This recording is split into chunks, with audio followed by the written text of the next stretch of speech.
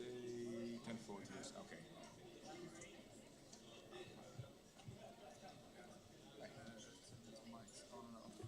Yes? And that's what. So when you speak. Okay. When you speak. And now it's on? Or? Yes. Hello. Yeah.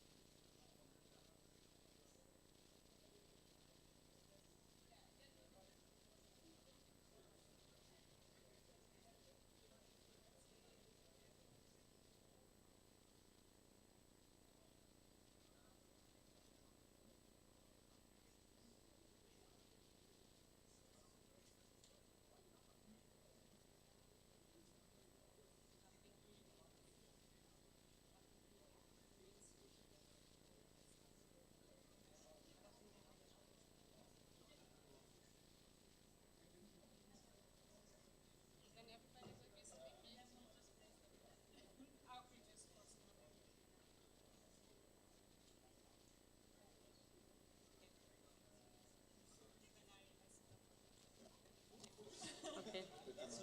Yes. Okay, good morning, everybody. I'd like to welcome you to our second day of FRINGE, and I will co-convene this session with my colleague Björn Rom, and I'm Julia Kobanek. We both work at ESA Aztec in the Netherlands. And we are involved in the development and design of future missions, and we will have 4 presentations about our new missions. 2 presentations will be given by Björn, 1 will be given by myself, and 1 other presentation will be by Paul Pratz from DLR.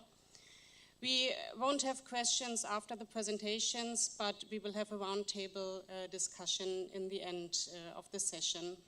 So the first presentation will be given by Björn Rom, and it will be about our Earth Explorer mission, Biomass.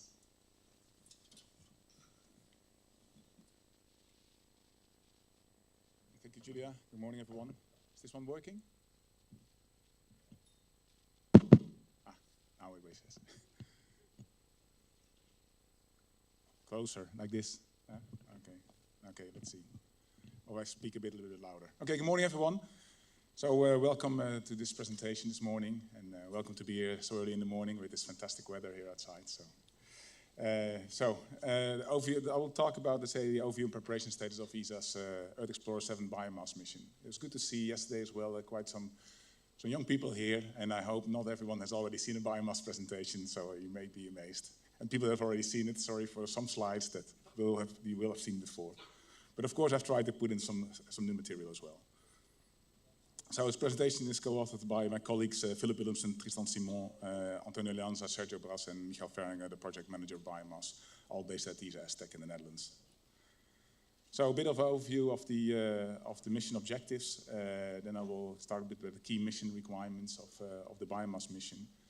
Mission operations concept, the system architecture, and the current status and outlook. Here you see a very nice, let's say, picture of how the satellite actually looks like, with a 12.5 meter reflector antenna with a feed array on the satellite itself.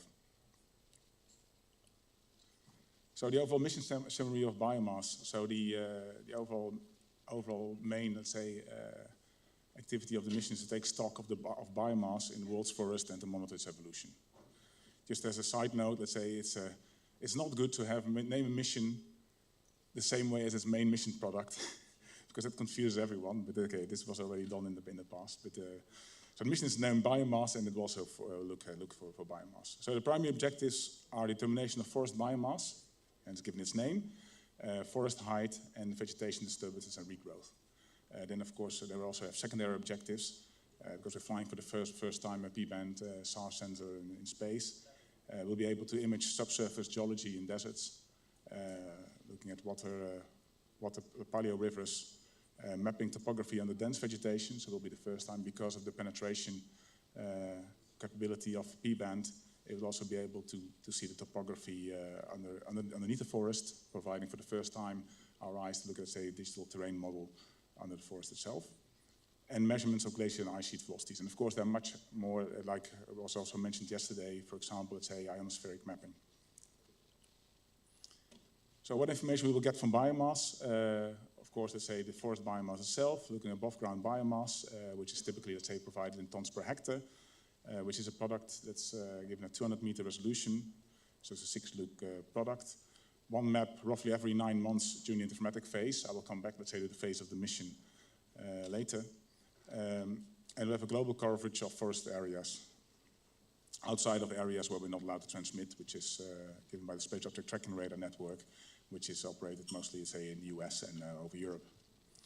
The overall accuracy will be 20% or 10 tons per hectare for biomass values less than 50 tons per hectare. Then as well, let's say, upper canopy height. So again, it's 200-meter resolution. Again, we have to provide one map every 9 months. Global coverage of forest areas, and accuracy of around 20 to 30%. And then disturbances, which is actually given, let's say, a high resolution product, a 50-meter resolution, one map roughly every 6 months for 4 years. It should actually be also 9 months, so apologies for the error there. Global coverage of forested areas, again, saying the 90% specification accuracy. So overall, let's say the resolution, let's say we'll have for the, let's say, 55 meter. So the SAR observation capability we'll be able to do with biomass because of fully polarimetric features. We'll be able to do SAR polarimetry. That's basically what you see on the left. Able to get, let's say, the intensity values in a gridded pixels. Then because of the SAR informatic capability, by having suitable baselines, we'll be able as well to get access to the height.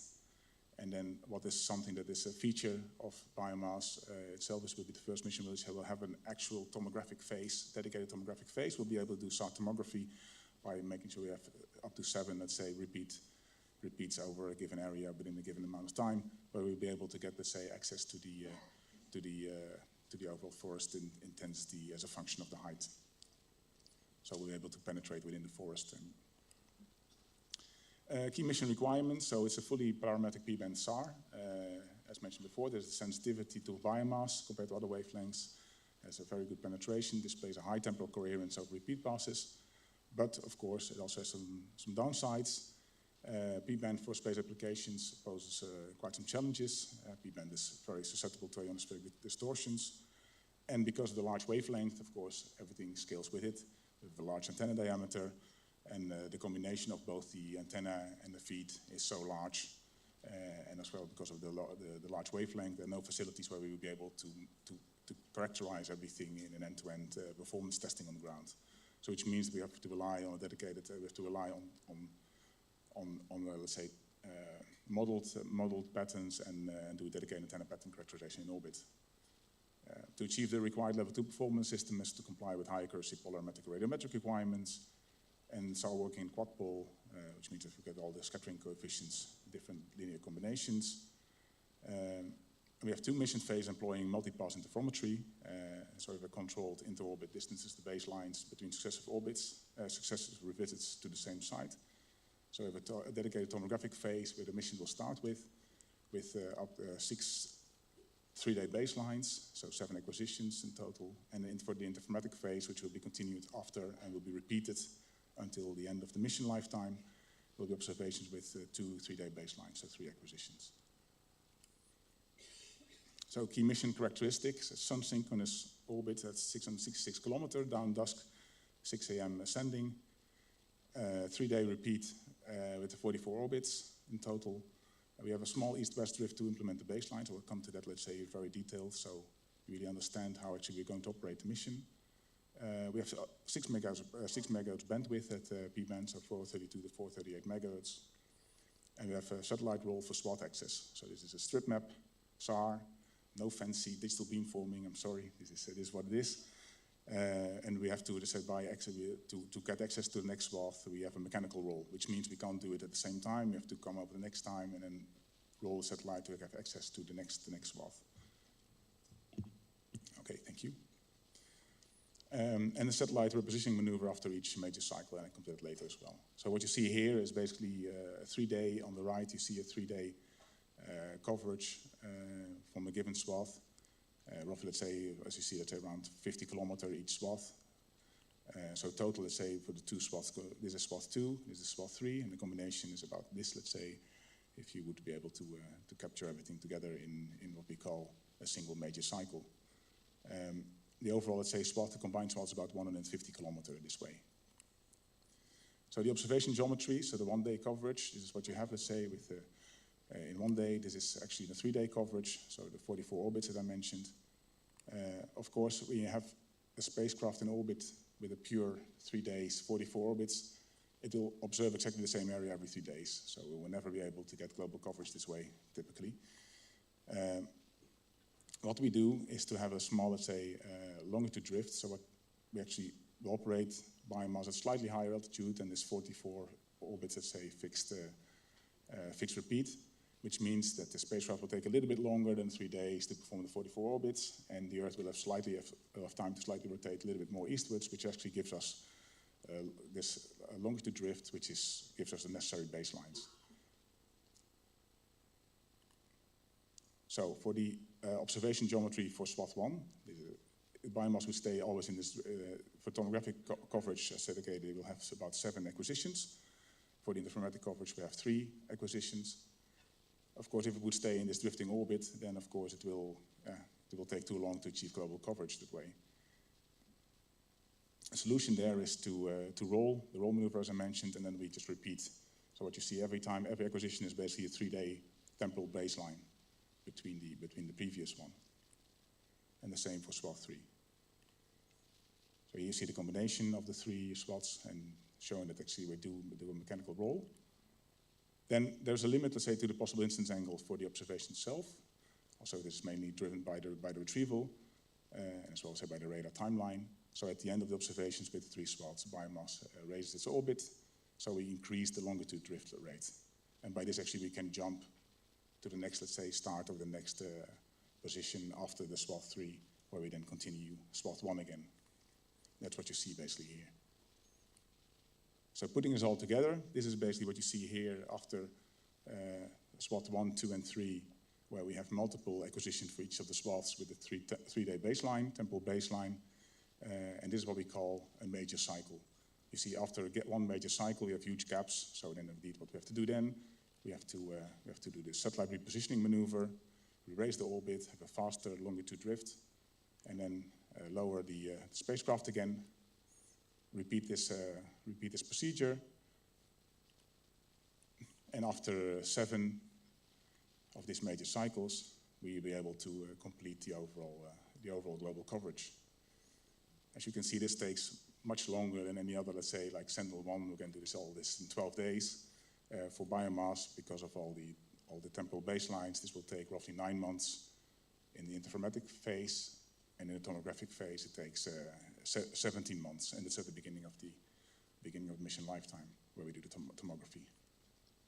So, and then of course, then it's back, let's say, at these dots, at these arrows, and then we start again to say the next global cycle.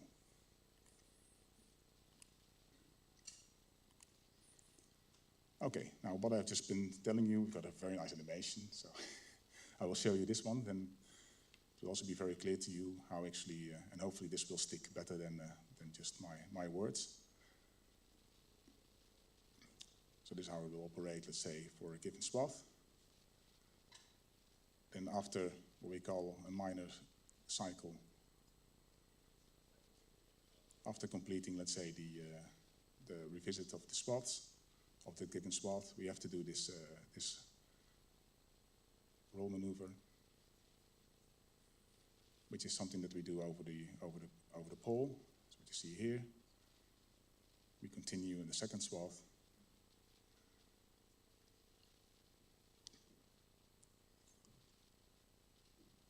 So I think you get the idea now.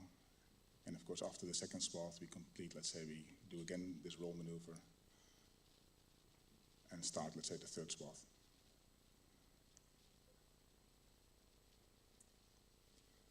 So after completing then this third swath, as I told you, let's say, then we have to jump basically over these ribbons and start, let's say, on the west part, let's say, of it, a new acquisition profile. Of course, what I've shown here is only for the ascending, but of course the same goes for the descending. And you see so you see this maneuver is quite intrinsic, because there's a bit of rock and roll involved here. So you see the thrusters going and actually goes to a slightly higher orbit, a couple of kilometers, where the drift will be higher.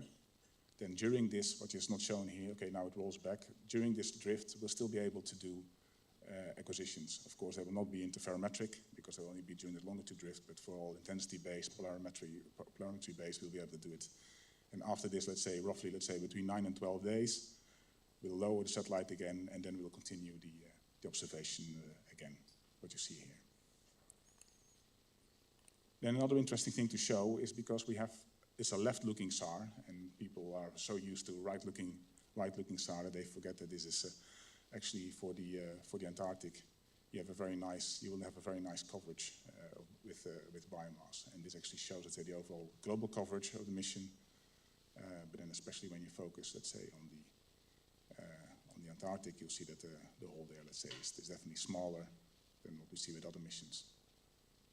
And this overall build-up, as I said, let's say, is roughly, let's say, 9 months. Will take 9 months for the interferometric phase. And of course, one of the secondary objectives is actually looking at, let's say, ice sheet velocities. The ground segment overview. The ground segment is composed, let's say, of a couple of elements, quite standard elements. We have a flight operations segment, monitoring and operating the biomass mission. So it's overall mission, telemetry, telecommand, so communication with the spacecraft, mission planning, satellite control, status monitoring, orbit attitude determination, onboard software maintenance. Then we have the PDGS, implementing all science data functions, so payload, X-band acquisition planning, science data, payload data processing, and provision of data access. Then we have something where I want to, let's say, which is, okay, I think quite standard, let's say, for SAR missions. We have, of course, we need to calibrate the system. For this, I say we have a calibration transponder as our main instrument for the overall calibration. Of course, it's not the only thing we're doing. We're looking as well at distributed targets. We're looking at targets of opportunity.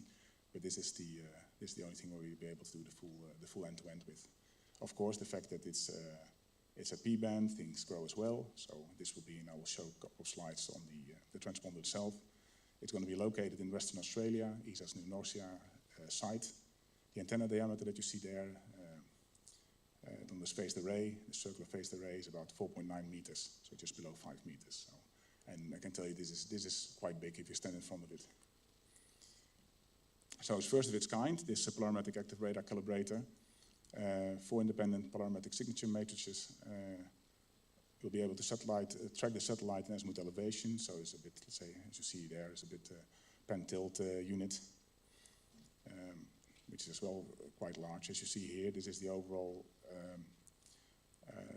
transponder, how it looks like. Let's say you see at the bottom, you see basically a door, an access door. So then get a little bit of an idea of the actual size of this infrastructure. So we have as well a calibration subsystem, which will be placed together with the transponder to do this, support the transponder external calibration during its lifetime as well. So the deployment of this radar calibrator, the transponder is ongoing. Say this was in spring this year, where the radome has been put, let's say, over the 4.9 meter. You will see on the left top, you will think it probably will not fit, but it did fit. So the radome was successfully put over the array. And then the road to the phase E2. So where are we now, and what is the actual schedule what we're going to do? So now we started, let's say, with the in-orbit commissioning, ramping up activities end of last year. By the end of this year, we'll have an integrated team preparation of activities. By the end of this year, Q4 23. Then we'll start, let's say, the in-orbit commissioning activities rehearsal, T0 minus 4 months, where T0 is the biomass launch. Then we have an in-orbit commissioning, roughly, let's say, 6 months, and after 6 months, biomass enters in phase E2.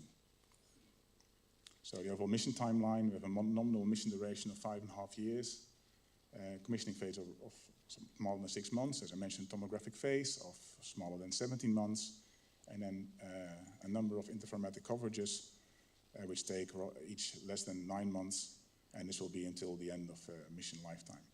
Now, as you've seen, the way we have to operate it, by controlling the baselines, by let's say this kind of grasshopping approach where we have to jump over the swaths, this of course will cost, let's say, some delta V, so the fuel, let's say the mission will be limited, let's say, by the fuel consumption that is likely to run out, okay, not maybe directly after 5.5 years, but probably, let's say, closely after, let's say, 6 years. So this will not be a mission that will be there for 10 years, unfortunately. And this is because of the very specific operational profile of the biomass mission. So now back to actually the actual hardware. So of course you've seen very nice animations of the biomass mission, but of course the mission is actually being realized right now, and we're close to the end of the phase D, which is the actual development phase, and we're now working on, let's say, the actual assembly, integration, and tests. So what you see here on the right is the fully assembled satellite, together with the large deployable reflector, which is in the stowed configuration. We cannot say there's only one facility where we can actually deploy the deployment test, and it's in Florida in the US at L3H. And here you see as well some pictures of the overall satellite, let's say. Let's say, you see as well the solar array deployment. We of course have to be hanging on cables to just mimic a bit of microgravity, otherwise they would break. Yeah, it's fine, I'm nearly finished, thank you. And on the right you see the actual, the payload panel, the satellite open with the payload panel mounted, so with all the major hardware already integrated. So this is my last slide. So there are some open issues. Biomass has recently been moved from Vega to Vega C. Some of you probably have heard that in December last year there was a problem with the Vega C launch, carrying 2 Pleiades satellites to orbit. They lost thrust, and now there was an investigation board. Before summer as well, there was another investigation board started because of some other issues they found. They're currently working on this. Biomass was on the Vega launcher initially, but it will now be moved to Vega C in order, let's say, for Arianespace to move the remaining 3 Vega launches to do them within the next year. And Biomass will only be ready for launch towards the end of next year. It means that we're going to be moved to Vega C. There's a late delivery of the power amplifier system, subsystem. So these 2 issues are the main open issues right now. Satellite passed part of the final environmental test campaign, and all other remaining work is of the critical path. So what are the key upcoming milestones for Biomass? The PAS will be the power amplifier subsystem product flight model will be available in December. And this is really the missing element for the instrument completion and final tests to be done. Duration from the point of delivery of the full instrument until, let's say, launch readiness is 10 to 12 months. Launch readiness means basically the next day you will be able to launch. The continuation of the environmental test campaign, so thermal vacuum, electromagnetic compatibility, etc., will start, let's say, in Q2 24, and then the qualification acceptance review is basically the flight acceptance will be in August, September next year, within a launch readiness in Q4 24. So with a bit of luck and a bit of confirmation from the availability of the Vega C launch and the return to flight of Vega C, as I think it was mentioned yesterday, Sentinel-1 C will be the first passenger, and hopefully Biomass will be maybe the second or maybe the third passenger. But this will be confirmed hopefully in a few weeks' time, and then we should have Biomass there, hopefully in 25, and hopefully later in 25 we should be able to deliver products to users. So this concludes my presentation. Thank you.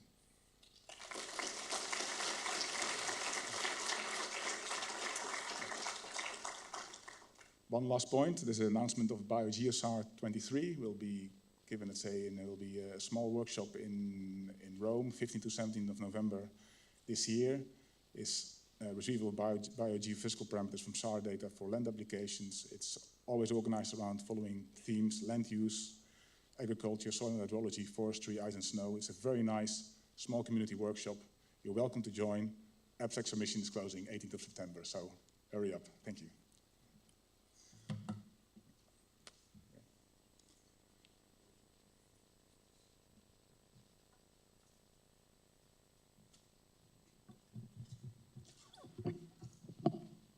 Okay, without further ado, we move then to the next presenter. That's my colleague Julia Kubenek, also from ESA Aztec. And she will present the future Copernicus SAR mission constellation Roselle and Sentinel-1 next generation. Okay, Julia, the floor is yours. Thank you, Björn. Good morning again, everybody. I'm pleased to give this presentation on behalf of a very big team behind. A few authors are listed here. Responsible for the mission science behind both of the missions are Malcolm Davidson, myself, and Lorenzo Giannini. And then we have the project managers Ramon Torres and Gianluigi Di Cosimo. So I would like to start with the general Copernicus SAR context. Most of you know the current generation of Sentinels, which not only includes Sentinel-1 A and B and C and D, but many other missions. But I've just highlighted here the C-band radar as a SAR, in the SAR context. We are also developing the next generation of Sentinels, of which part is Sentinel-1 next generation in C-band, which I will be focusing on in this presentation. And then we also have the Copernicus expansion missions. And within this framework, we are developing the Roselle mission, which will be an L-band radar system for monitoring in the Arctic, the cryosphere, land and emergency mapping, and ground motion and soil moisture. We have seen this Copernicus timeline yesterday already of the current and future SAR missions. So we talked about Sentinel-1 A and B and the upcoming launch of Sentinel-1 C, and also that D is already there to be launched in the future. And in this presentation, I focus on Roselle and Sentinel-1 next generation, which both will enhance the continuity of the current system, so our current Sentinel-1 system, but also to address gaps particularly by the new radar wavelength we are adding to here. So I will start talking about Sentinel-1 next generation. It's a mission in development, and here I've put some driving requirements and objectives. So it's really driven by the enhanced the continuity of the services that we are already serving with Sentinel-1 and the applications that rely on the satellite mission. But we would also like to enhance the existing services and applications and also enable new applications, for instance, by building on the improved performance and observation gaps. So also a better resolution, a better revisit will lead to new products and applications in the end. Some mission and system requirements. So we base many of the requirements on the Sentinel-1 mission, and we define here that the performance shall be equal or better than Sentinel-1. FG means here first generation, which is used a lot in the radar context now for the Sentinel-1 mission. The revisit should be 3 days global, 0.5 days in the Arctic and for sea ice. The resolution should be better than 25 square meters or equal to. We are considering a very low noise, so minus 26 dB. Full continuity in dual pole and quad pole. The use of a dedicated mode to cover the North Pole region. And also the same orbit as Sentinel-1 first generation and also Roselle. So the missions are developed really in a context together and not as separate missions. Here is a look on the Copernicus services. So we studied the user needs from the European Commission, from the Polar Expert Group, and many different other user groups to see and to decide what the mission should focus on.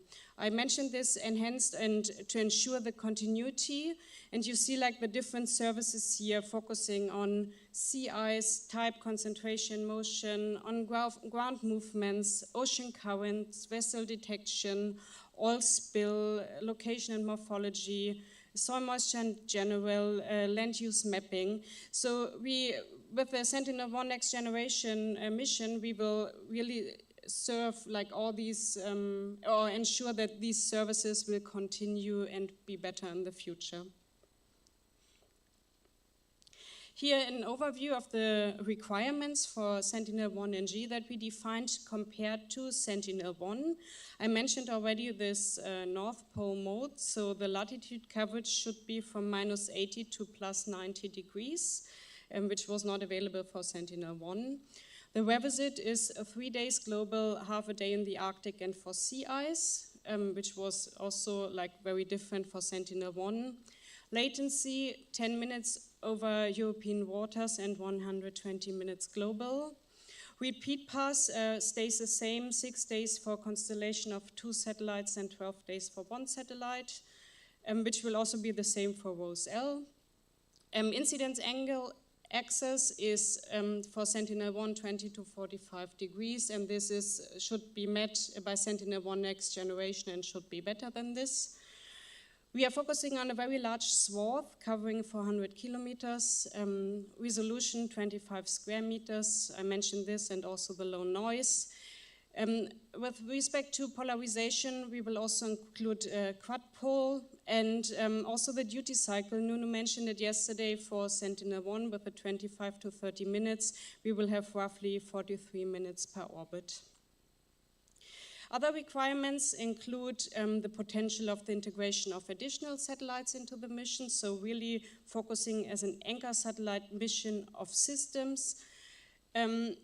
AIS will also be as a payload on board, which is already included for Sentinel-1 C and D, so we will augment the service here. And also a wave mode shall be available over the ocean. Here, an overview of the high resolution. So on the left, you see an image from a campaign that was flown, like an airborne campaign, many years ago with DLR system.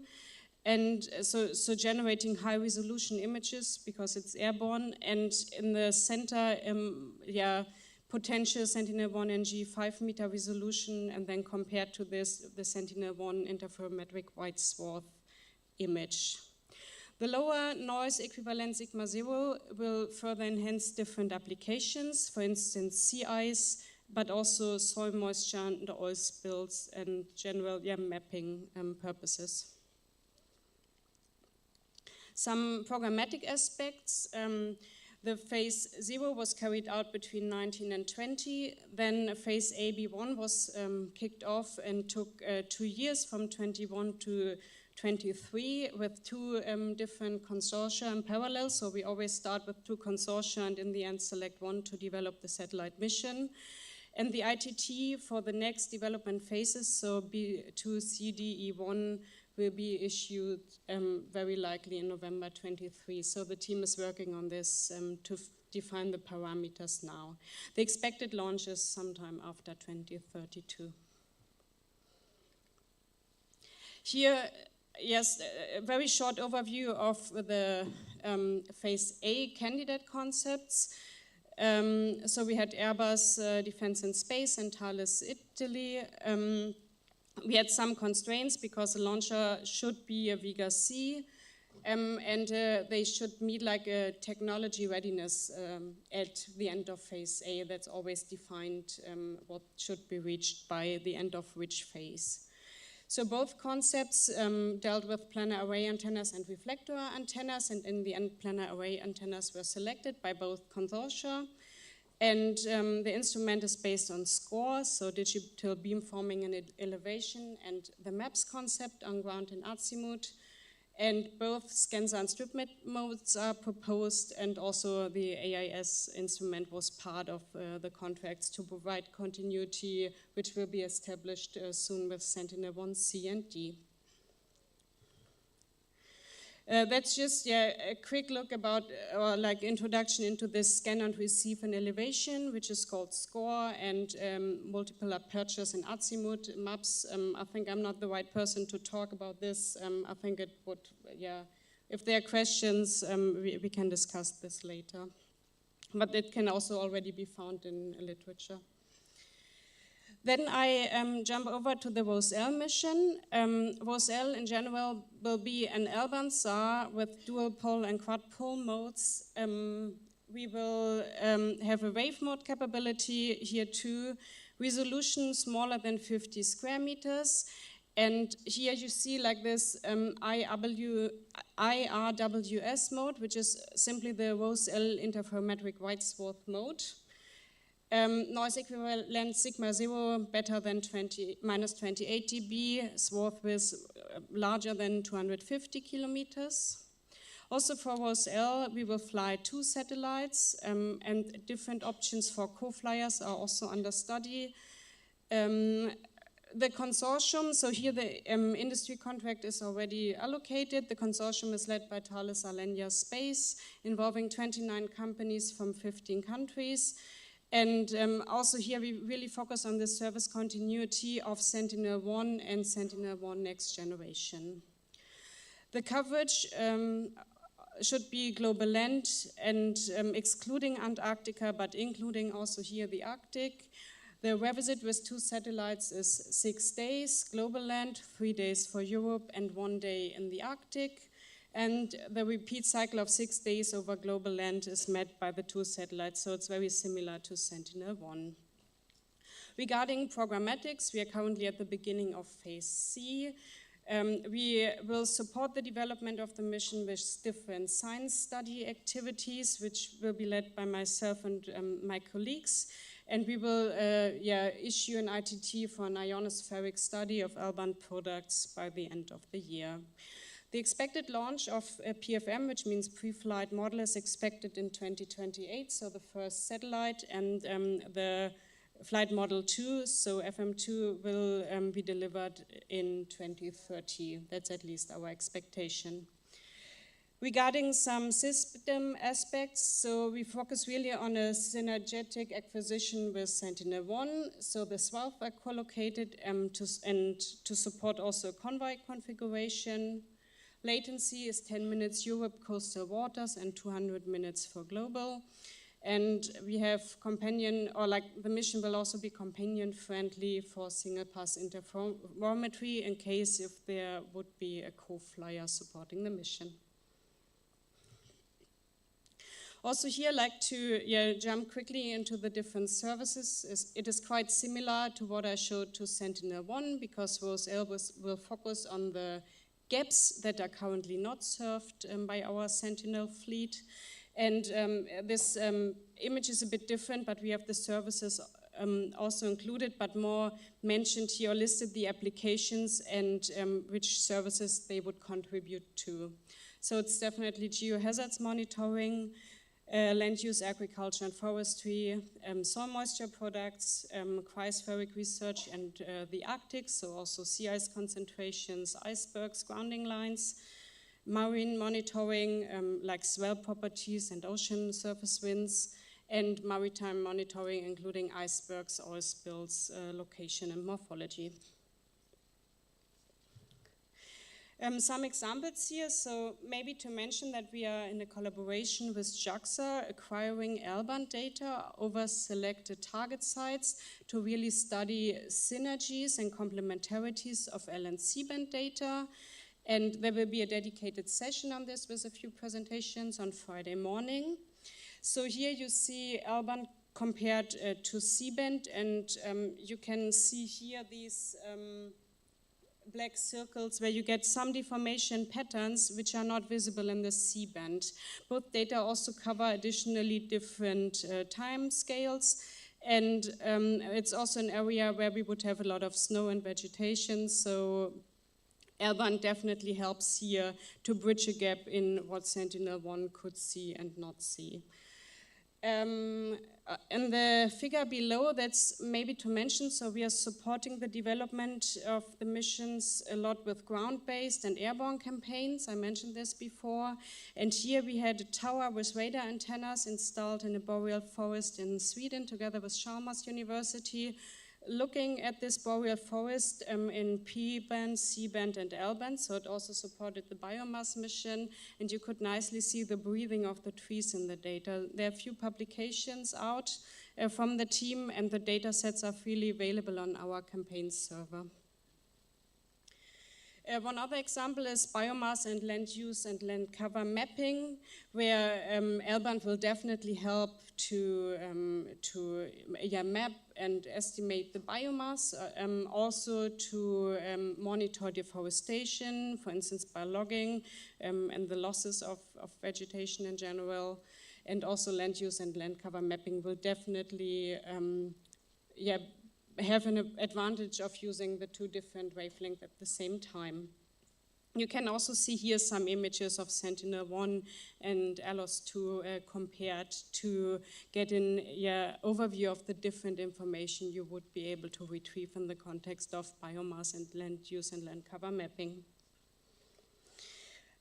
Regarding soil moisture, I think C and L-band are also very complementary, where when the C-band looks like in the first centimeter, L-band can penetrate a bit deeper and maybe give up to 5 centimeters soil moisture in depth. You see here on the left, it's a field which was monitored during an airborne campaign with data acquired in L and C-band. And you can see, the backscattering here. And the other figures also present a study of different crops and different polarizations from Sentinel-1 and ALOS-2 in a comparison to see what L-band and C-band can bring. That's both from Jülich in Germany. Then some words about sea ice monitoring. Also here you can see a radarsat image compared to an ALOS image on the right, and you can nicely see similar patterns but also different ones. We had a study running to investigate C and L-band synergies, and for instance, young first-year ice is much better visible in L-band, and also icebergs are much better visible. This is also shown on the next slide. This was more focusing on vessel monitoring. So there's every year or every other year an experiment in the Baltic or North Sea where popcorn is spilled in the ocean to mimic oil spills. And we had ALOS data acquired at the time of this fake oil spill, and you could see the signatures very nicely in the data. So some information on SAR imaging and systematic acquisitions of ROSE-L. So as current baseline, the instrument provides 2 ScanSAR wide swath modes and a wave mode over the open ocean. You can see here in this table the different modes, so the ROSE-L interferometric wide swath mode, the quad-pole interferometric wide swath, and the wave mode. We have also here some sizing requirements, so the system should be always turned on over Europe, so similar to Sentinel-1, also for the Arctic and coastal Antarctica, and over global tectonic areas in dual or quad pulsar mode, and full coverage of the remaining land masses, which are not included in this, should have like a 12-day revisit time or 6-day depending on the number of satellites that are up. And dual or quad-pole mode needs to be decided on the application. And then the rest in wave mode over open ocean. For continuous operation, we have about 35 minutes in dual pulsar mode or 20 minutes in quad pulsar mode, and then the rest of the time it would be turned on in wave mode over the ocean when the orbit allows. Some design highlights of the constellation. I've mentioned a few of them already, but I wanted to put an emphasis here that we really plan to have a synergistic acquisition plan and mission design with Sentinel-1 and then Sentinel-1 Next Generation. We fly in the same orbit as Sentinel-1. Sentinel-1 Next Generation will have the same orbit, and the phasing of the orbital plane is adjusted to follow the same ground track of Sentinel, and the ROSL interferometric right swath mode guarantees a full swath overlap with Sentinel-1 interferometric right swath mode. The mission design supports at the moment a convoy concept where the satellites fly very shortly after each other or with a larger distance. It depends a bit on which application you ask, what the community wants, and we need to find a trade-off here. It's not decided yet. With the mission, we plan to generate a new archive of L-band data with consistent, good coherence. We have a duty cycle of 38 minutes in orbit in general, and the data will be, like for Sentinel-1, free and fully open to the community. And we are really moving forward here into a system of system concept with enhanced information products, and expect many new services to come out from C and L-band. That's on the science we meant, but I think I'm running a bit over time, so I think I skip it. But also just to mention that the score and maps are also employed for ROSL, similar to what I mentioned for Sentinel-1 NG. So then I come to my conclusions. So it's just a very summary of what I said. So Sentinel-1 Next Generation is really meant to ensure the continuity and expansion of the services that we are currently serving with Sentinel-1 and all the applications and services that are relying on our satellite mission.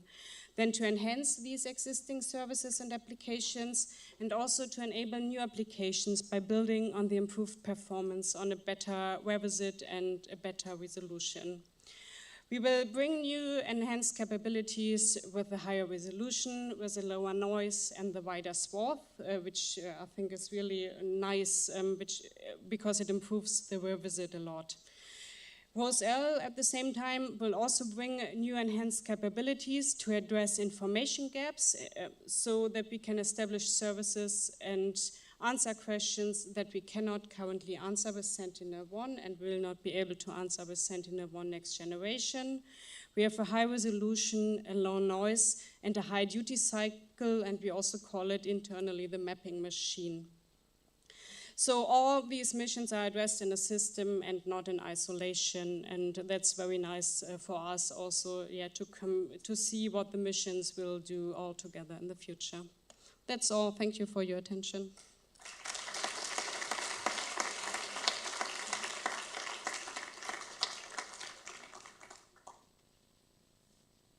Okay, with this, we move to the next presenter, which will be my colleague Björn Rom, again, who's a mission scientist of the latest selected Earth Explorer mission, Harmony.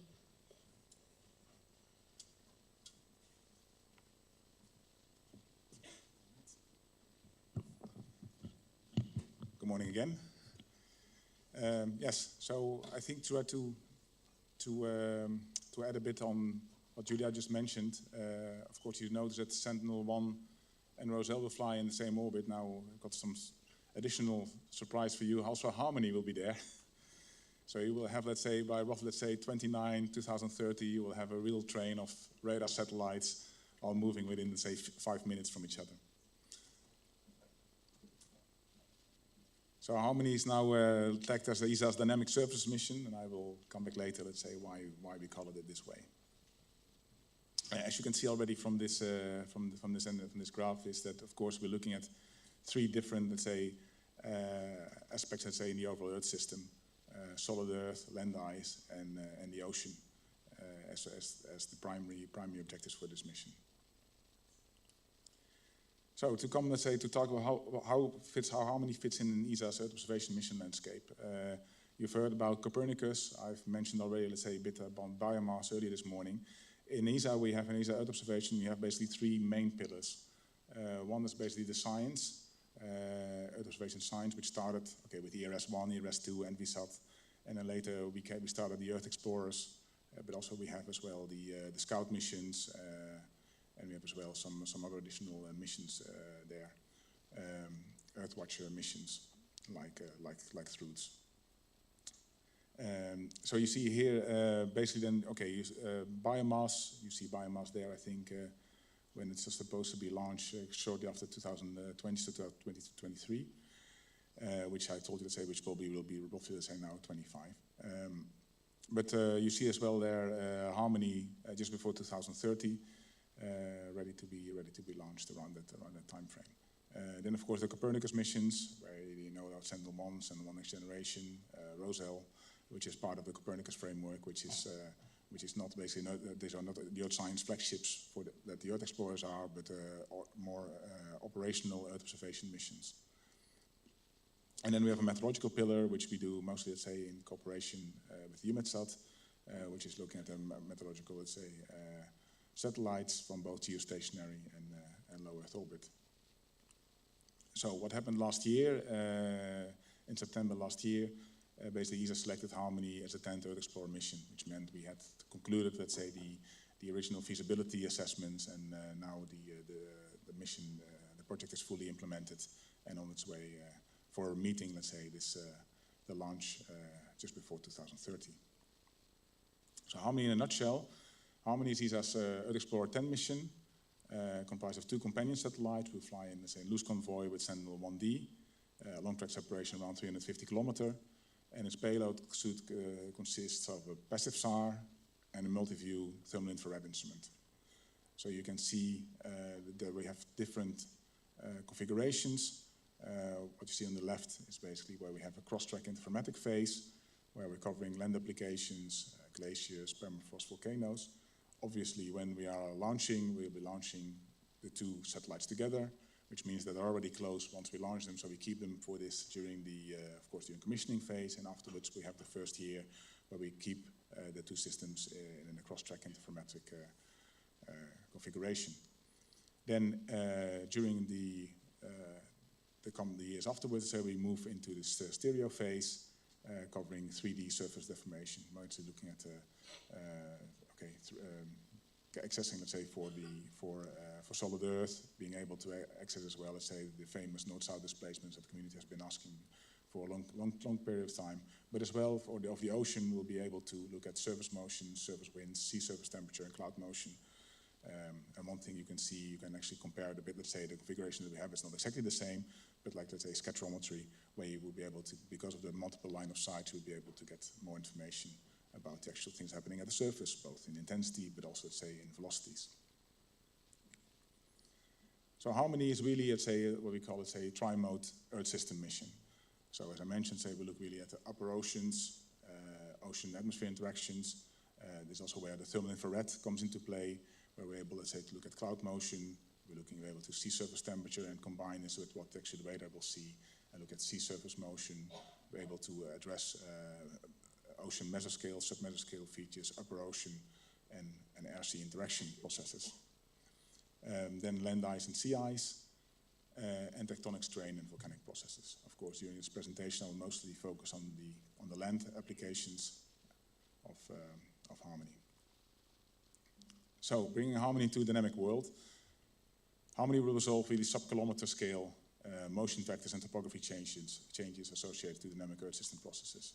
So, over the ocean, we look at heat gas, momentum exchange at the air-sea interface, the upper ocean, mesoscale, sub-mesoscale, but as well look at the inner structure of ocean atmosphere extremes, so both tropical and extratropical cyclones, and try to get, let's say, to understand better, let's say, what's happening in the inner structure of these large systems.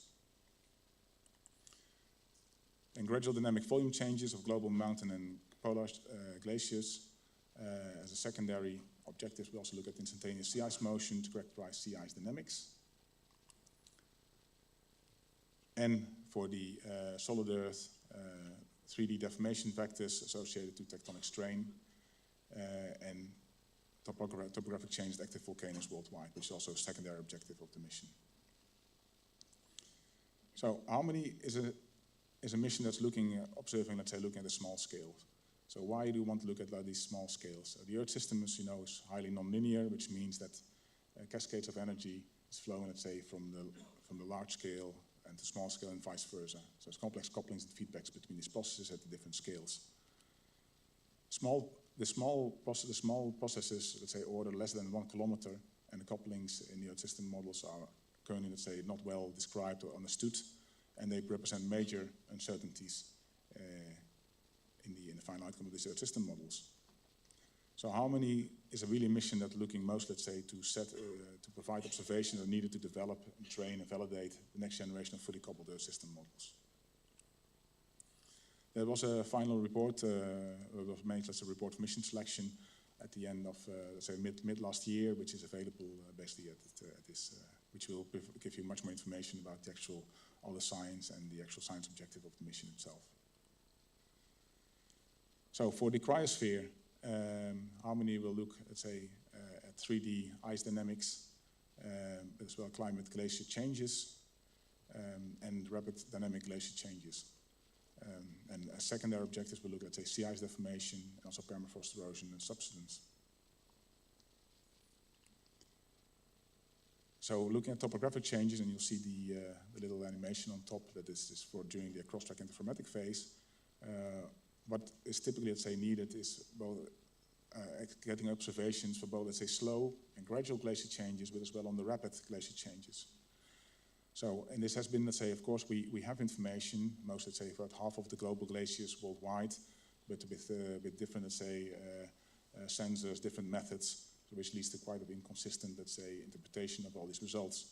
What you see on the left is typically, let's say, in the order, let's say, of meters per year, glacier changes, which was done between SRTM and TandemX between 2000 and 2012.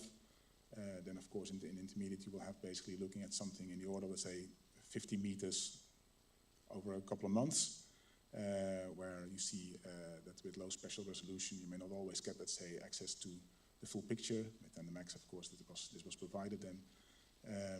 And then for sudden collapses, what you see there, which is in the order of hundreds of meters in minutes. So what you see there in this collapse, this glacier collapse in Tibet in 2016.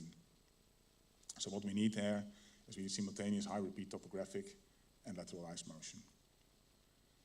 So then in this other phase, let's say when we are flying, let's say, in stereo, then of course Harmony will be able to get this 3D deformation. So what is currently done, of course, with current observations, we mostly get, let's say, 2 components, and the third component, let's say, the vertical, is being assumed by assuming, let's say, surface parallel flow. And what we know is that, of course, everything is not, let's say, in full equilibrium in the ice sheets. So there are quite some assumptions being made to make sure that we're missing critical observations there. So the vertical component that Harmony will be able to bring, because, of course, of our line of sight diversity, we have our 3 lines of sight. We'll be able to reconstruct based on, so both ascending and descending. We'll be able to get as well access to the vertical component. Then going to solid Earth, earthquakes and volcanoes, they shake the surface of the Earth. Understanding the processes involved there requires, of course, measurement of deformation and elevation change. Okay, this is probably the community that knows about this better than anyone else. It's important to define global seismic hazard and forecast volcanic activity. And of course, Harmony will be able, because of the fact that we'll be able to give this 3D deformation, will be a mission that will be able to give not only the north-south, but as well, let's say, the up-down displacement. So we'll be able to provide all the different motions in the different directions. So for solid Earth, currently, let's say, you know, we have only access mostly, let's say, to east-west motions, mostly sensitive to that. And it's clear that Sentinel-1 produced a really step change in our ability to measure strain. And this is for the Anatolian fold, let's say, with Sentinel-1. You see the Sentinel-1 inside GNSS does a fantastic job there for this mostly, let's say, east-west fold there. So Harmony, as I said, will be sensitive to all components, deformation including north-south. So then if you have a line of sight, let's say, provide, let's say, in this case, you have an east-west fold where you have GNSS only, then you have GNSS for Sentinel-1, does a great job. But if you have GNSS Sentinel-1 only for primarily north-south fold, then of course you don't have sensitivity. And this is actually what Harmony will be able to bring. So how many will be able to reconstruct this and get sensitivity as well for this north-south fault. Coming back to the mission phases timeline, as I mentioned, we have this configuration, the flying XTO and XTI phase, and stereo phase. Also during the stereo phase, we'll be able to reconfigure the system for up to 2 times per year to go back to this XTI phase. And this is really to make sure that we're able to as well have intermediate measurements for the glaciers and for the volcanoes during the mission lifetime. You see the overall mission products that we're able to bring, or products that say addressing the applications during the XTI phase, mostly ice volume change, glacier dynamics, volume change over volcanoes, and then we're as well looking at the ocean topography, which is experimental during this phase. Then during the stereo phase, when we are moving them apart, let's say through 350 kilometer baseline on both, let's say, between both the distance between Sentinel-1 and each of the harmonies. Then looking at 3D ice surface motion, air-sea interactions, atmosphere-ocean extremes, upper ocean dynamics, and tectonic strain. And then back in the 5th year, we'll be able to go back, let's say, to this XTI phase. And of course, this is different. Let's say this mission will be able to continue also afterwards. So the overall mission overview and observables. So as I mentioned, we have line of sight diversity for high resolution. We have slow differential INSAR and fast Doppler surface motion vectors in this configuration. So we have directional roughness, wind scatterometry, and improved directional surface wave spectra. Then, because of course we also have the thermal infrared instrument, we'll be able to see also sea surface temperature and cloud motion vectors over the ocean, and as well the cloud motion vectors by thermal infrared time lapse and height using the parallax between the view. So the observation concept for long track interferometry. I will briefly explain and say how this works. So basically, this is the green one, Sentinel-1. Sentinel-1 it's a pulse. It's being received, and as you see there, harmony will have 2 sub-apertures that will be receiving the pulse. Then if you give a bit of time, then of course the sea surface moves, and the next pulse is being transmitted and is being then received by the second aperture, which is then slightly, say there's of course 2 things that have changed. The surface has slightly moved, and the angle is also slightly moved, and this gives us of course then a small phase difference, which is then our interferometric phase, which we can then use to derive the velocities. What you see on the right is that we will have, let's say, the actual motion, the vectors that we see somehow, let's say, in the middle between the actual Sentinel-1 and Harmony satellites. So we get, in this case, we get basically 2 components of the velocity. Then for repeat pass interferometry in the stereo phase, we'll be able to see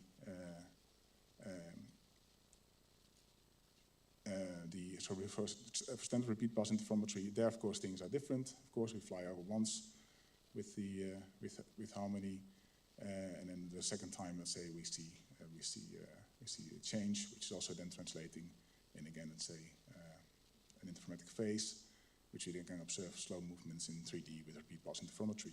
And in this case, of course, Sentinel-1 is able to provide as well a motion vector. In this case, you see basically the three vectors as you see on the right. Then, of course, we have the thermal infrared, as I mentioned, which is 4 basic channels: 1 panchromatic channel, and 3 spectral channels, basically covering, let's say, 5 views per satellite. And in this case, you see that on the right, you see that we have 3 overlapping views between the 2, which actually will be able to give access to height. So if you look at A3B1, A2B2, and A1B3, and then of course we have as well a distance between views with the same geometry, so A5 and B1, for example, that give you, let's say, then the time difference, which will be able to give access to cloud motion. And of course, you can combine all these 10 views in a way. And of course, during this time when the satellite passes over, between the first view of the tier and the last view, there can be something like 5 minutes time difference. And during this time, of course, the clouds are also evolving.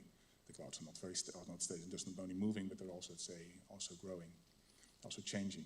So this cloud dynamics features means that also we need access to as many views as possible. Therefore, as well, the 10 views.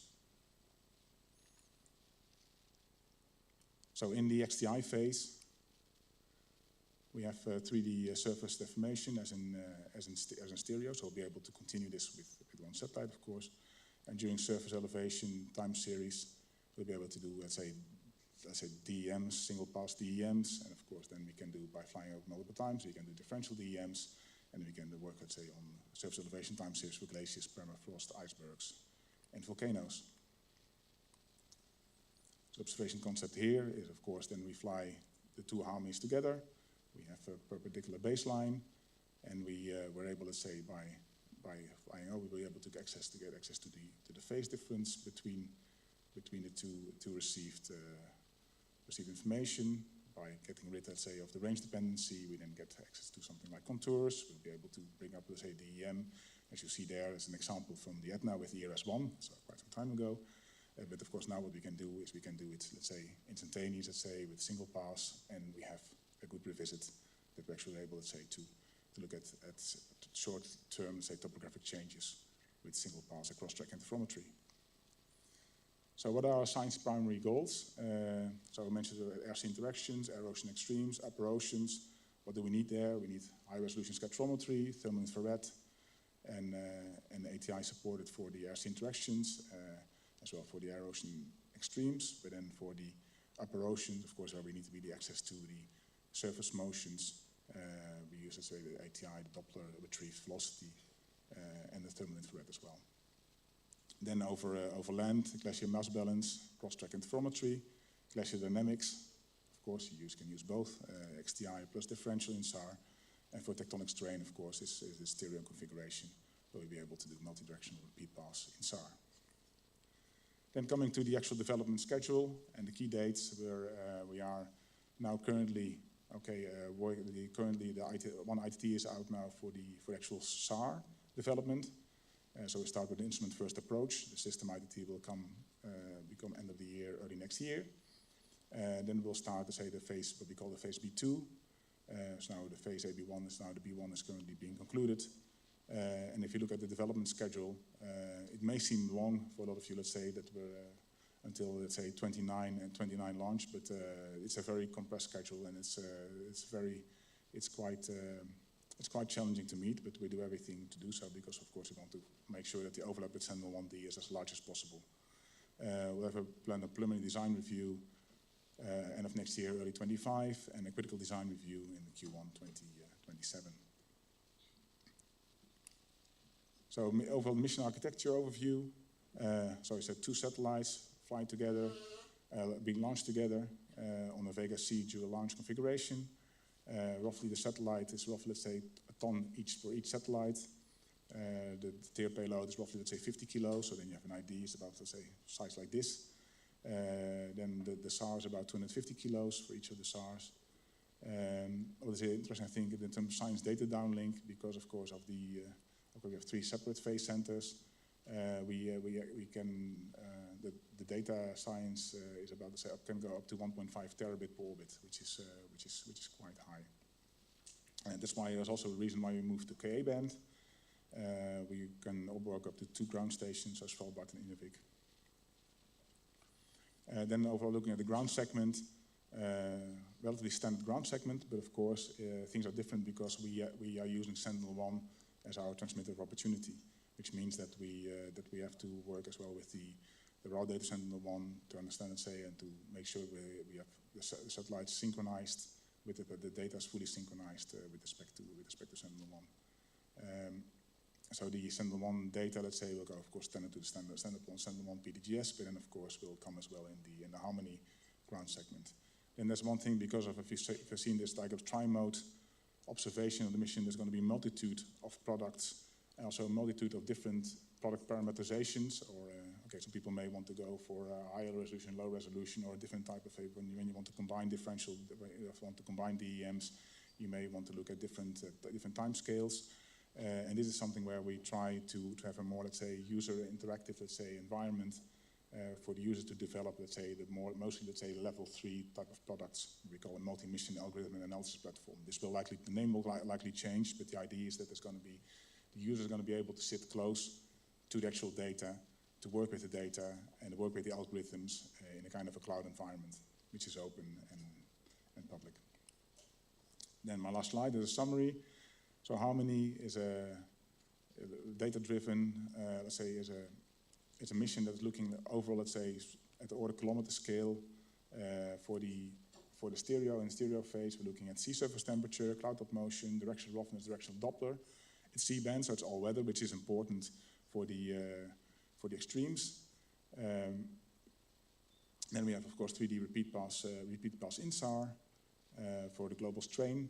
And then as well, understand cycles of topographic change at volcanoes in the XTI phase, where we have a density DSM digital surface model time series, which is then in the order of 50 meters. So if you look at, say, things are going in the order from spatial scales from 50 meters to, let's say, kilometer, but in terms of time goes in the order, let's say, for 1 milliseconds to years in terms of the temporal scales. Okay, this was my presentation. Thank you.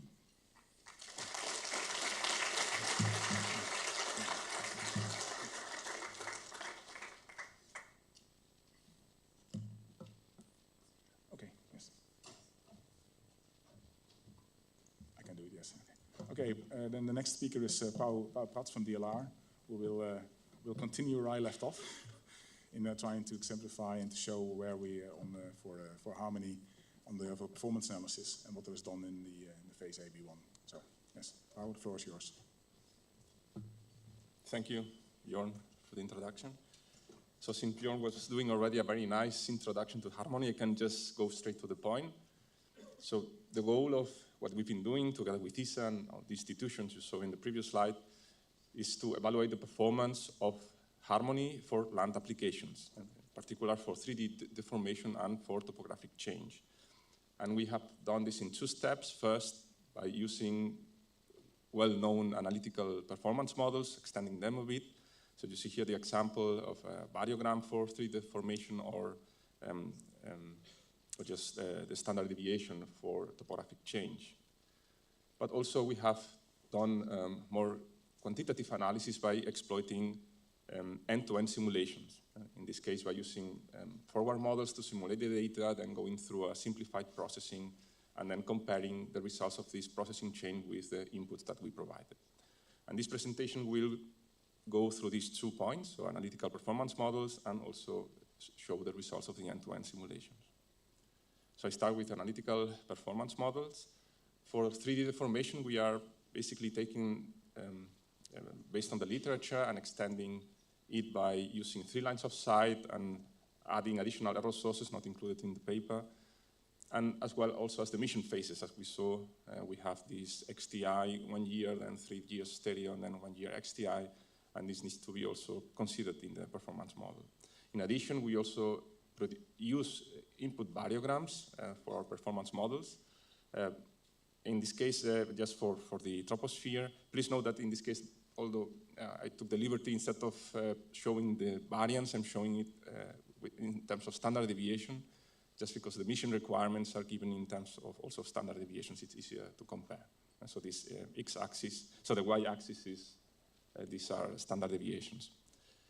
And we have, as we saw yesterday, very interesting presentations in the morning where we could see this evaluation of what happens when we use or we don't use atmospheric models. So here we are using both variograms with corrections and without corrections. I'm going to show now results for 4 scenarios, which are listed here. Scenario 1, it's an ideal scenario that we will not have in Harmony. We would like to have 5 years stereo. So this could give us perfect, the best performance in the 3D deformation, but that's not what's going to happen, actually. And then we have scenario 2, which is the ideal scenario in Harmony, where we have the 3 lines of sight, both in ascending and descending acquisition. So this would give us the best performance in the north-south direction. We have scenario 3, where we have Harmony only in one geometry, for example, Sentinel-1 D with Harmony in ascending, and then Sentinel-1 C in descending. In this case, of course, we will have less performance in the north-south. And then finally, we have scenario 4, where we could, in order to improve the performance for east, west, and vertical, we could exploit time series of Sentinel before the launch of Harmony. This will be the 4th scenario. Here I put some simulation parameters, especially note the long track distance, about 350 kilometers. temporal decorrelation, it's an exponential model, and we process to a resolution of roughly 100 meters by 100 meters. Here we have the results. This is the variogram for the 3D deformation, so for the 3 components. I don't know if you can read them. You see that there is one component which is constant. This is the north-south deformation. So the variogram, as you know, it gives you the standard deviation, in this case, standard deviation, between any given 2 points as a function of their distance. And we see that the performance of the north-south seems to be independent of the distance between the 2 points. As I said, this is the ideal scenario. We will not have this in harmony. Then we have the optimum scenario for harmony, where we are close to this 1 millimeter per year, so we are just under the requirement of 1 millimeter per year for the north-south, while for east-west and vertical, we are a bit on top. I forgot to mention that the requirement is at 100 kilometers. So we have to take into account this line here. Scenario 3, where we only have harmony in one configuration, then gets worse the performance in the north-south. And in order to improve the performance for east-west and vertical, if we add then 5 years, in this case I think it was 10 years of Sentinel-1 before, or 5 years, sorry, 5 years in total, 10 years of Sentinel-1 then, we improve the performance for east-west and vertical. So observations, so as I was mentioning, for the north-south, we have a performance which is independent on the distance between the 2 points. And this is because when we make the simultaneous acquisition, because it's bi-static, it's simultaneous acquisition for all 3 lines of sight in one pass, the troposphere is highly correlated. And this means that when we are going for the north-south, it basically, mathematically, the inversion makes the cancellation of this tropospheric component. That's why we see almost an invariant dependence. So we also saw we can improve the performance of east-west and vertical if we add pre-harmony Sentinel-1 time series. And finally, so we achieve the goal requirement only in this 4th scenario, but the threshold requirement is achieved in all of them. And so these 2 millimeters per year. Now I jump very fast to the talk, and for topographic change, I don't need to say too much because actually this is very well known, and there are these insert performance equations. I put this paper for reference. And I show 2 plots of the topographic change accuracy. This is basically the difference of 2 digital elevation models. So on the plot on the left, what you see is the talk accuracy as a function of number of looks and height of ambiguity for a fixed SNR. And on the right, you have the talk accuracy, again, number of looks, but versus SNR for a fixed height of ambiguity. And what we can see is that, for example, if we take this particular case of for solid Earth with a goal requirement of 1 meter talk accuracy at 30 meter by 30 meter resolution, we see, and this is the cross you just saw coming up, we would need a height of ambiguity of 42 meters in this particular case for this SNR. But if, for example, you have volume, the correlation, or maybe the radar backscattering is lower, then this we will have to push to lower heights of ambiguity, because we cannot increase the multi-look if we want to meet the requirement. So this means that we might have some challenging aspects. For example, if we use smaller heights of ambiguity during the phase unwrapping, and we need to think about maybe dual baseline phase unwrapping or other approaches. Of course, another possibility would be to average the ends before and after a given event, but this has to be done also with care, because maybe some processes are continuous. It's not just as a given event is happening. So far for the analytical performance. Now we go to the end-to-end simulations. So this, then you see this acronym, HIPS-Terra. This HIPS means Harmony End-to-End Performance Simulator. And actually, there were 3 developed during phase A. This is HIPS-Terra, and this presentation just shows HIPS-Terra. There was also HIPS-Mare for the ocean, and HIPS-Opti for the optical payload. HIPS-Terra actually consists of 2 softwares, independent softwares. The first one is the bistatic end-to-end simulator, which builds on previous developments under ESA contracts. And this actually generates raw data and includes also level 1 and level 2 processing. And this one was used for the XTI phase, to simulate products for the XTI phase.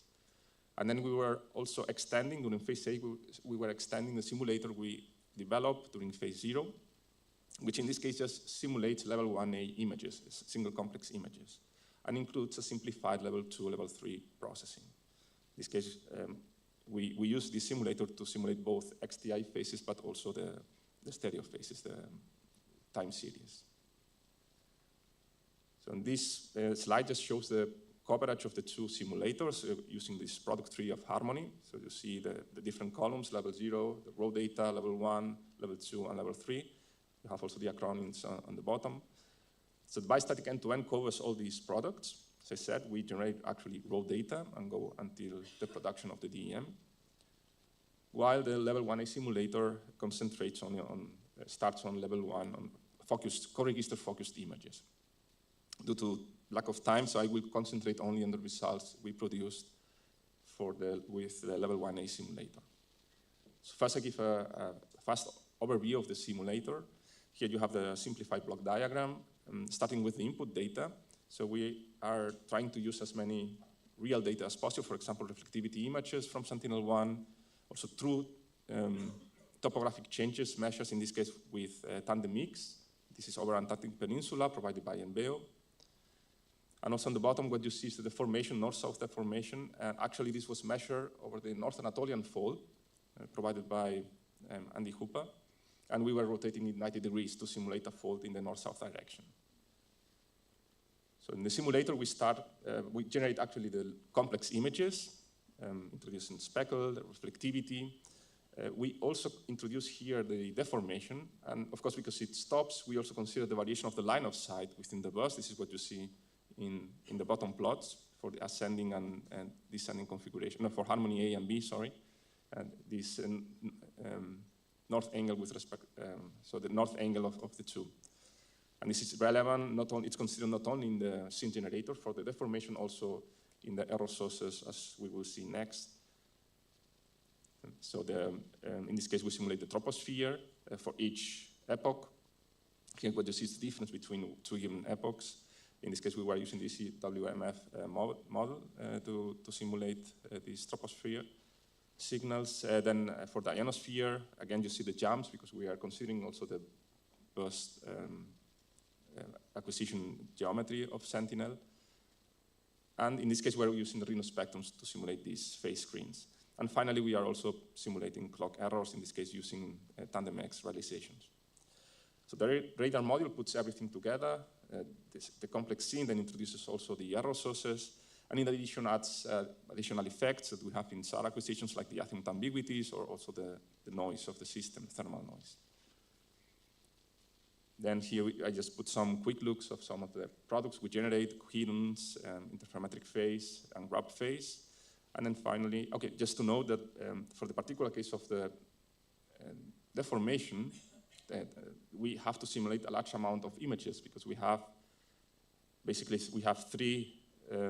we have both ascending and descending, and we have then for each we have 3 satellites, so we have to generate 6 stacks of images, 5 years.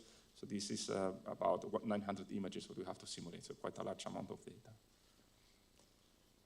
And then finally we have these level 3 results, and then since we have the true that we were introducing as input to the simulator, we can compare basically what we retrieve with what we were introducing, and then make some statistics, as I said, variograms or histograms. Let's now go to see some results, starting with solid earth and volcanoes. So in this case, I'm focusing on this particular science case, Mount St. Helens, USA, as an example of volcanic dome growth. We were simulating here an acquisition with 40-meter height of ambiguity and a product resolution of 30 by 30 meter. You have on the left the Sentinel-1 reflectivity image. In the middle, you have the simulated topographic change. This was derived by LiDAR data provided by Juliet Biggs from University of Bristol. And we can just zoom in and we see really quite large changes, more than 40 meters. On the right, you have the coherence. And then these are the outputs of this simplified processing that we apply. So phase, the unwrap phase, we are tricking a bit. We are not actually applying a true unwrapping, but since we know the true. So here we have the unwrap phase with noise, assuming we would have a perfect phase unwrapper. And then we have the estimated torque and the error. So we see some noise, some areas of noise here. This is due to lower backscattering or shadow areas in the dome. And then finally, we measure the histogram. In this particular case, we see that we don't meet this requirement of 1 meter. It's also, we are simulating this 40 meter, and radar backscatter was not sufficient. As I said, one option would be to average DEMs before and after, but then our standard deviation improves accordingly. But of course, this has to be done with care. And so if we want to meet this requirement of 1 meter at this 30 meter by 30 meter resolution, we need maybe to develop a concept to try to use smaller heights of ambiguity or use dual baseline phase unwrapping approaches. Now I move to the 3D deformation. And in this case, we have again these 4 scenarios that I was showing before for the analytical performance. As I was mentioning, so we have this deformation in the North Anatolian Fault where we were rotating 90 degrees, and then we were exchanging the east-west deformation with the north-south deformation. So right now what we have is the actual east-west deformation that we have in North Anatolian Fault. Now it's in the north-south, which basically we have a fault oriented in north-south. And here now I'm showing the next slide, the results for this scenario I mentioned before, where we have harmony in both ascending and descending acquisitions, where we get the best performance in the north-south direction. This is, I'm jumping all the intermediate results, interferograms and coherences, and I'm just showing here the retrieved mean deformation velocity. You have vertical on the left, and the north-south in the middle, and the east-west on the right. And if we compare then with the true deformation, these are the maps that we get. Note the scale, so before we had about more than plus minus 20 millimeters per year, now we reduce the scale by a factor of 10.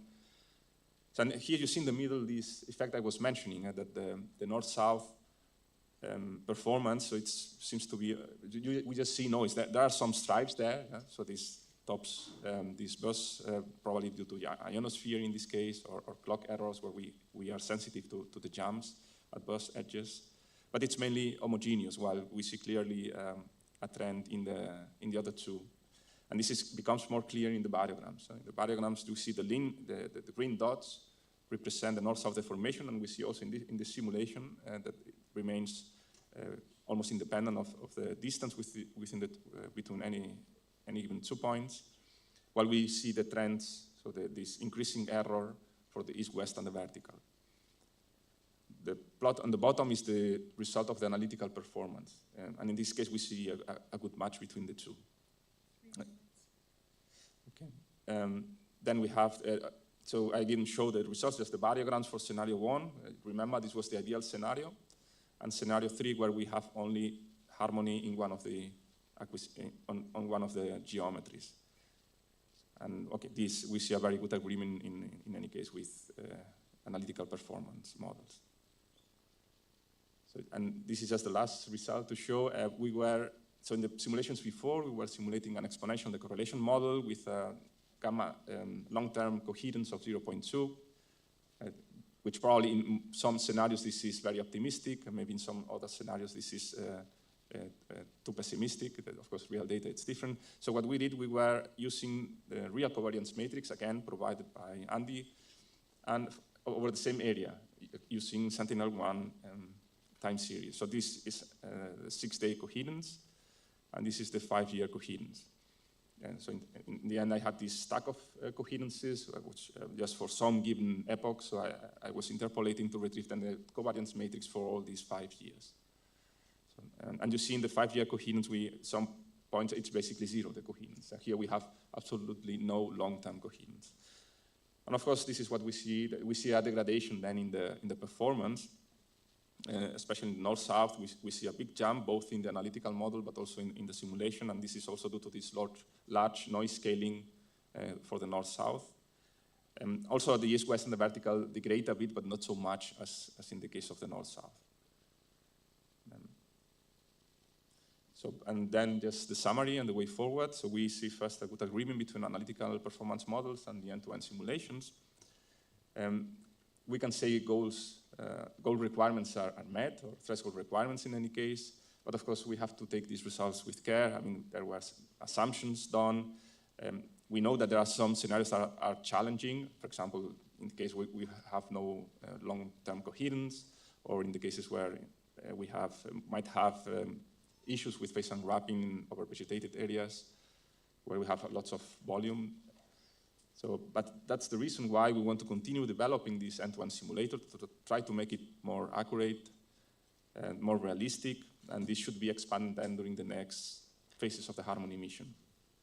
And the goal is not only to improve the performance prediction of the mission, it's also to support testing and developing of the level 1, level 2, and level 3 processing and calibration algorithm. This is also, I believe, one of the main outputs of this HIPS Terra simulator, especially working when we simulate raw data, and this allows also us to tune also the level 1 processor.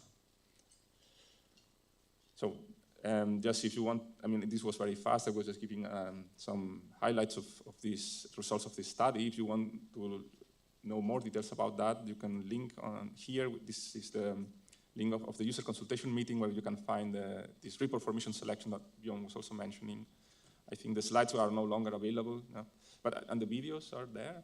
The videos are still there, so if you want to hear me again or Bjorn, you can go there again. So this concludes my presentation. Thank you.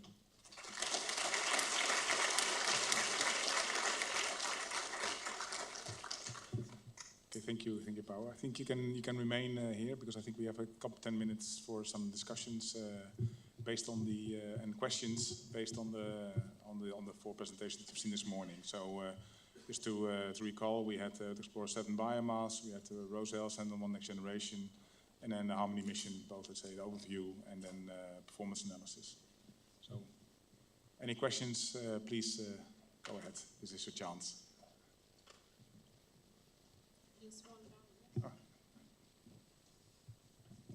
Yeah, I have a question about the Roselle mission. Do you have an ionospheric mitigation strategy for INSAR application?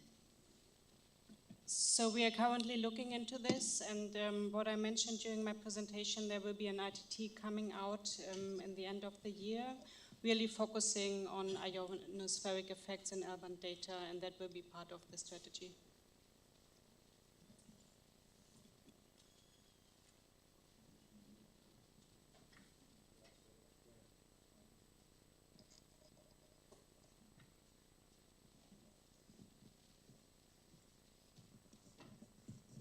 Thank you for these nice presentations to give the overview of ESA. In the case of Sentinel-1 Next Generation and Roselle, you mentioned that they will be polarimetric capabilities. Could you give more details about how this will handle the type of data they will have and the details, if any? Thank you. I didn't understand the last part of your question, but I understood to handle like how the quad-pole data would be handled, or the different capabilities. So first, the focus for like Sentinel-1 Next Generation will be to serve, like to have like the same services as Sentinel-1. So that's like limited how we can play with the polarization, and also we always need to take into consideration that the orbit time is lower if we use different polarization. So it's something to discuss in the future. Maybe Malcolm can state on this, I'm not sure.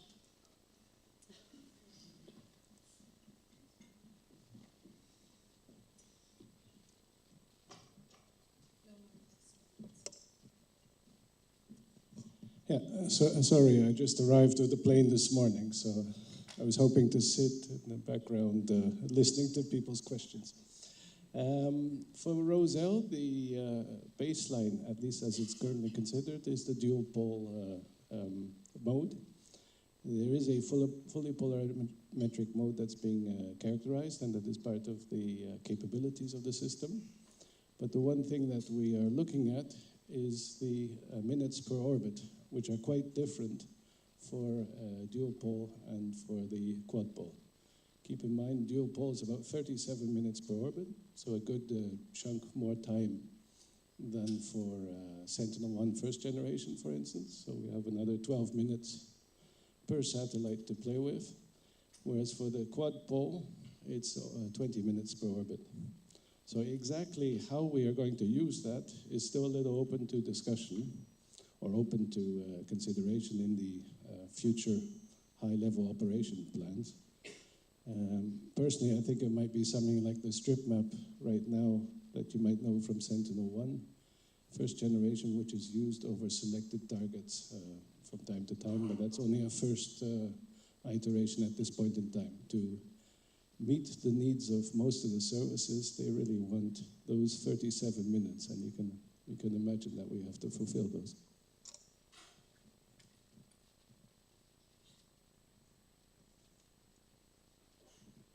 Hi, I've got a couple of questions. The first is about Harmony.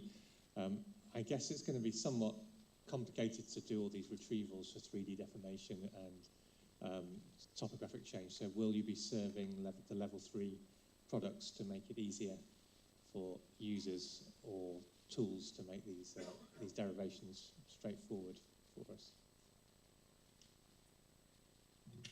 Yes, yeah. So mostly it's about, let's say, the level 3, mostly about retrieval models and retrieval algorithms. What we tend to do now is to make sure that everything is, let's say, we try to pursue open science, especially for the Earth explorers.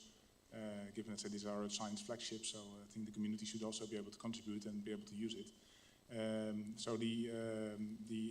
Right now we have already a number of ATBDs which are of course available. The tools are also going to be made available.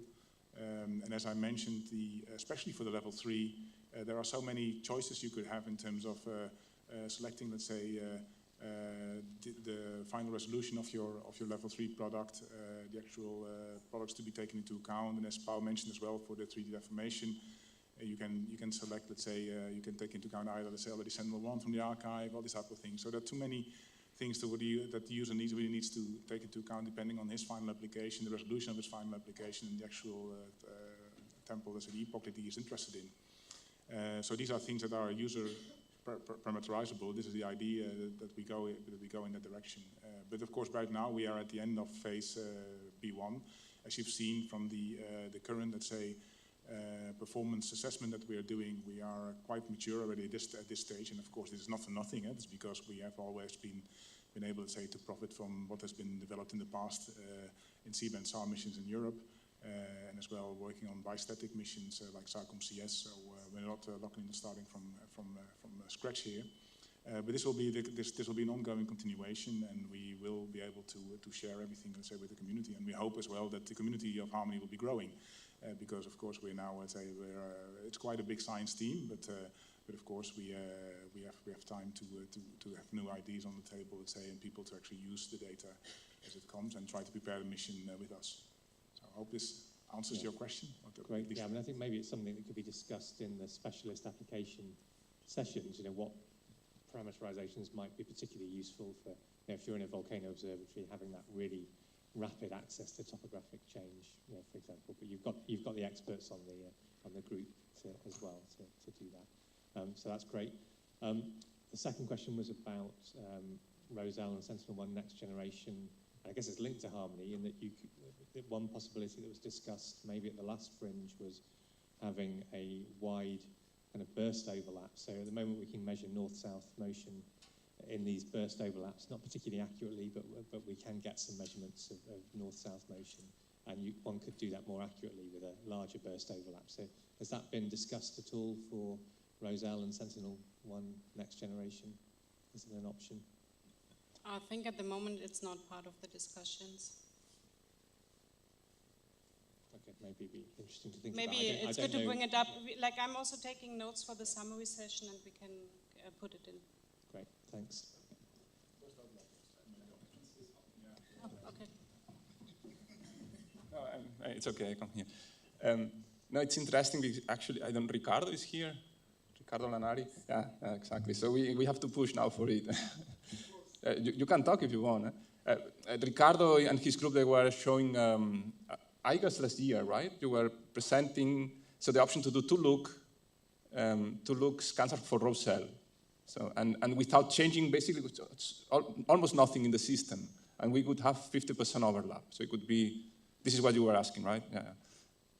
Yeah, it's quite simple idea, Tim. It's because of the structure of the Roselle system, you have the possibility to exploit 5 single panels which are forming in the azimuth direction of the antenna. And so if you properly change with respect to the actual design, the excitation of the 5 panels, you may increase your beam. And so you can easily get 5 looks. Of course, there is no free lunch, so there is some price to pay. So you lose some dBs. Let's say between 3 and 4 dB. So this is rather obvious because you are increasing your beam. So and also in terms of ambiguity, you lose a little bit. Now there are applications where losing a little bit in terms of noise equivalent sigma 0 and the azimuth ambiguities can be relevant. But of course, for what concerns differential sign interferometry and the application you mentioned, we have seen this will be very, very relevant. There is a discussion. It's not an easy matter because clearly there are communities where even losing 1 dB, it's dramatic, while for us getting to azimuth looks will be fantastic.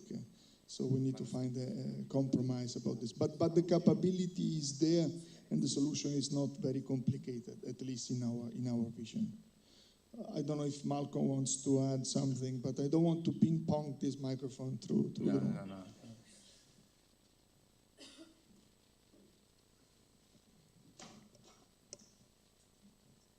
I have the feeling I should have taken the later flight, but okay. Now, as Ricardo has pointed out, there is the capability, that's for sure, I can confirm that. But please keep in mind that we're standing in front of one of the communities that uses Roselle, and there are many other ones, which also have very stringent requirements. And you might also remember that one of the successes of Sentinel-1, we call it now Sentinel-1 first generation, or FG, just to distinguish with the next generation, is the fact that we kept the number of modes to the strict minimum, so that what you get as a community, whatever community you work for, you get a guaranteed time series of well-calibrated and also performant images. And that aspect we would like to carry over to Roselle and to Sentinel-1 next generation as well. So the 3 to 4 dBs loss are perhaps small for this community, but they are huge for things like soil moisture, for sea ice, and so on, which make the equation very complicated. So we're looking into it, but that's just to explain the wider perspective on this, which goes beyond, shall we say, the pure needs of the INSAR community represented here. Maybe just to mention, we at DLR, we have been also investigating this, and on Thursday we have a presentation precisely on these 2-look scanser without modifying anything, just to look at the performance. We just need to convince then Nuno Miranda, I don't know if he's here, because we will, if we do this, we will have to double the storage capability of the system. But we gain the 2-look for free. Anyway. Any more questions? There's one down here.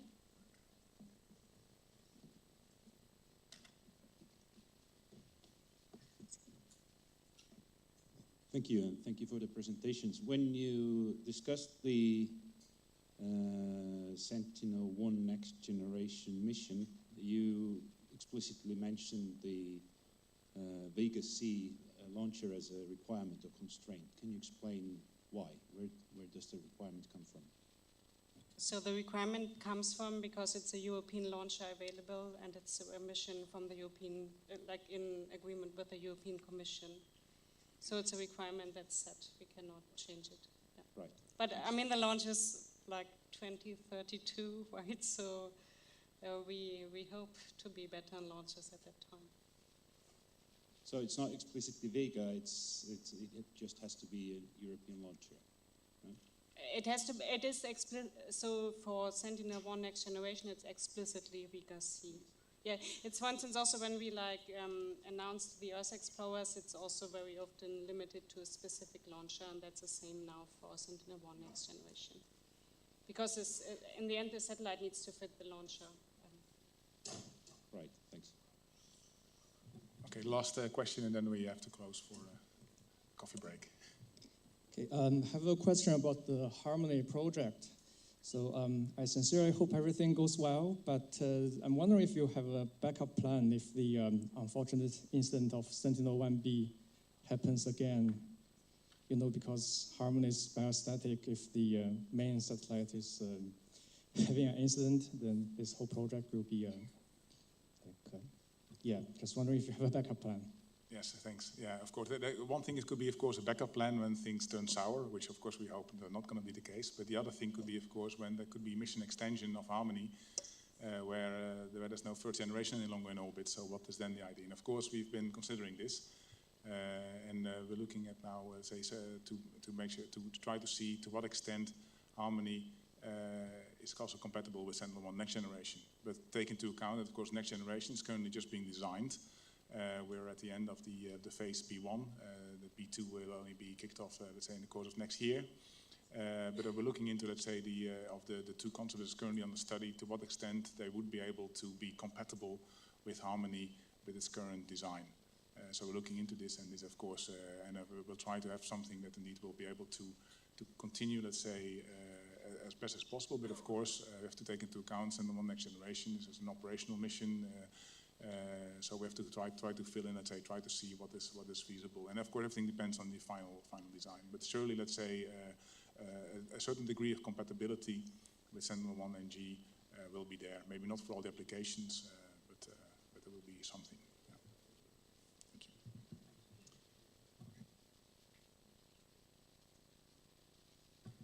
Okay, thank you all. So this concludes our session. Thanks for the audience. Thanks to all the speakers. We now have a coffee break until 11:10. So, yes, thank you.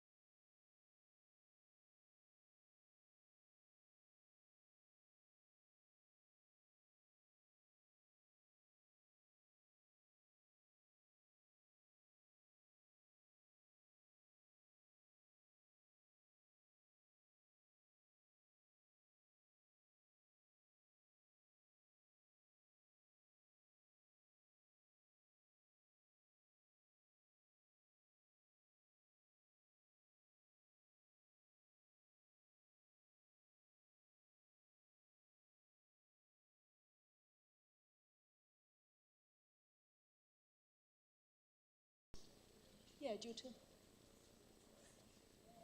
Brilliant. Well, welcome to the first Ice and Snow session of Fringe 2023. So Thomas and I are delighted to be chairing this session, and we've got a brilliant lineup of speakers. First up is Thomas Nagler, and he's going to be delivering a presentation on looking at ice velocity and discharge from ice sheets using complementary C and L band SAR datasets. So take it away, Thomas. Okay, thank you, Anna, for this introduction. In this presentation, I give you an update on what we achieved in the last 3 years on monitoring ice velocity and discharge using Sentinel data, but also other data sets. And I give you also a kind of overview on the recent developments and what we are just working on. Now, currently Sentinel-1 was a game changer actually in monitoring polar ice sheets, and this is what we are doing currently continuously since 2015 onwards, first with Sentinel-1 A only, then including also Sentinel-1 B.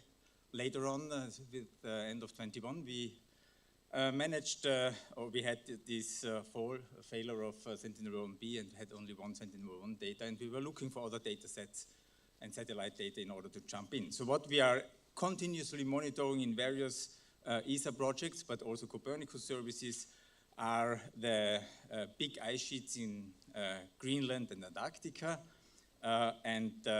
Additionally, also on the Northern Hemisphere, we are looking for Canadian Arctic ice caps, Franz Josef Land, Russian Arctic, but also including Iceland. And on the Southern Hemisphere, we are looking not only to Antarctica, but also to South Georgia, and on the glacier applications also to Patagonia.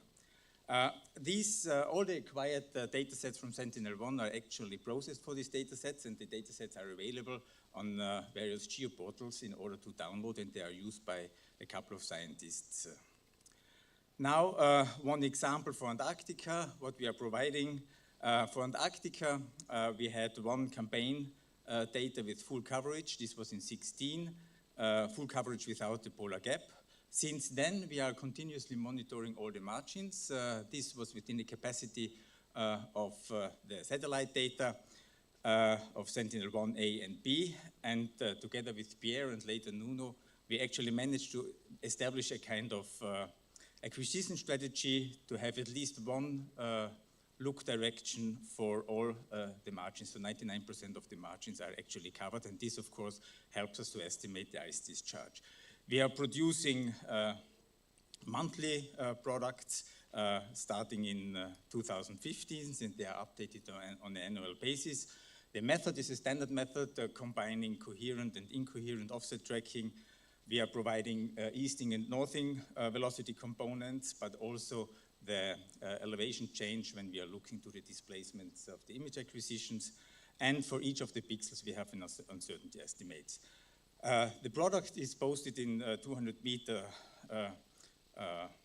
pixel spacing, and especially for Antarctica, in contrast to Greenland and other ice caps, we have to apply another processing steps, which is probably not that much known. So especially for the floating ice, we have some tidal effects which are going up and down, and therefore this has an impact, of course, on the ice velocity, and we established a method actually in order to correct for this tidal motion, which has an impact only on the slant range displacement. For this, we are combining a tide model, the CATS 2008 model, which is projected, which is actually calculated for the acquisition dates when we are combining the SAR images, and this is projected towards the line of sight directions, and then we get the displacement and can correct actually these for the tidal motion. Additionally, we are also correcting for the barometric effect. Just to give you some ideas how big these vertical displacements are for the tides, it depends on where we are on the ice shelves. This is 1 to 2 meters, but can be also up to 6 meters in difference, depending also when the images are acquired. The inverted barometric effect is much smaller, it's in the range of a few centimeters only. One critical issue is, of course, the transition from the grounded ice towards the floating ice. And here we are modeling this with a elastic beam model, and the length of this elastic beam we are estimating from the grounding line fringes taken from the regions, and this is interpolated along the margins. Just to give you an example here, for one of the glaciers, the flow lines for different dates, we see here in the purple line, this is the average, multi-year average of the ice velocity, and all this spreading here is caused by the different tidal motion. And applying actually this correction, we are more or less widely correcting for this effect. There is still some residuals in this, which is the inaccuracy in the CATS model, and maybe this method can also contribute in order to improve the tidal models. Now, the next step, what we did is a kind of switching from offset tracking towards SAR interferometry, and in 2020, 2021, this winter period for 3.5 months, we arranged with ESA together to have an acquisition strategy to get ascending and descending images all over the Greenland ice sheet, almost a full coverage, and for each of the repeat tracks we had about 4 continuous acquisitions at least, or more. And together with DTU, we managed also to correct for the phase jumps along the bursts which are appearing when we have ice motion in azimuth direction.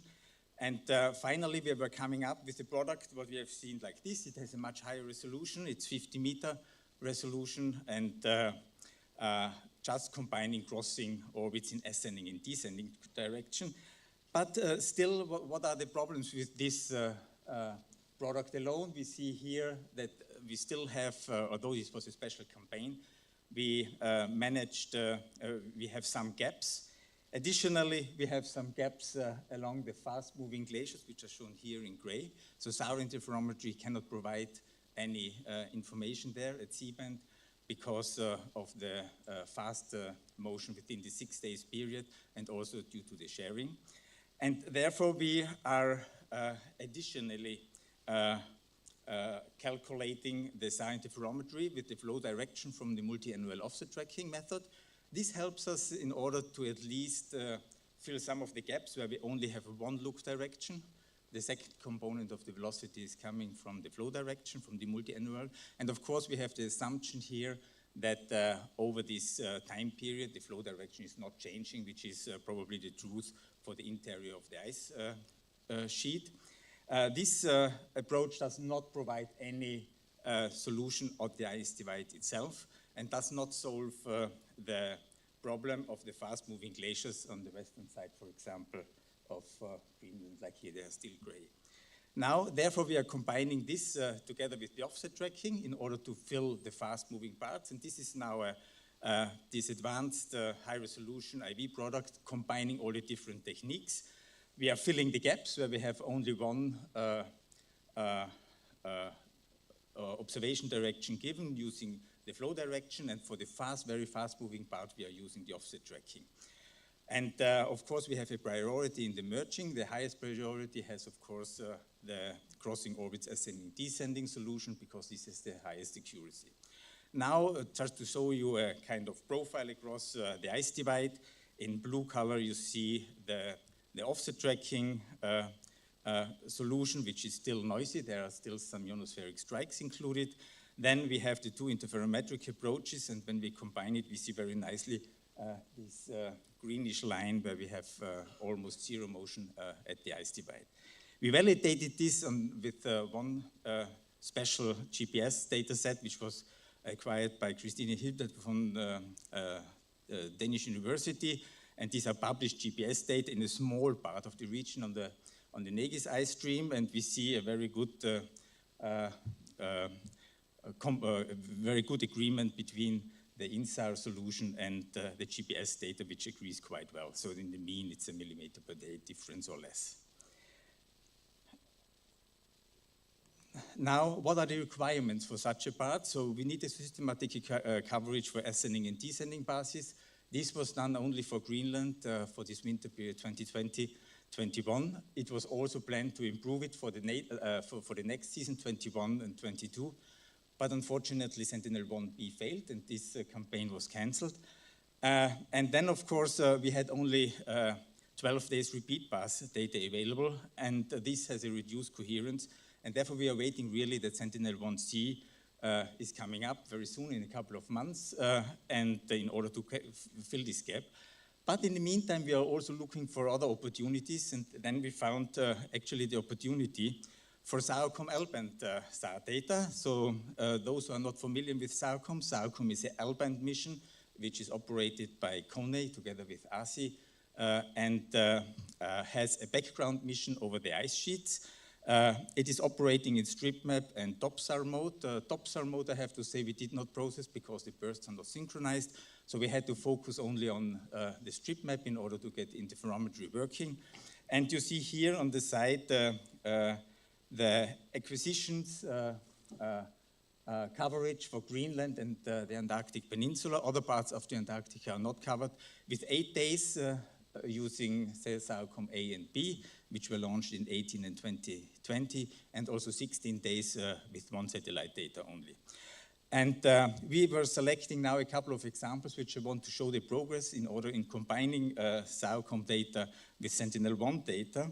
And here actually I want to look towards the Antarctic Peninsula, where we have only one descending acquisition from Sentinel-1 and with the different tracks, but this is continuously acquired since 2015. And we have the opposite ascending direction from SAOCOM as it is shown here in this one. Unfortunately, when we look to the coverage of the 8 days, which is of very high relevance because this is in preparation also of ROSE-L, which can provide the 6 days repeat observation, so very similar to the 8 days pairs of SAOCOM. The coverage is not that good, we have to say. So there is no systematic planned acquisitions done by KONE in this region. So it's a kind of background mission what they are operating here. Now the first example, I show you how the interferograms look like. So I select now a region in the very south of the peninsula. You see here the tracks of Sentinel-1 with the line of sight direction from here to here, and SAOCOM strip map mode, much smaller, only 66 kilometers wide, with the look direction from the bottom to the top. And this is a relatively fast-moving glacier in the upper part, in this region here, with about 1 to 2 meters per day velocity. We have a tributary in the south of it, which is flowing into this glacier, which is much lower in the velocity, about 10, 15, 20 centimeters per day. Now this is the velocity magnitude derived from the overall 7 years offset tracking solution. When we look now to an interferogram of this region, we see that we have coherence over 6 days, which is really nicely working. But we have also a couple of challenging issues which prevents this to apply over a 6-day periods C-band data directly. And this is especially when we are looking to the sharing zones in this region or in this region. We are losing here the fringes because the fringe frequency is too high. And also in the faster moving parts upwards the glacier here, we don't get any fringes actually. So a solution would be to operate 1C with a 1-day time delay, like we had it during the ERS tandem mission, but obviously this is not possible.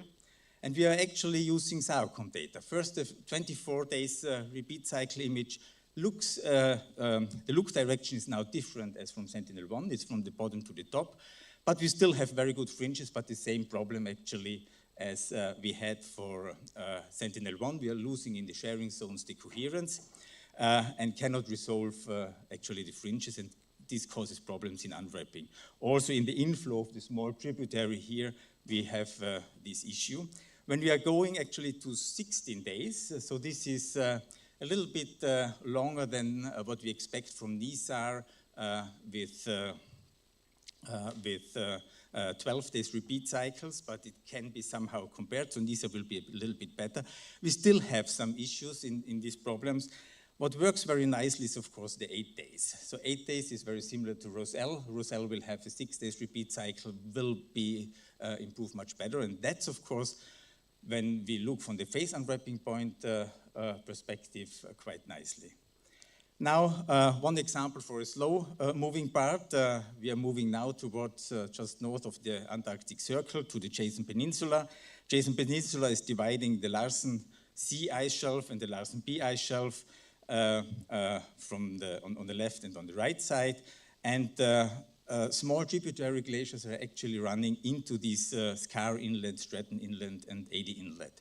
On the very right side, you see the Leopard Glacier. So this is a big glacier actually feeding the fast-moving part of the Scar Inlet. Now, this is the overall ice velocity map from offset tracking. You see very nicely that we have already observed some of the ice divide on the Jason Peninsula. And what we see already are some shown here in light blue, the smaller tributaries which are slowly moving. So these are visible in this image. Now, when we go to one pair only, we have still ionospheric effects in there and other issues caused by bumps. So this is 6 days Sentinel-1 pair. SAOCOM 16 days, so 8 days were not available. Offset tracking works also quite nicely. We get the main picture of the offset tracking. When we're looking to the interferograms, 6 days, we see that the fringes are very well developed. We are recognizing very nicely the grounding zone and the grounding line, which helps us actually to delineate the floating ice from the grounded ice. But on the fast-moving ice sheet, we are actually missing the fringes. So here, the fringe frequency is definitely too high, so it cannot be unwrapped. For the L-band, this looks much better. We are getting more or less very good coherence. Also in the fast-moving parts, we are getting fringes where we can rely on this. And finally, we are combining this. We were able to unwrap these images, and we can combine the Sentinel-1 and the SAOCOM INSARP crossing orbits. And for the floating part, we are already applying the tide model, in order to correct for the tides. We have here a problem, of course, in the sharing zones. When we are moving from the slow-moving part towards the fast-moving part, because here, as we have seen before, we have no coherence in the Sentinel-1 image, and therefore this is masked out because we cannot get a solution. When we are showing here the combination of crossing orbits and tide corrected of Sentinel-1 and SAOCOM, together with the SAOCOM INSAR only, including the flow direction solution, then we are getting more or less a complete picture. And then, of course, we have a very nice solution for that. We can, okay. Then we have here a cross profile. We see that in red line across the ice divide from the floating part from Larsen B to Larsen C, actually, we see that the INSAR solution is much more quiet and then actually the overall SAOCOM Sentinel-1 offset tracking solution. One more example to the discharge, zoom in now to this area. This is the Sentinel-1 offset tracking solution, and as I have mentioned before, we see in some places this in light blue, the faster moving parts. When we are going actually to the INSAR solution, we see much more detail on these slow moving parts, so the sharing zones are much sharper in this case. And what we also see is that the grounding line can be refined based on just this image, because we see very nicely the border between the bluish color and this cyan to greenish color. So here we can probably provide more detail. Then we can actually, what has the impact on this? When we are looking, for example, to one of the drainage gates on Adie Inlet, using the both velocity solutions, we see that the impact on the ice discharge, just due to this better knowledge of the ice velocity, already has a 10% change in the ice discharge for this very small part. Although it's very slow moving, it has a big impact on, because there are large parts in Antarctica which are, where the ice discharge is caused by slow-moving ice. And when we apply this to what is the vision, when we are looking here, for example, to Greenland and some of the glaciers, then we see here that especially on the sharing zones, we have these steps in the offset tracking product. Using the proposed solution of Sentinel-1 INSAR together with SAOCOM, we could probably improve this to get this more smooth and improve also the ice discharge estimation. And then, of course, what we actually expect by the improved ice velocity, just improving this with a higher resolution and a better knowledge, we can probably bring down the uncertainty in the ice discharge. But another problem is here that we have also a bigger uncertainty also in the ice thickness. So we need actually an improvement also in the ice thickness data in order to get this done.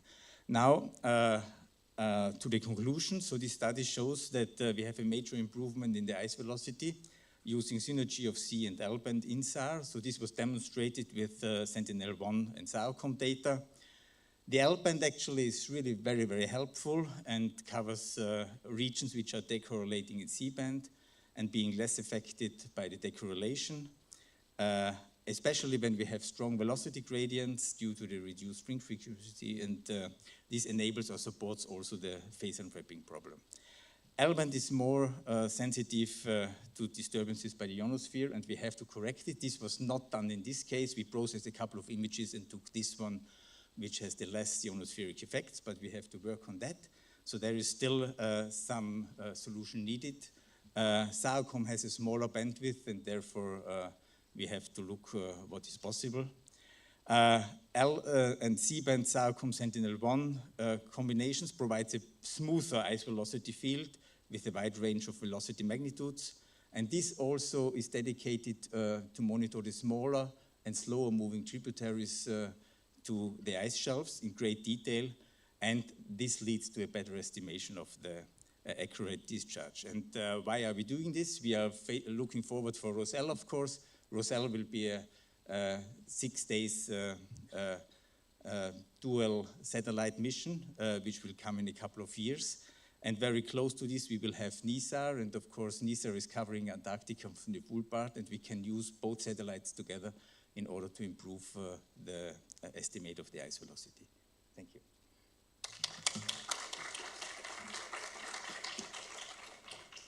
Fantastic, thanks very much, Thomas. Great presentation.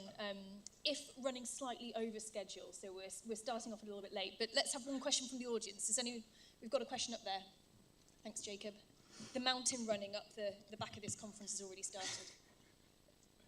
Nice presentation. About SAOCOM, which type of data do you use? Is it strip map or TOPS?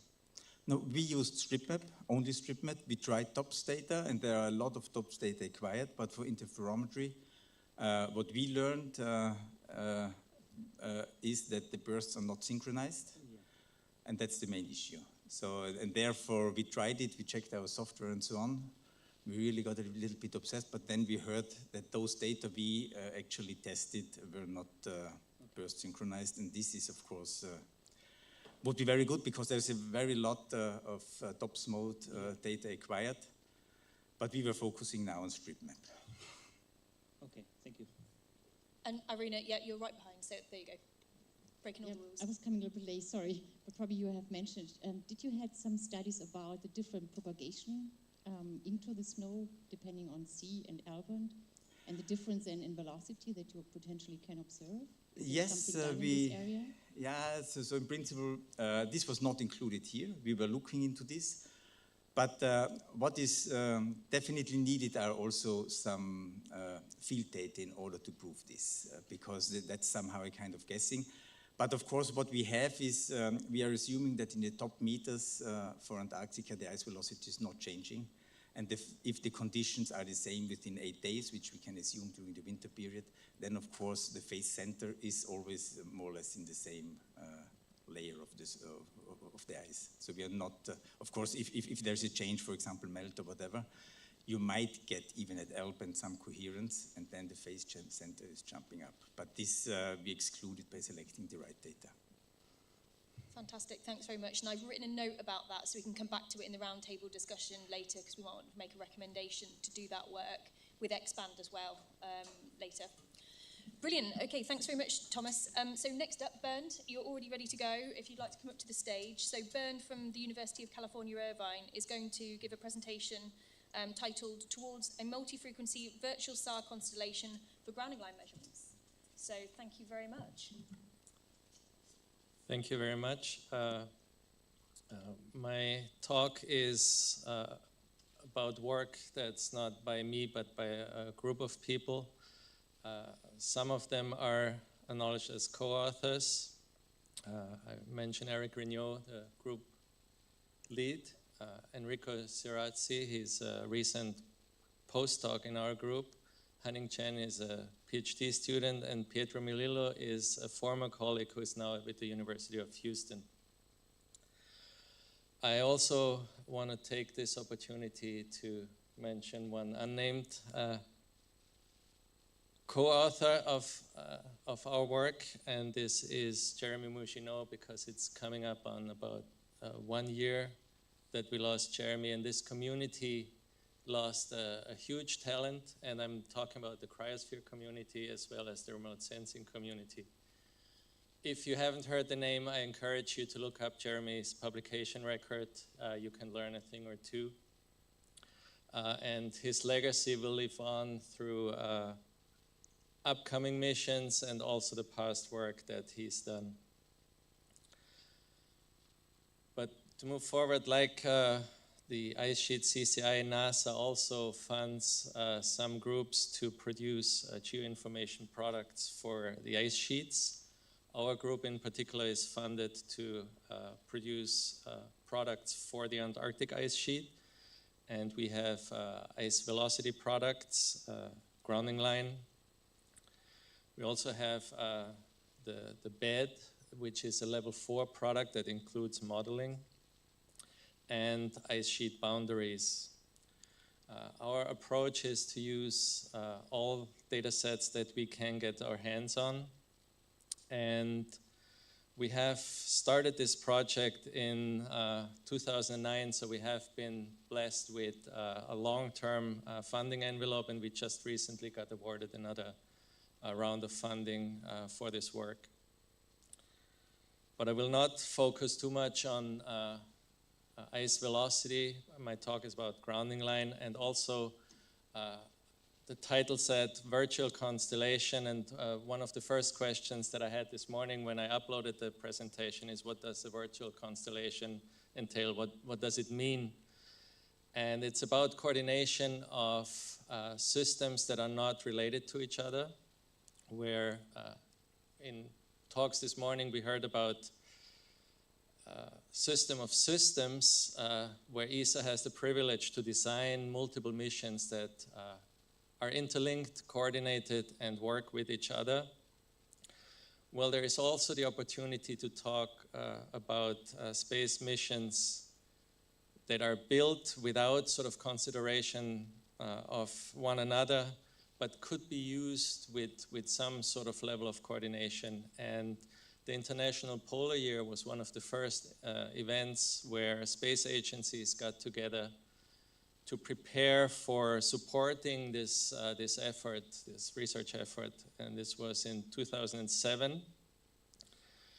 And of that coordination was born the Polar Space Task Group, which continued for a number of years after that, where space agencies got together, invited scientists to do some science coordination, write requirements, documents, and identify observation gaps that are persisting with current observation plans, and then hopefully look into who can contribute with what mission to fill those gaps.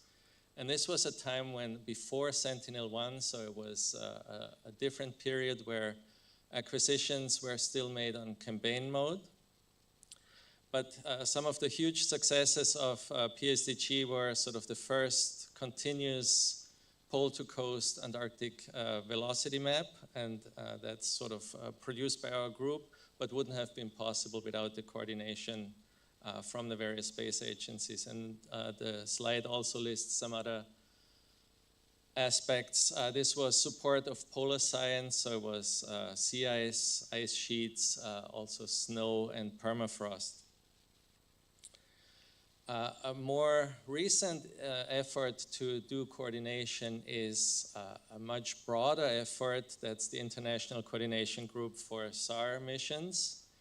The group has been meeting a number of times now, but it's much broader, and it also goes much deeper into sort of data formats and also sort of literal mission coordination.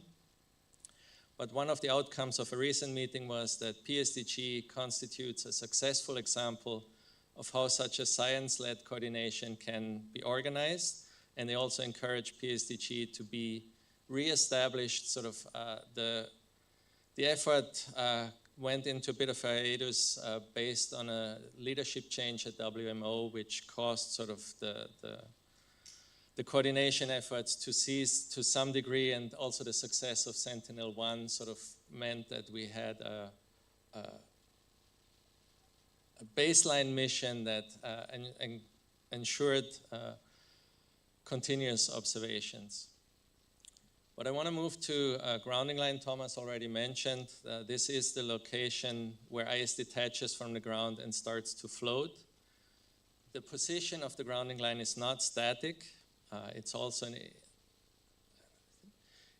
a measure in terms of whether or not the glacier is stable or retreating or advancing. The latter is sort of more unlikely these days.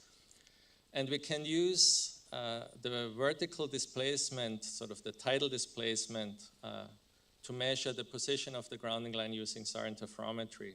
So having 2 interferograms, we have 4 tide states, and we use the differential tide to make this measurement. And the name of this conference is program, so I should show at least one fringe pattern. The dense fringe pattern here is the differential, the flexure of the ice shelf of the ice based on the differential tide. And we produced a continent-wide grounding line product. The lower row shows this divided by sensor as well as divided by year. And the upper row has Sentinel-1, where at first I started doing the sort of best of double difference interferogram to draw a single grounding line, but then moved pretty quickly into trying to get all available grounding lines for a number of years. So in the past we had campaigns, so we had only a single grounding line measurements or maybe a handful. With Sentinel we started to getting ongoing acquisition campaigns, and so measuring multiple grounding lines. And we started to seeing short-term changes that were sort of what we still think is caused by tidal modulations, that the grounding line moves back and forward based on the tide. And Thomas mentioned the term grounding zone, and I think the community needs to come to terms in terms of, we define the grounding zone as this upstream, downstream boundary of the short-term motion of the grounding line. And the period that we decided was a 1-year period, but we can, with denser observation, as I will show in a bit, measure that grounding zone also in a shorter period of time. So we define the grounding zone product that constitutes this upstream and downstream boundary of the short-term migration of the grounding line. And some of our research shows that the grounding zone is hugely important because seawater can access this at least partially, and the water transport is enhanced because of incoming and outgoing tides. So we have heat transport that encourages subglacial melt in this region.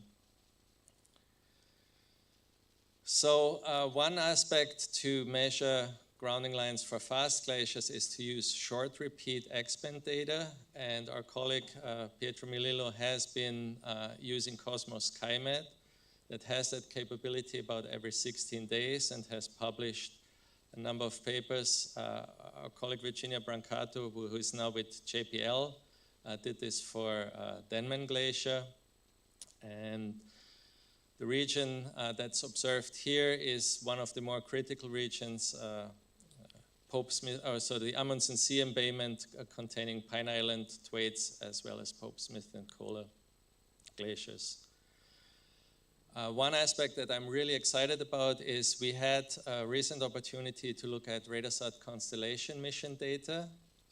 CSA used to not plan acquisitions in the Southern Hemisphere originally, but the loss of Sentinel-1 B sort of tragedy also led to some opportunity because ESA asked for support in the Southern Hemisphere for sea ice monitoring, and that opened the window for some example acquisitions or test acquisitions over ice sheets. And we had a plan ready to go to make suggestions for areas of fast glaciers. And here are some examples that show that the 4-day, 5-meter interferograms are just really astonishing and provide information that augment the information provided by Sentinel-1, which fails to produce a grounding line signal, especially now with the 12-day scenario, but even 6 days is challenging for some of the fast glaciers. So we envision RCM to be an excellent mission to augment Sentinel-1 B with a handful of acquisitions or acquisitions in a handful of regions that have continent-wide impact on the science. The other aspect with short-term X-band interferometry is ICE-Eye. It's a commercial mission. The mission has a capability to collect one-day repeat data on a short-term basis, but ongoing, so there is no window in between. And we had 2 acquisition campaigns on Petermann Glacier. This is in Greenland. One in 2021, that's October, and the other one in 22, that's May. And there were 9 consecutive days, which led to a lot of possible combinations, and therefore also a definition of the grounding zone, which is identified in black. We also looked at L-band data. One of the advantages, but also a challenge, is the reduced sensitivity to displacement in terms of the number of fringes is fewer. With ALOS 2 in particular, we ran into the issue that the 14-day repeat cycle sort of coincides with the tidal frequency, and so we got a 0 differential tide more often than we cared for. But the results that worked show that L-band is an incredibly useful resource. JAXA has difficulty disseminating strip map data. Fortunately, I had the opportunity to work on a PI science program, and they had acquisitions of opportunity over a number of test sites in Antarctica. But it's not a sort of ongoing observation plan, so some of the double differences that I show here are ones that I would not necessarily use. For example, the April and October interferogram in the bottom right is something that I would not normally choose to do. We would want a shorter period for the double difference. Thomas also mentioned NISAR as an upcoming L-band mission. The acquisition plan is very generous for Antarctica. This is a left-looking mission, and we have high-resolution coverage over coastal Antarctica and slightly lower resolution in the interior, but we have ascending and descending coverage every 12 days. So from an ice velocity point of view, this is very promising. The grounding line coverage should also be very generous for this mission, but we expect sort of complications in fast-moving glaciers also due to the 12-day repeat. To summarize, these acquisition plans the missions are not formally coordinated, but our recommendations for acquisition plans are based on results and experiences during the Polar Space Stars Group science coordination work, as well as on our results from our measures project. I want to say that no single mission to date and also no upcoming mission that I can foresee is capable of providing the information content that matches this virtual constellation. Coordination also allows us to use the assets responsibly. For example, for RCM, we know there is not going to be a continent-wide coverage, but with a handful of test sites, we can achieve continent-wide science impact. Sentinel-1 provides a crucial baseline data set for grounding line measurements. The primary coverage motivator is ice velocity, so grounding line is a nice add-on because we have the coastal coverage right there. RCM is a great mission to augment Sentinel-1. We both are expand missions. So the primary motivator for our recommendation was, in this case, the grounding line or grounding zone measurements. NASA also has sort of a motivated coverage by ice velocity, but grounding line is definitely an aspect that we will be looking at. We do expect decorrelation over some fast glaciers. So to date, we are unable to reliably monitor key critical glaciers. In this case, the Amundsen Sea Embayment, Pine Island Glacier, and Thwaites Glacier still pose a challenge.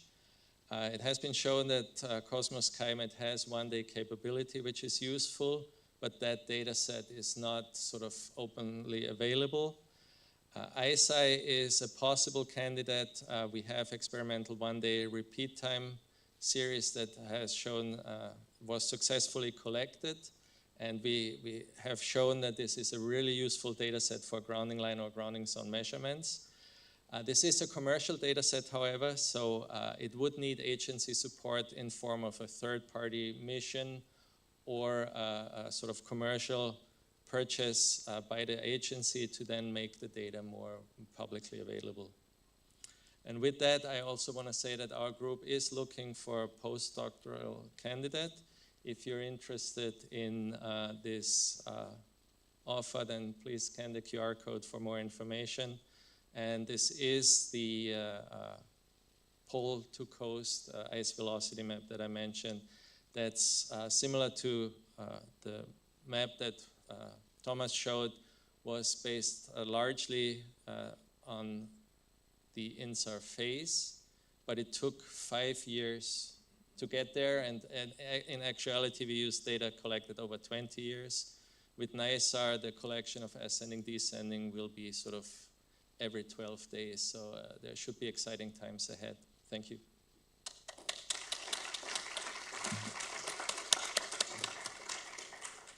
Thanks very much, Bernd. Great presentation. Have we got a question from the audience?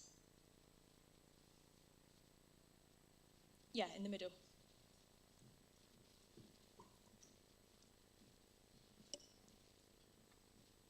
Yeah, I have 2 short questions about these ISAT images. First is, do you know what acquisition mode was it? And the second would be like if you have been successfully being able to process them and co-register them and so on, because as far as I know, these nanosatellites can also sometimes can have this orbit inaccuracies and so on. Sorry, can you repeat the first question, please? What acquisition mode are these ISA images? Is it street map or spotlight? Eyesight, yeah, sorry. Oh, it's strip map data. Strip map. And have you been able to properly make use of them? Because sometimes... So, ISI, what we have been approached by the company, and they wanted some input on glaciology results for an Antarctic glacier, and I said, well, you know, we do work in Antarctica and Greenland. So we came to an agreement to make some Greenland acquisitions. What we need for grounding line measurement is a next neighbor baseline. And that's what they can do. So they can maintain a baseline for the next acquisition, but the baseline is obviously drifting over time. So there is not, right now, as far as I'm aware, they don't have the capability to collect long time series that have a baseline that sort of fits in a tube.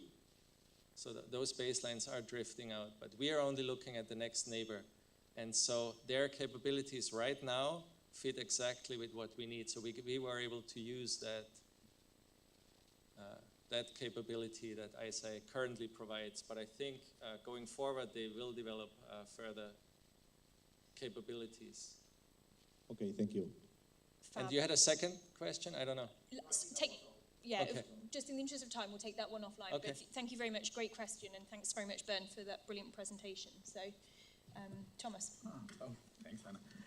The next presentation is given by Benjamin James Wallace from University of Leeds.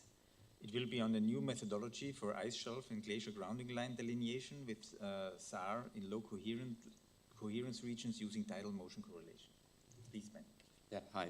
Thanks, everyone. And I feel like I'm in trouble now because I've been introduced with my middle name. Only my mum does that normally.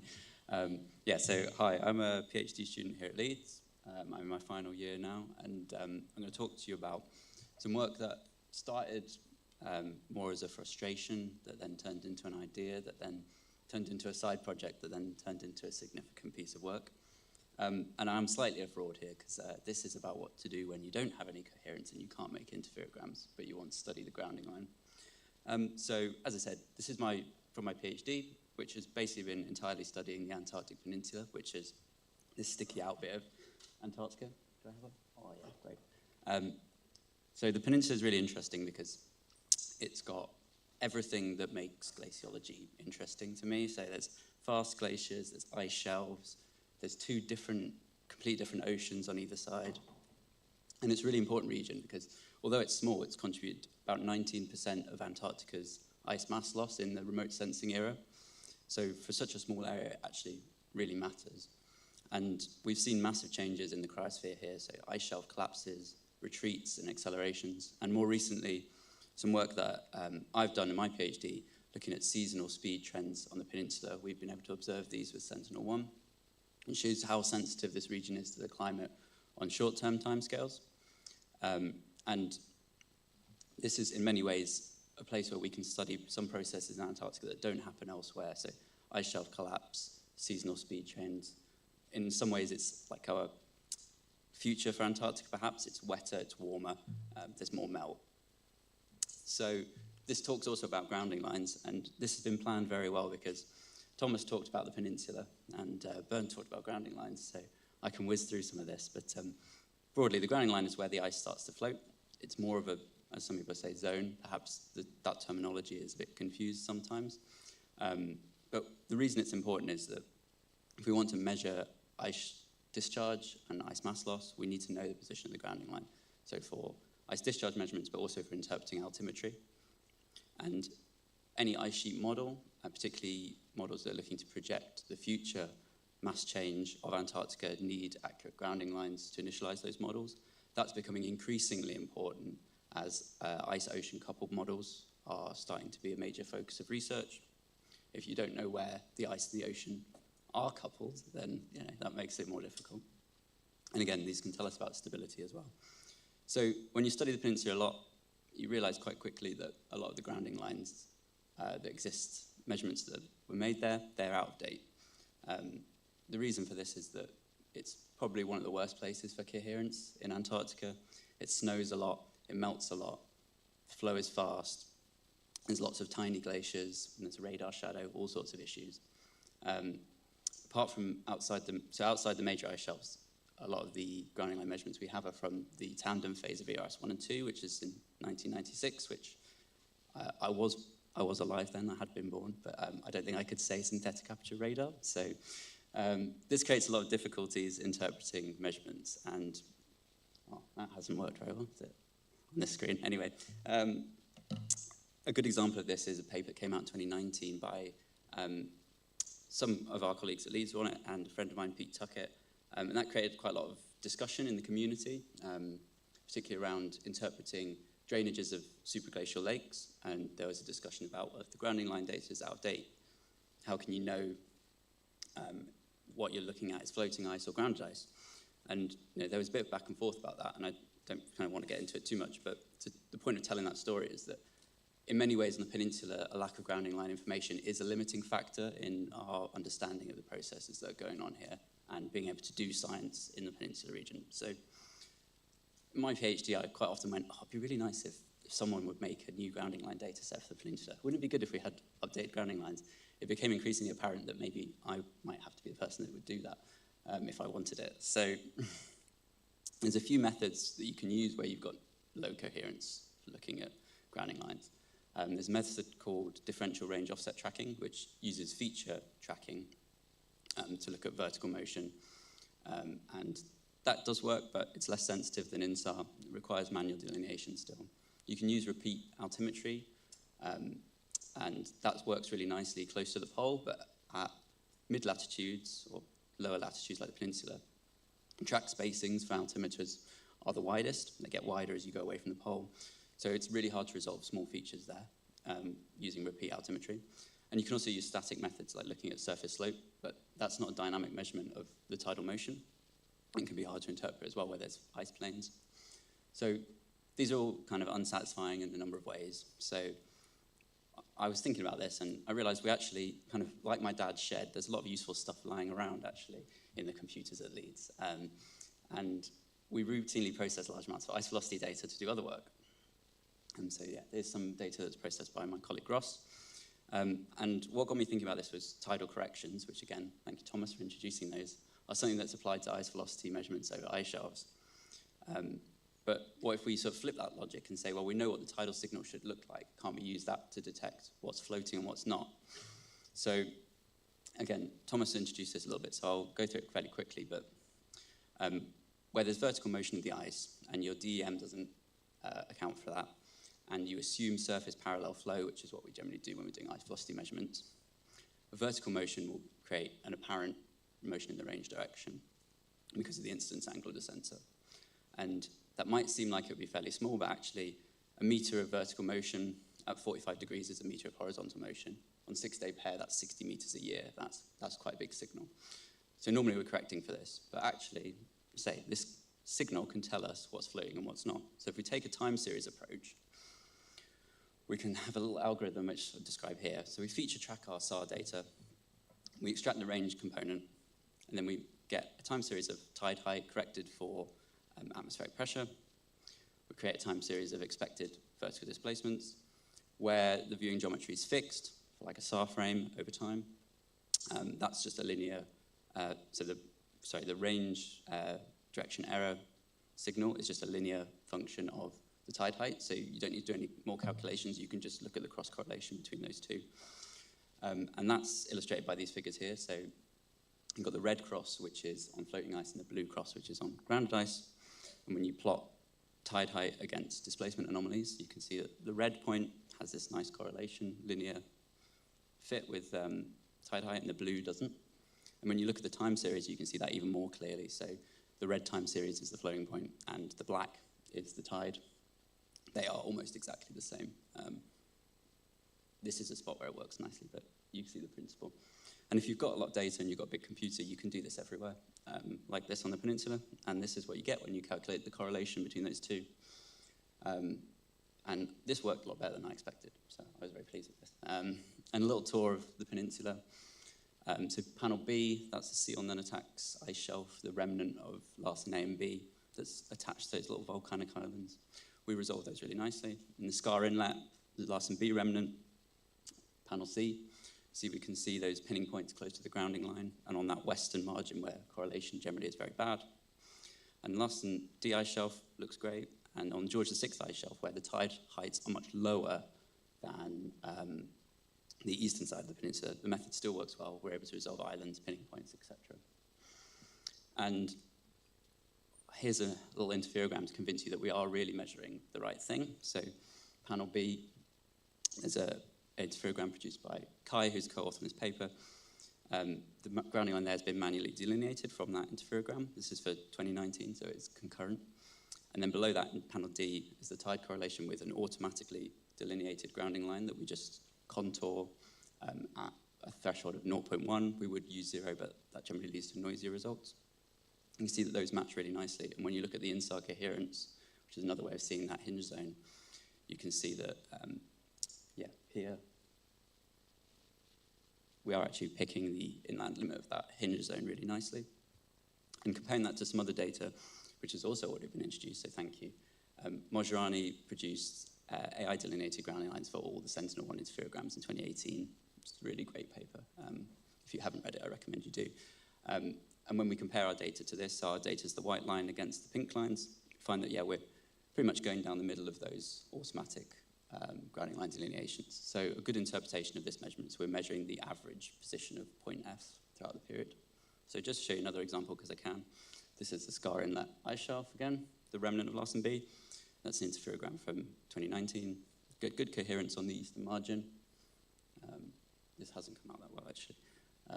But here, and on the western margin, we get no coherence where it's fast flowing. And if I plot the grounding line from the figure on the left onto the one on the right, you can see that actually it lines up really nicely.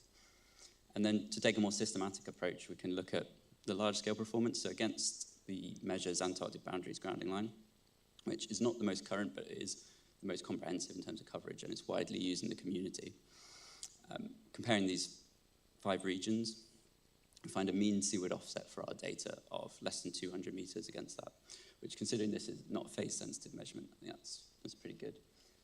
And when we compare that against interferograms that we produced in 2019, we find, so they're produced at the same time as our tidal data, but they're manually delineated by us at Leeds, so it's not entirely independent measurement, but we find that, yeah, roughly agrees at 200 meters of seaward offset for this tidal data.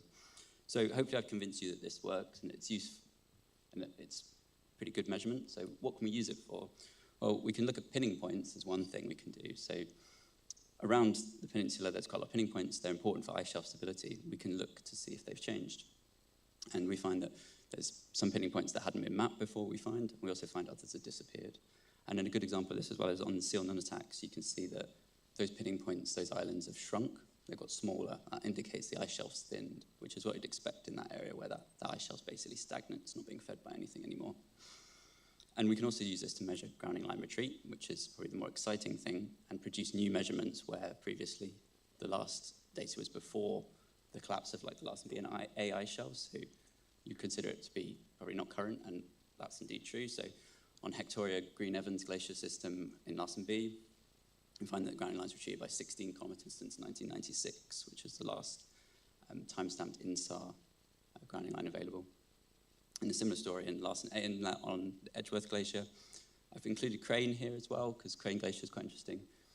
Seems like it may have been retreated and then re-advanced later, which would make sense because it was thickening and slowing in this time.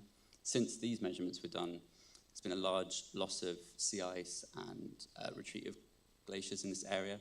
And our results show that that's largely on floating ice, thanks to these new grounding line measurements. So this is helping us to interpret and understand observations that we've been making on the peninsula. So to kind of sum up, we all agree that grounding lines are an essential thing to monitor, and existing methods do a great job generally. There are a few places where it's more challenging and there are still problems, and the peninsula is an example of that. The peninsula in many ways is the awkward bit of Antarctica to study, I think. At least that's my experience. And we produced a grounding line data set for the peninsula from 2019 to 20. Hopefully that will be available soon when this work is available as a preprint, hopefully sometime this year. And we've already started to use these grounding line data sets we produced from this work in other studies. So colleague Tristan had a preprint released a few weeks ago, last week, 2 weeks ago, recently, about the changes in the Larsen B inlet after that loss of sea ice. And we use this data set to initialize ice flow model of those glaciers. So we're already using this data to help us understand the process that have happened in the peninsula. So I'll just leave it there with a little summary. I think that monitoring grounding lines is an achievable goal, and it's something that is best done with a combination of methods. So INSAR would make up the bulk, but I think smaller methods like this that can address smaller issues with specific areas are still really useful. And we can also reduce the uncertainty in measurements by measuring the same thing with multiple techniques. And this method works best with 6-day repeats as well, because the tide signal is greater compared to the ice velocity. So yeah, if we could have 6-day repeats back, that would be grand. And then we could produce a new version of this and look at change. So yeah, thank you very much. I'm happy to take any questions. Okay, thanks, Ben. There is time for one question. Did you say how many? Thanks. Did you say how many data sets you need to derive this correlation coefficient? Yeah, so this map was made with 2 years worth of Sentinel-1 acquisitions. It does work with 1 year as well, and generally that's the sort of time period. So these are done with, we use only the wintertime acquisitions because there's no surface melt, because the surface melt can induce a vertical change in scattering horizon. So the number of acquisitions? Yeah, 20 to 30. Yeah, we use 6 and 12 day pairs. So about 20, 30, 6 months worth of Sentinel-1. Thank you very much. Sorry. I have also one quick question. Did you test this also with the 12 days repeat? And does it work there? Because you have first less acquisitions during the winter period? Yes. And of course a bigger time difference. Yeah, it doesn't work as well with 12-day pairs. The performance suffers particularly on smaller glaciers. So you still get results on, say, the ice shelves, but not sort of small areas where generally we're targeting anyway that we can't get coherence. And are you planning to apply this for the complete Antarctic at the end, or?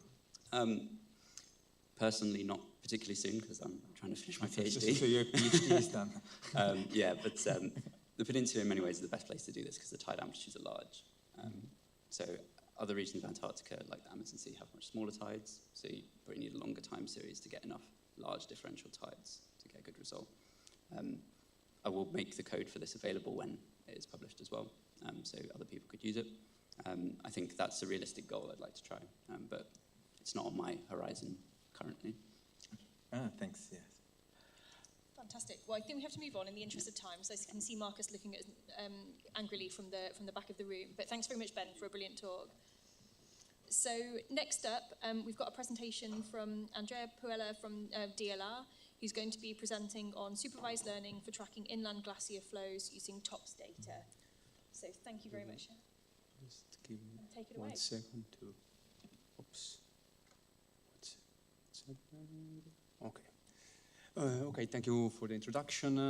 Good morning. In this presentation, I will show you a convolutional neural network for tracking inland glacier flows using a single interferometric pair of Sentinel-1 TOPS data.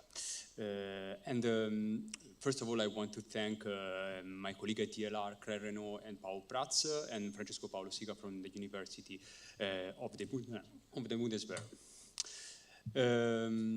Okay, as the first slide suggests, I will start with an introduction. What is the INSAR, TOPS, and then I will go through the main problem that is the phase jump.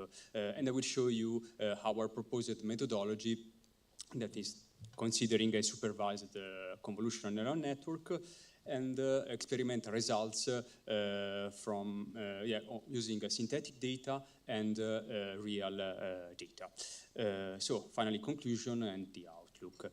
So what is the INSAR? Basically, we have a repeat pass acquisition mode. We are acquiring at different time over the same area, and what is of interest for us is that if we have within this time frame a change in the topography, we can retrieve let's say an interferogram like this that is quite interesting because by looking at the fringes we can also extract some measurement like the amount of deformation. Yeah, the main message is that the D-INSAR is sensitive to the line of sight. And with StripMap is quite easy to extract this information. But what happens when we have more complicated acquisition mode, like TOPS? So TOPS, just briefly, is an advanced scan-search technique used in most modern search systems such as Sentinel-1. It has the advantage of increasing the coverage at the expense of the azimuth resolution, and as this picture suggests, you can see that we are switching the antenna between the subshot, and we are acquiring a portion of this subshot that are called bursts, using within the burst an electronic antenna beam steering. That is the main responsible of the phase jumps. First, I want to what's happening?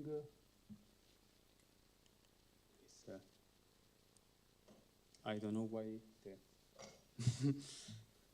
presentation is freeze.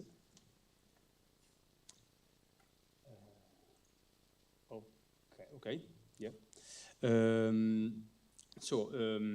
First, yes, I want to see the problem for an image parameter, the Doppler centroid. So basically, this antenna steering, let's say, is constant along azimuth, and it generates a linear variation along azimuth that can be expressed by these formulas. This is the Doppler centroid frequency shift, and you can see here a graph that is showing the main variation along azimuth. For us, it's important to extract from the framework of convolutional neural network. It's important to extract a feature, and how can we do it? We can look at the extract a 2D map that is taking into account also the range variation that is always possible to extract from the annotation parameter of Sentinel-1. So these are the features that I will show you also in our network. And basically, you can see I'm focusing the attention on a single subshot, and we have this red, white, and blue color map that is showing us that the main variation is along azimuth, yes, in our framework, what is important to underline is that we are mosaicing the burst, and this burst and the result will be a subshot with a discontinuity in the overlap area. And I want to go ahead and show you an example of how the phase should look like. So let's suppose I'm doing a simulation. Let's suppose that the deformation is constant in both directions. I put 50 centimeters of constant deformation. The along track motion is still constant, but the interferometric phase that is here on the right is presents some jumps, and these jumps are associated to the adjacent burst. So in this case, we have 4 bursts and 3 phase jumps. And what we can say is that we would like to have a zero Doppler phase, so a contribution that has no jumps. And so we can model the problem as, let's say, model the interferometric phase as the rapid sum of these 2 contributions, the long track phase associated with the motion and the zero Doppler phase. So phase jumps between adjacent bursts basically potentially interfere with the phase unwrapping step and do not allow the Doppler displacement estimation. How can we solve the problem? First of all, we have to invert the deformation from the phase differences in the overlap areas. And I show you, let's say, our suggestion. So basically, we are fixing an interferometric phase mixing model, which consists of 2 SLCs described as follows. So we are synthesizing the primary as the product of the noise-free amplitude plus the Gaussian, the circular Gaussian noise, and while the secondary that, as you can see, is a little bit more complex because it has inside some parameters that they have to induce the deformation, the desired coherence rho, and the theoretical phase phi tau. Phi tau can be seen also as a noise-free interferometric phase, something like the interferometric phase I was showing in that simulation data. Indeed, it is the rapid sum of these 2 phase contribution, which can be always extracted if we know the deformation. So, given a deformation, we can use always these geometrical properties. And this geometrical system, so the incidence angle and the north angle have an impact. And this brings us to our idea of defining input and output for our network. So we will start from the interferometric phase, and given this, we will try to solve simultaneously two problems. The phase source separation, so try to split in two-phase contribution at zero Doppler and the along track, and at the same time give an estimate of the along track motion. Okay, I want to show you first, let's say, how a synthetic dataset can be generated, because we have first to do a training. And to do it properly, we decided to take as input the deformation retrieved within the Promise program. So this is these are basically a freely available data set. We are talking about annual, every year the University of Denmark is providing these winter velocity maps with a nominal resolution of 500 meters, and they are based on the Sentinel-1 Sarbeck scatter. They are doing a sort of cross correlation, if I'm saying not bad, this thing. And this is the main synthetic data set. Basically, as you can see, we did a backgeo coding on some footprint. So a backgeo coding of this deformation of this SLC acquisition. We selected 9 out of 10 of them for the training. And we added also additional information just for data augmentation. We used the deformation from a mathematical model, this Okada model that is used more for solid earth, but can generalize more from the point of view of the phase jumps, the problem.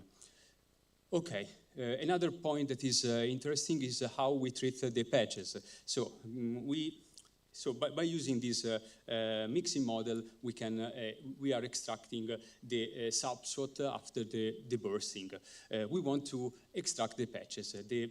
The solution we suggest is to take, let's say, patches whose size is bigger than the azimuth. The azimuth size of the burst after multi-looking. And they have to be centered and mid-overlap, because in this way we can exploit these inputs. So first, the inputs will be let's say the real and imaginary part of the phasor associated with the interferometric phase. Rho is the coherence, and the Doppler centroid frequency, okay, is this one at mid-overlap, so we are looking at the patch.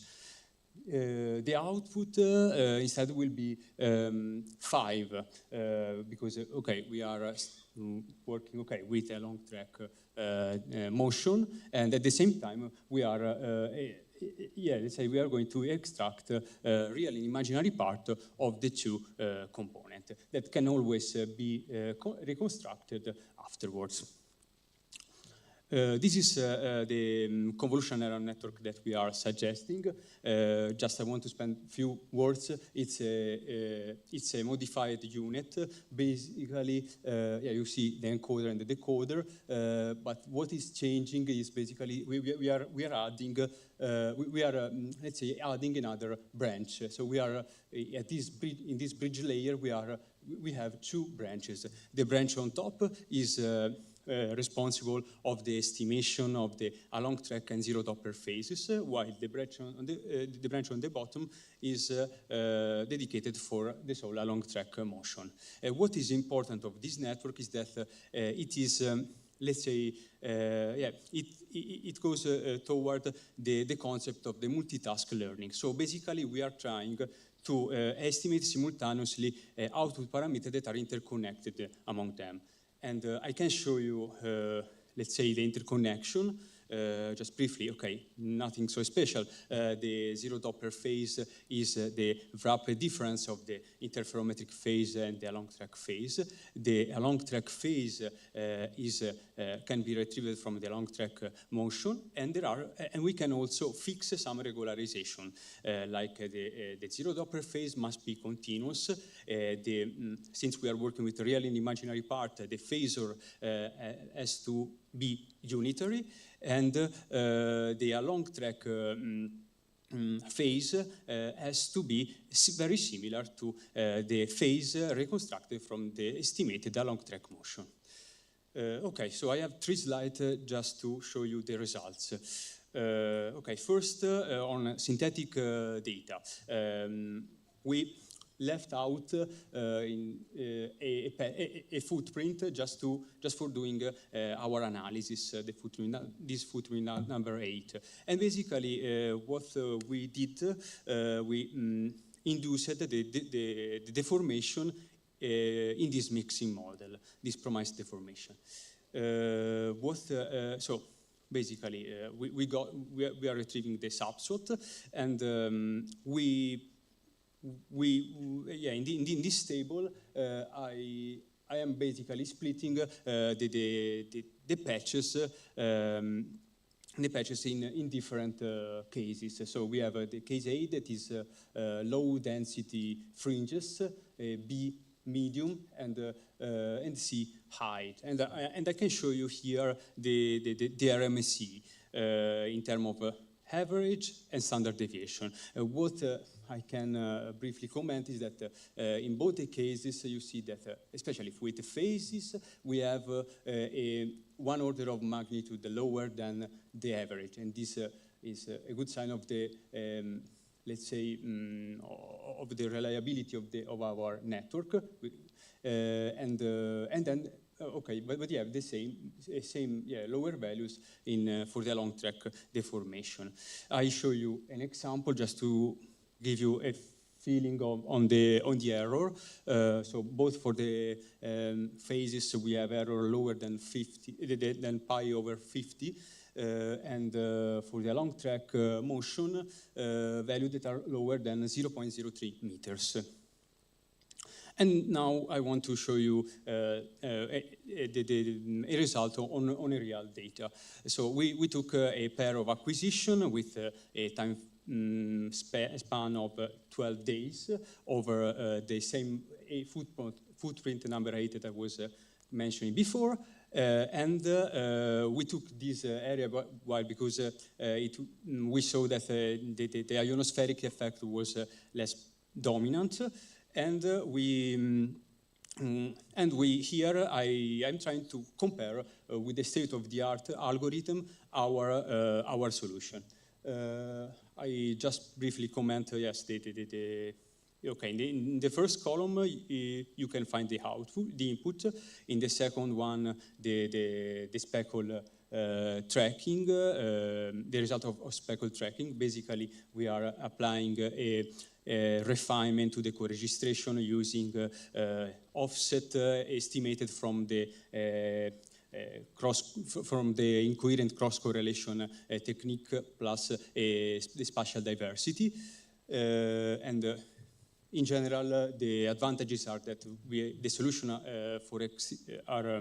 it's a solution for extremely large displacement, but it penalizes small displacement that are usually confused with noise. And then in this second state-of-the-art methodology, I want to show you the result that we get by observing in another way the problem that consists on looking at the overlap and extracting the differential interferometric phase. And since we know that there is a direct connection with the along track motion, let's say apply an inpainting that basically is filling the huge gaps that we have among the bursts. The advantages in this case are for sure the measured displacement overlap that is accurate, but we have problems because we have to use a 2D phase unwrapping, which in general is quite tricky. Overlap regions are very small with respect to the burst, and there is also a high computational complexity. I want to just focus the attention on these patches and show you how our algorithm is solving some also tricky problems, especially here where there is a glacial flow. I'm just showing the zero Doppler here phase, and here I want to show you the final results also. I hope you can see also in the bottom the name of the variables. You can see that on the left the inputs that are the coherence and the interferometric phase. On the right the zero Doppler and the long track phases and the long track deformation. Just one small comment. If you look at I'm showing you the three subsets. In the first row, you can see the first subset, and the first subset we have a low coherence. Our algorithm is also doing denoising, and you can see it on the zero Doppler phase. And the algorithm is also able to, so it's with respect to the long track motion, we can say that the algorithm is able to estimate the value at mid-overlap at the expense of the mid-burst, where we have also a zero Doppler situation, if you think about the Doppler centroid frequency. Conclusion. So basically, we propose a methodology for phase source separation. We provide a proxy for surface displacement estimation that is superior to the state of the art, and we are able to estimate glacier inland flow where both state-of-the-art algorithm cannot provide a solution. And these are the outlook. So thanks for your attention.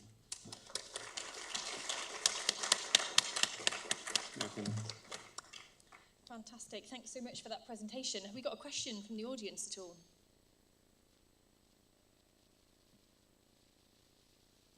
Yeah. Andreas. Thank you for a nice presentation. Did you use a velocity map for the co-registration before perform the interferograms? You mean, okay, basically, okay, here, I think this slide, I guess you are, okay, the promise, yes, is providing clearly the ice velocity map. I am generating the associated deformation by applying there is let's say the revisit time that we have to take into account of Sentinel-1, and I am just multiplied by revisit time, and then with this deformation, I am doing the back coding to the SLC, just to have let's say the parameters that are consistent with at the SLC level. But are you also co-registering using this map, or is it just a standard? No, this map is a geocoded product. Yeah. So and this so it's just. The question is if you use the velocity data in order to co-register. No. Because then you get rid of a lot of the phase jumps. If you use an average velocity map for the co-registration, then you can reduce the phase jumps already at the processing stage. Well, in this. Okay. Well, in this case, I'm trying to don't be to be independent from the real data. I want to generate some synthetic data that can be used also in different areas. This is the idea behind. So that's why I was not using this less velocity. Okay, thank you.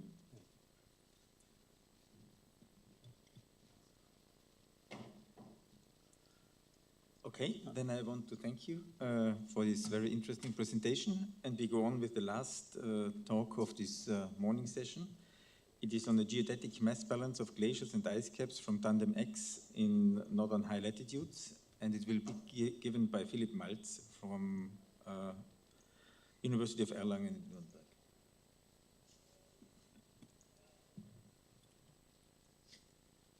Okay, thank you for the introduction. Hi, I'm here to talk also on behalf of my group about geodetic mass balance of glaciers and ice caps in northern high latitudes. A little bit of study design explanation. We are actually doing an application of INSA-derived DEMs. To be more precise, we are differentiating tandem X DM products, not speaking of the global DMs, published as you know, but we are taking the co-SSC that we can extract from the online catalog, and we do the interferometry processing ourselves.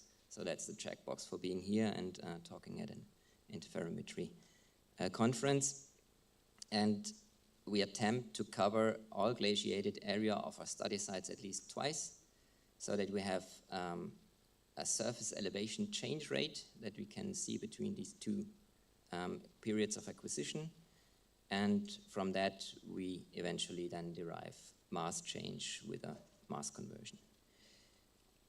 Speaking of study sites, on the upper panel you see the Randolph Glacier inventory regions 1 to 10 with labels, which are actually what we are looking at today, or more precisely parts of them, because as the abstract also indicated, it is a little bit of a work in progress presentation. So on the lower panel you can see where we managed to find overlapping footprints on glaciated area to compare, so to extract surface elevation change rates that can be converted to mass change. And it's not completely updated, so Svalbard is completely covered, and the Arctic Canada North seems a little bit less covered than it is actually now, but Greenland is still lacking a lot of data, so I will be not talking about the Greenland periphery today, but for the other ones I will show you some examples of results, leaving out Scandinavia because it's too widespread and actually too small. No offense to Scandinavians at that point. So a little bit about timing here. Tandem X is basically a SAR interferometer with the mission goal to derive global DMs, as I already mentioned, and the period of acquisition is more or less covered in this center panel by these red dashed rectangles. So you could think, why is this so large areas of time to acquire a global DM? Well, there is an 11-day repeat cycle of this 10 twin satellite, but mission design does not include continuous acquisition. So it took quite a time to cover the global terrestrial area, and for us that means we have to look in the catalog what is actually there and select very precisely what we are taking for our INSA DM production, and what the main periods of our chosen scenes is now covered or depicted in the filled red rectangles in the center panel. So we had about delta T of 5 years, which we tried to differentiate between, and yeah, we tried where possible to keep a full glaciological year covered to avoid seasonal distance. You will see that it is not always possible, which is also seen on the right panel.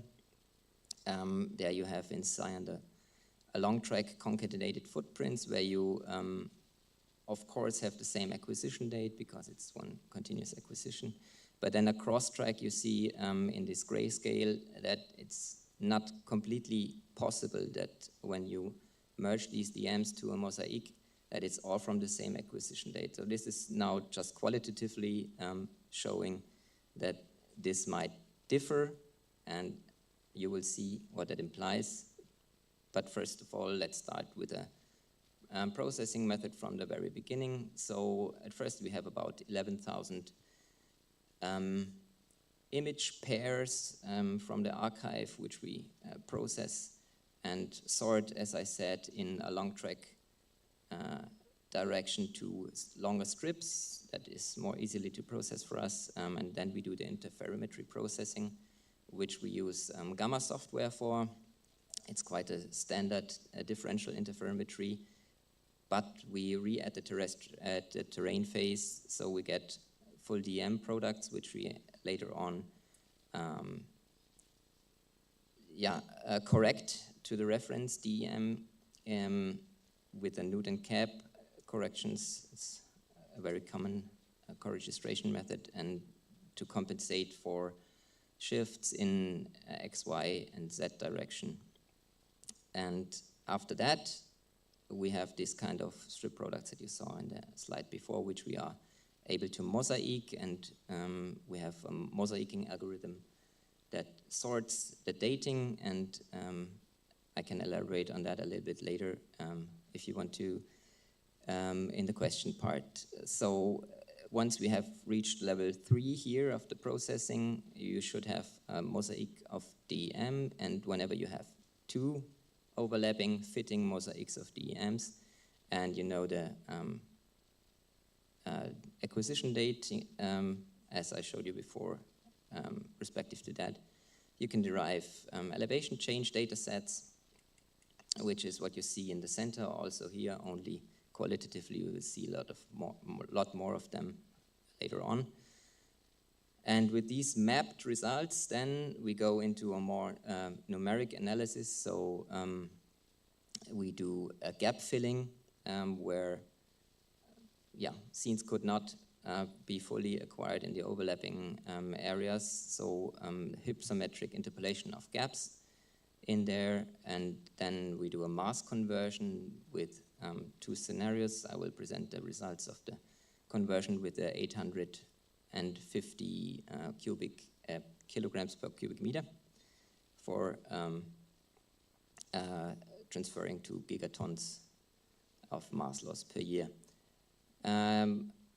In the area surrounding glaciated area, we do also an uncertainty assessment to see the systematic accuracy of the height measurement, and we also add uncertainty estimation of the propagation of the signal into upper reaches where snow and ice might be not fully compacted or not wet, because we are talking of radar satellites, of course. And that is at the very moment from the median elevation to the highest elevation, a linear interpolation of 1 to 5 meters penetration signal. Okay, so that is then when we reach level 5, the end of level 4, that we have this one-line result of terabytes of input. So that is why I want to also mention that with the scalability of the code, we also had the opportunity to use our high-performance cluster, and I want to acknowledge that. So speaking of results, I showed you a DH by DT map before, and this is now a region-wide DH by DT map, and we are starting in one of the northernmost regions here, which is now Arctic Canada North. So you have Ellesmere Island and Baffin Bay to west. I had to split in 2 parts because I wanted to show you a really large depiction of that. What you can see is that the color bar, I will leave that constant from -3 to +3 meters of elevation change per year, is here not used very much to its extremes, so very large parts of more or less neutral signal, but you see a slight tendency to negative change as well. What you see as well is that in some areas, which I don't want to just go over,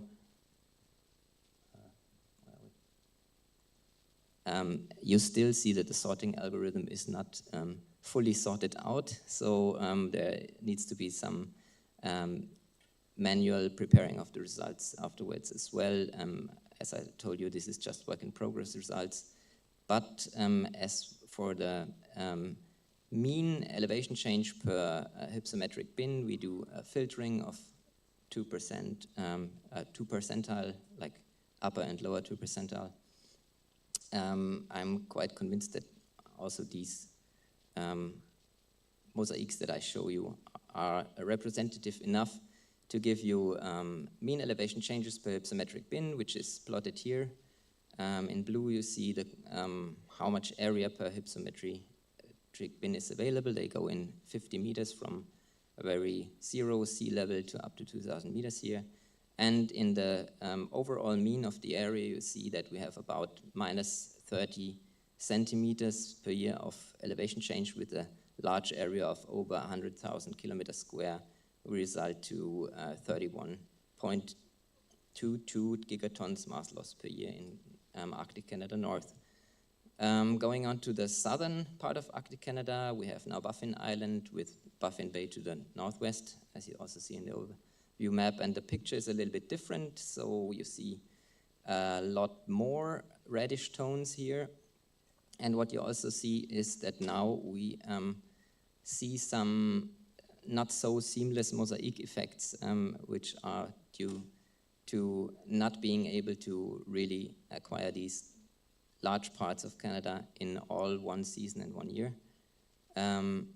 So that results to this overview of result figures and hypsometric bin. You see in the distribution of the change rate that it is significantly more negative, which brings us to about 90 centimeters per year in the mean over all the area, and with less than half of the square kilometers, we also get like about 30 gigatons of mass loss per year in Arctic Canada South.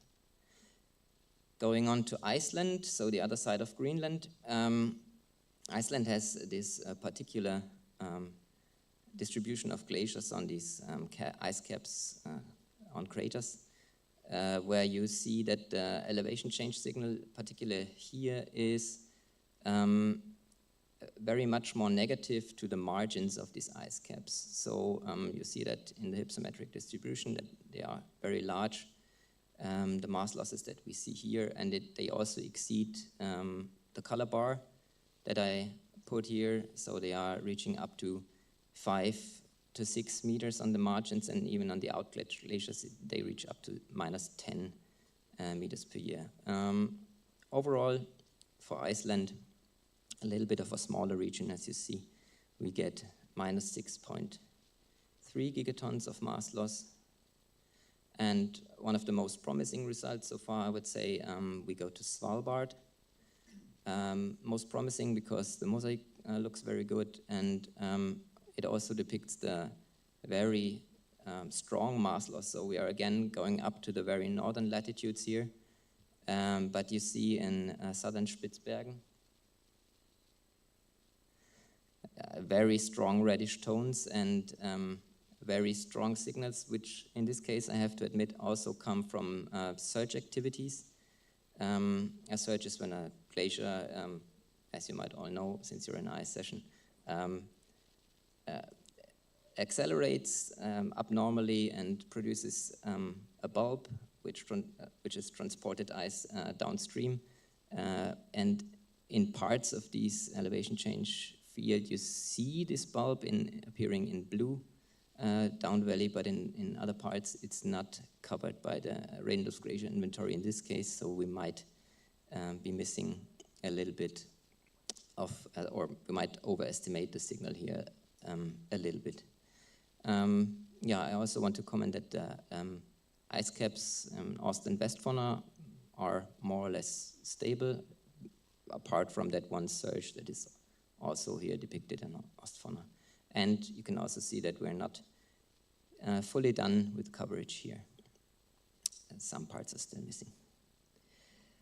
So, and that brings me to the last region I want to show you results for as pictures or as maps, which is Alaska. And here I want to mention that it's very unfortunate when we miss a lot of signal, because we are missing the coverage of outlet glaciers, which here refers to Malaspina Glacier completely, which would be a large part of the signal of mass loss in Alaska here.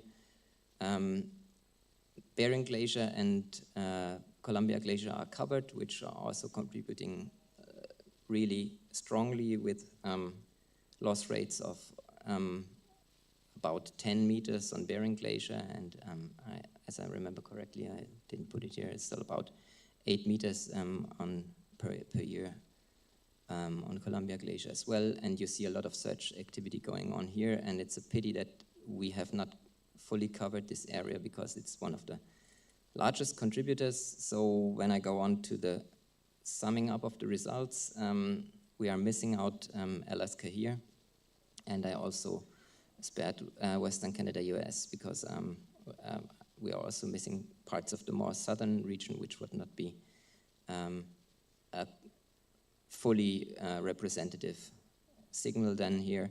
So summing up the regions I mentioned and adding Scandinavia, which we also analyzed but not included as a DH/DT map, and publication from a colleague of mine, about the Russian Arctic, and summing all the mass change rates together, we end up at 110 gigatons mass loss per year for these 1, 2, 3, 4, 5, 6 regions, which is not 10, obviously.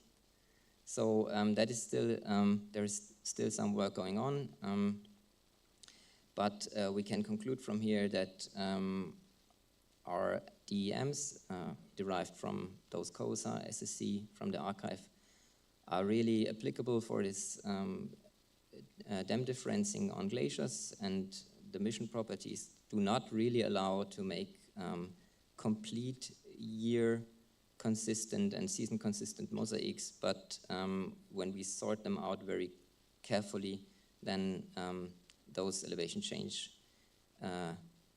maps can successfully be performed, and such can the mass loss rates be extracted. Yeah, and the rest I already told you, and with that I want to thank you for the attention, and I'm ready for questions.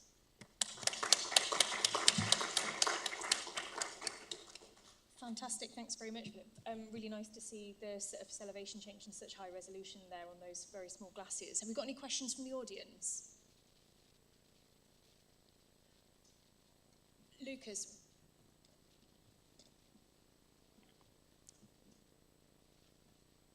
Thanks for the nice talk.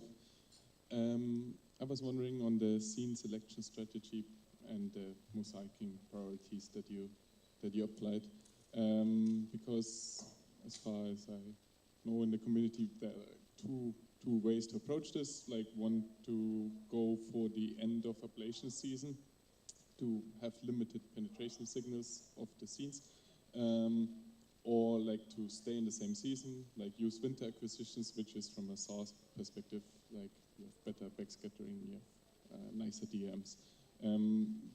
Did you favor one over the other in your mosaicing? So maybe you can repeat parts of the parts I didn't get. I can answer first, and then you just add what I didn't answer. So in our sorting algorithm, we just first of all look where the main part of our acquisitions come from in the first acquisition period, and then we try to make a fit to the second acquisition period as good as possible to a central year and to a season. So season offset means in our case that we are defining a central acquisition date from which plus minus 40 days we are allowing acquisitions to be mosaiced, and the rest is first of all rejected to a lower priority. Then we are giving 1 year plus and minus off in the same season with central acquisition date. And then again, if that doesn't cover all of the area, we add all of the rejected DMs. So basically that works quite okay, but unfortunately we cannot always stay in the same central acquisition date for all of these regions. So it works quite well for some of them, but as you might have seen in this table, there is also a DT median given, and so for Svalbard, for example, worked quite well. For Iceland, we are also confident, but yeah, Scandinavia, for example, seems to be a little bit off-season for the most part, and that is something we can care for and try to find other acquisitions, but as I mentioned at the beginning, we have to rely on the catalog and take what's there, so in the end we can only then do a seasonal correction, which is still work in progress, but we cannot change the acquisitions anymore. Okay, thanks. Can I ask one final question, if I'm allowed? Been very good, and I haven't asked any questions so far, I think.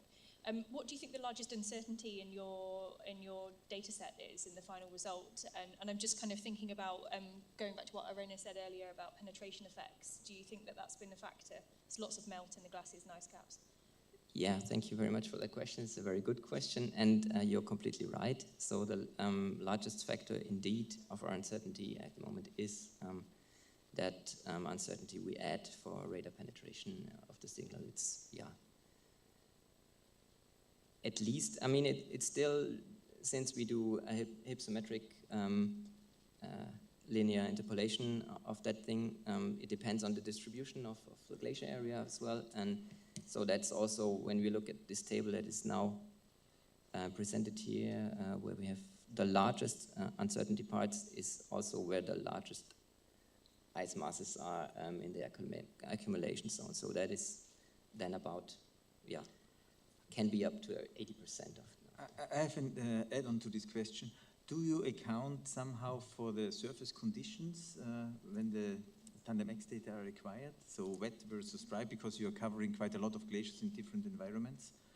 So the penetration is a problem, of course, when you have dry conditions, but sometimes you might have also surface melt in lower parts. So do you take this into account? Or? So thank you again for the question. It's also a very good question. In the publication seen on the left, my colleague Christian Sommer did something like that when he examined the backscatter intensity of the different acquisitions in acquisitions that were off-season. So we tried to account for that. So far, we also produce all the backscatter intensity images for all the scenes that we derived the DMs for, but it's not fully implemented that we also look into those for corrections, but can be done. And maybe, sorry for this, but what are the plans once Tandem X is not providing any data anymore? So do you have a kind of backup strategy for continuing this work? We don't, but I'm happy for suggestions. That's why we're here as well. Yeah, of course, it would be great to have a continuity mission in X-band acquiring, but yeah, there's not so much on the horizon. So maybe I reformulate. Do you think that Harmony could extend this work, what you're doing? I'm not sure yet, but so we didn't look into that. Maybe that's the correct answer of the question. Not so far. Yeah. Well, it's turning into a PhD Viva rather than a Q&A session, so let's leave it there. But thank you so much for your answers to the questions. Fortunately, ESA are listening. I can see Malcolm hearing that we need more X-band SAR missions. Irina's there. We've got multiple space agencies that I'm sure will be wanting to launch once, and certainly Calvel campaigns to account for these differences in both the DHDT and the velocity is important. So we're going to wrap up the session now, as it's time for the lunch break. Yes, I have an announcement to make. So the gala dinner on Thursday, so please, if you're registered, please pay your bills by tomorrow, but better if you do it today. And I can really recommend this venue. I mean, I made a mistake in my opening address. It's this space literally between rugby stadium and cricket stadium. It's superb. It's really one of a kind, so I can highly recommend the dinner. So if you have not considered it yet, please do so. All right? Fantastic. And also just to say before we go, don't want to hold you for too much longer, but we've got the ice and snow roundtable discussion session at the end of the next session. So the next ice and snow is going to be in this same auditorium, so come back here after lunch. And right at the end of it, we're going to have all the chairs come up for the roundtable discussion. And we've drafted some seed questions, as we always do for these ESA conferences. And just to give you a little bit of a taster, so you've got something to think about over the lunch break. Some of these questions are, what are the most important science things that should be addressed using SAR data in the polar and cryosphere regions? What are our gaps in monitoring parameters that we need for ice sheets, glaciers, and snow? How can we coordinate and optimize SAR acquisition strategies over ice sheets? Thinking about Sentinel-1, NISAR, SARCOM, ROSEL, etc., and what are our priority regions?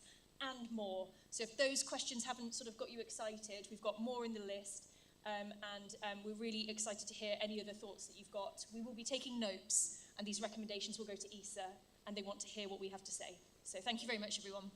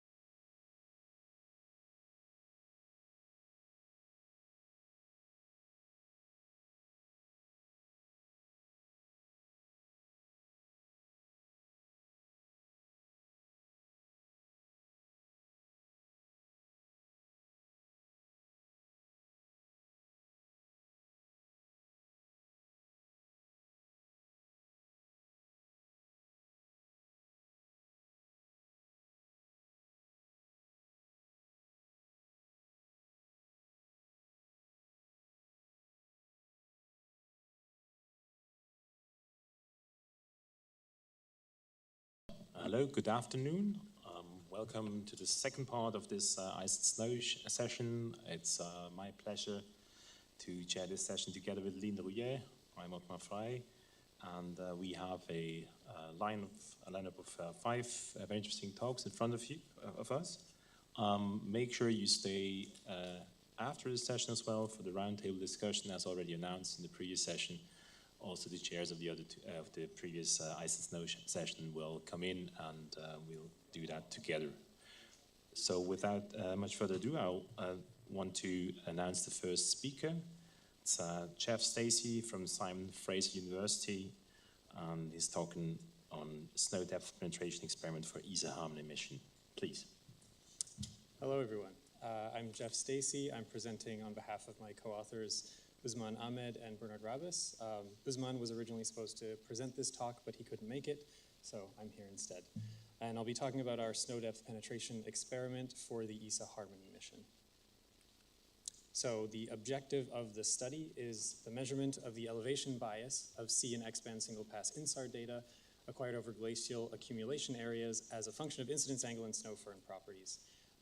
We're doing this in order to improve models that correct this penetration bias in topographic products produced by the ESA Harmony mission.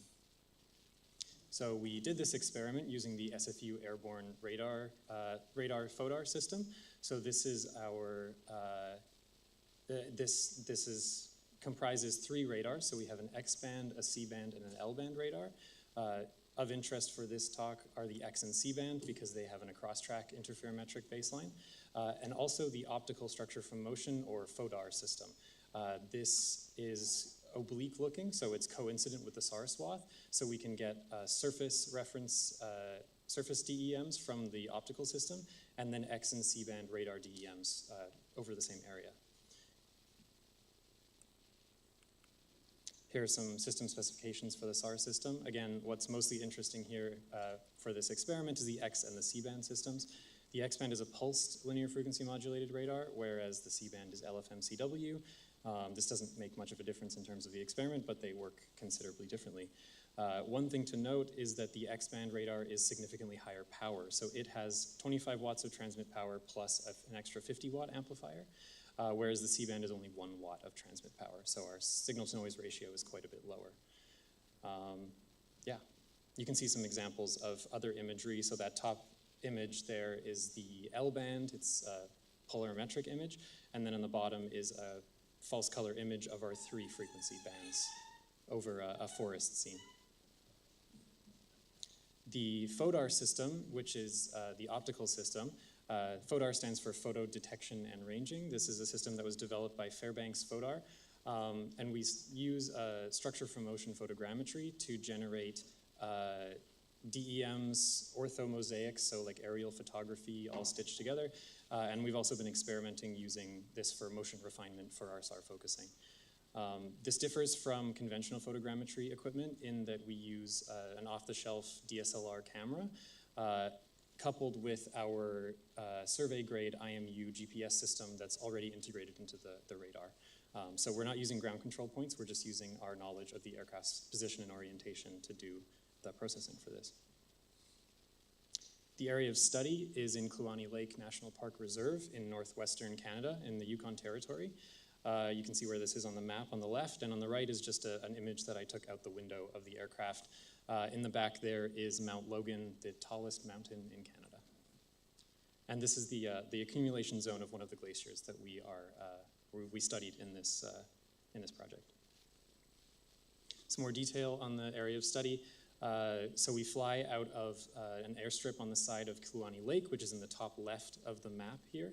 And we fly into the ice fields and gather data at several different elevations on the glacier, because that's one of the parameters that we want to investigate in terms of penetration and its connection to elevation. Yeah, bottom right is the aircraft that we use. So for the experiment, we did simultaneous collection of X and C band across-track interferometric radar data with a FODAR acquisition at the same time to give us a reference surface. So the FODAR is taking pictures, so it's only getting the top surface. So that gives us a surface model, and then we compare that with the DEMs generated with the X and C band that should be below the surface somewhere.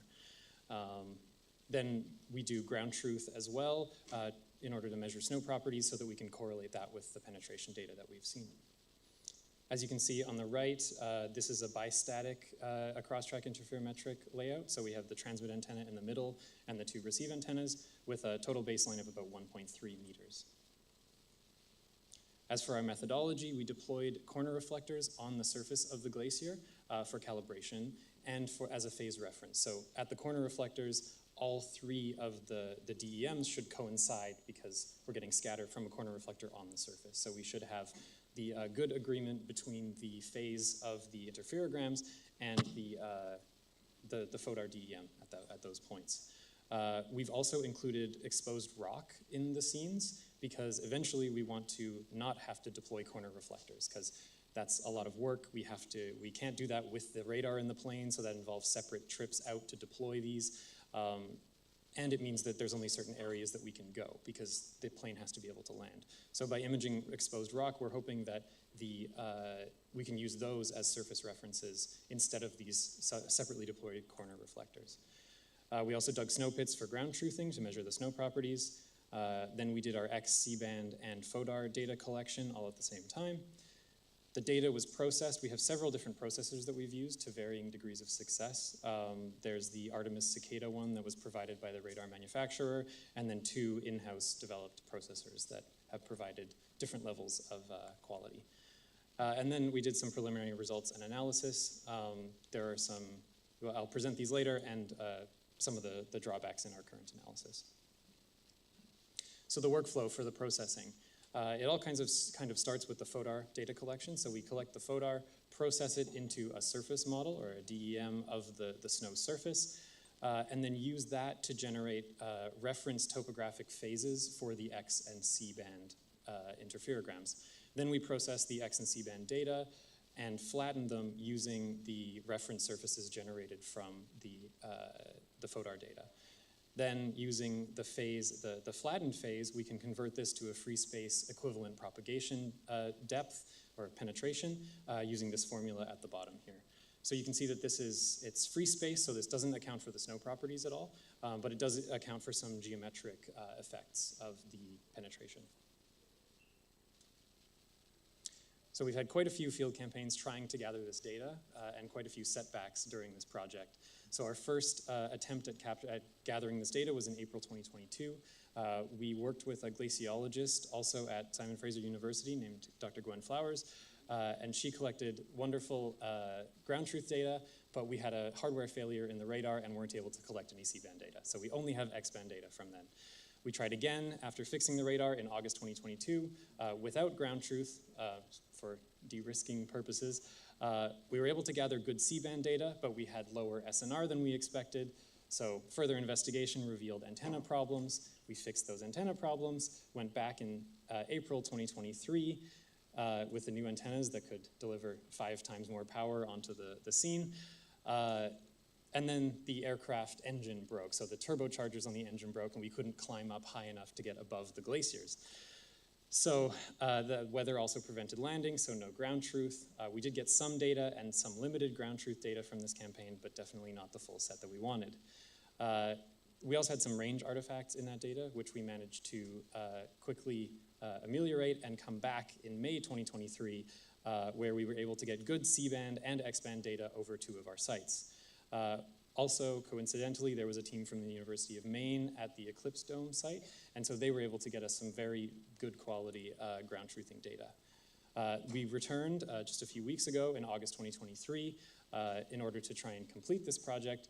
But again, we were able to get 1 snow pit done, and then weather delayed our radar flights, and then we had a very scary in-flight engine failure that ended the campaign early. So again, we weren't able to gather great data from that campaign. I've got some examples here of those range artifacts that I was talking about. So this is the April 2023 data. You can see the C-band data. You can see these lines in constant range. And then in May, we were able to resolve these through messing with the radar parameters a little bit. So now I'll present some preliminary results. These are by no means a final analysis, but just an example of what we've done with this so far. So this is from the August 2022 campaign. You can see the various products that we're working with on the right-hand side here. So this is an orthomosaic, which is all of the FODAR images stitched together. So it's like an aerial photograph. Then the FODAR DEM that we generated over the glacier, and then an MLI from the C-band and X-band images. This is the interferometric programming, so you can see the MLI at the top again, the raw interferogram, and then the interferogram flattened using the FODAR DEM. The purpose of this slide is basically to show that our rock referencing method is working. So we're basically able to get very close to zero phase over the rock when flattened with the FODAR DEM. So that tells us that the rock and the FODAR DEM are very close to each other at both wavelengths. So we are getting surface scatter there. In April 2023, again, this is a summary of the data. You can see actually pretty well in the C-band MLI, we've got the exposed rock on the right-hand side, and then our two corner reflectors in the data as well. Kind of one's close to the middle and one's on the far left. Here's the interferograms from that campaign. So again, the raw interferogram and the flattened interferogram using the surface DEM. And here, based on the corner reflector data, we can look at the difference between the surface scatter and the X and C-band scatter. And we're getting, so at X-band, we're getting about 230 degrees of phase difference, which corresponds to about 7 meters of free space equivalent penetration. At C-band, it's even more, so 290 degrees of phase difference, which is about 18 meters of free space equivalent propagation. Now, again, this hasn't been converted into actual propagation into the snow, but still, it's what we've got so far. The May 2023 campaign, again, here's the same figure, basically. Now, the issue here is that it was very windy during this campaign. We had a lot of inclement weather trying to fly over the glaciers, and so we still haven't been able to fully work out the motion artifacts in the interferogram. So basically, when the aircraft rolls, your baseline changes, and so you get these extra fringes showing up.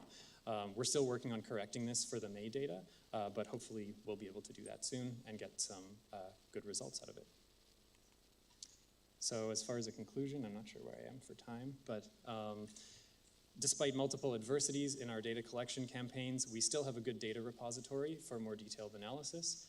In order to achieve the ideal project goals, which is spring and fall acquisitions with concurrent ground truthing, we will have to do more acquisitions. That's just the way things go. The focusing quality of the original Artemis processor was very poor, which led to very low phase quality, but we've improved that significantly, such as the removal of those artifacts and just better phase quality in general. The rock method that we're trying to use seems to work as expected, so we're hoping to be able to replace the corner reflector calibration completely with the rock-based calibration. We were a bit worried at first about the small baseline, but it actually ended up being good because we have quite a bit of penetration. So the small baseline means that our ambiguities are very far apart. So we don't get too much wrapping as we get the penetration, which is nice. We're waiting for the University of Maine field campaign ground truth analysis, which should give us more insights about the snow properties during the May campaign. And yeah, hopefully that will improve our analysis a little bit.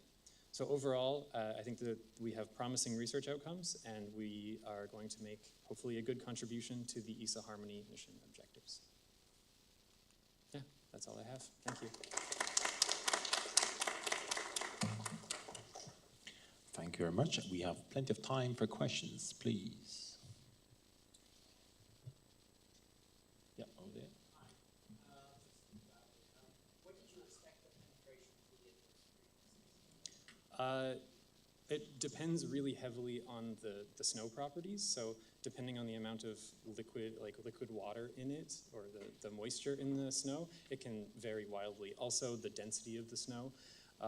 The measurements that we've got here are about what I expected, but I'm not an expert on this kind of penetration measurement, so yeah.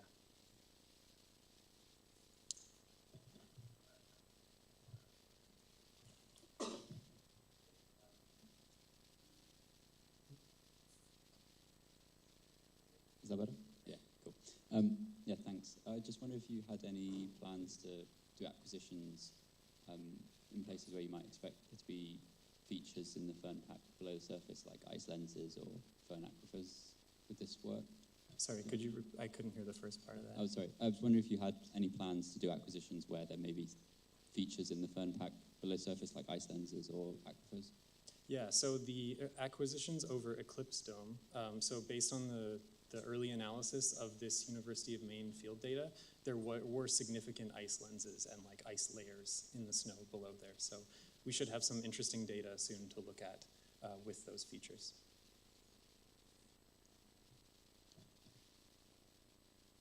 Other questions?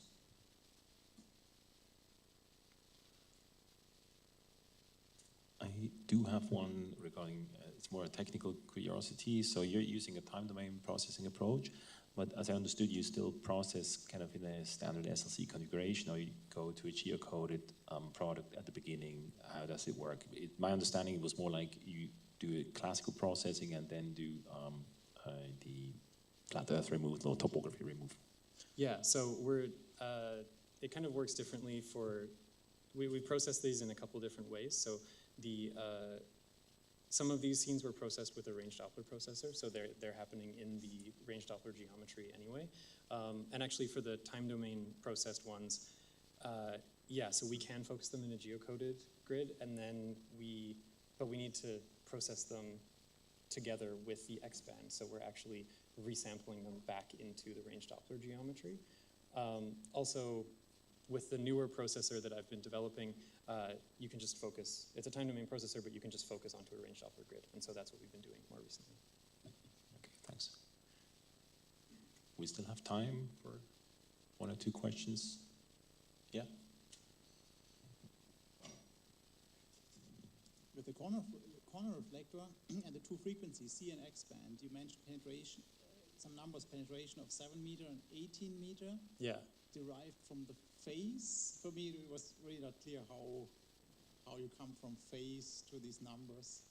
So it's basically the way that you would create a digital elevation model from a cross-track interferometry. That's what we're doing there. So converting the phase into a distance, vertical distance, essentially.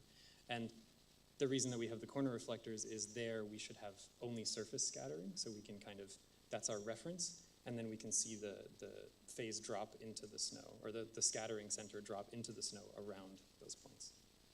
So you compare the phase around the corner versus the corner? Yes, okay. Exactly.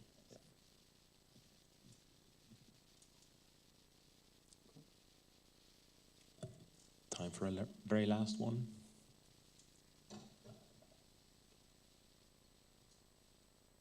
Yeah, Charles.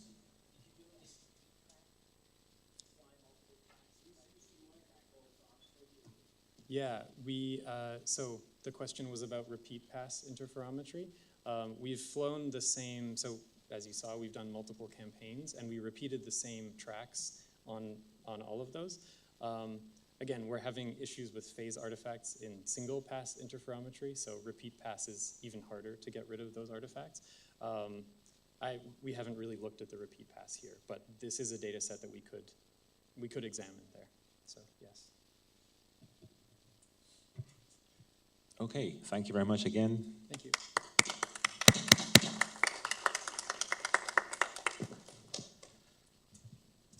The next talk is given by my co-chair, Lynn Rouillet, and it is entitled Exploiting the Sentinel-1 Extra Wide Swath Mode Archive for INSAR Applications with the Terrestrial Cryosphere. Please. Thank you very much.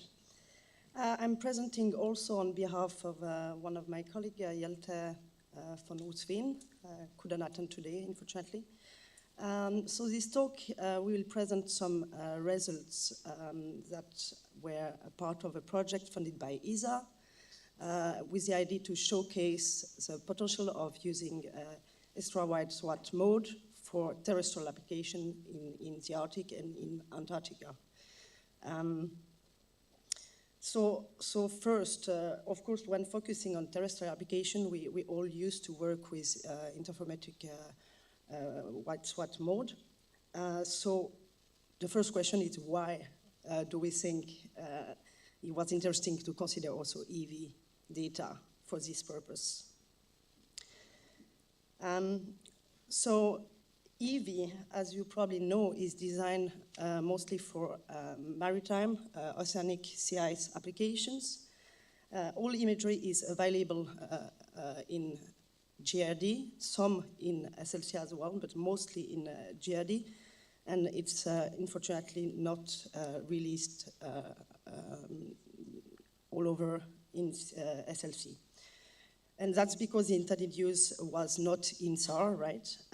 But at the same time, EV is very similar to IV, except for the lower resolution. But on another hand, as you can see on the figure on the right, EV has a much better spatial coverage. So typically one standard Sentinel-1 slice can cover almost the entire Svalbard. So this is an example over Svalbard, right? So the question is how it can be useful, right, for polar applications, but not underused currently. And so the question is also, is the resolution an issue?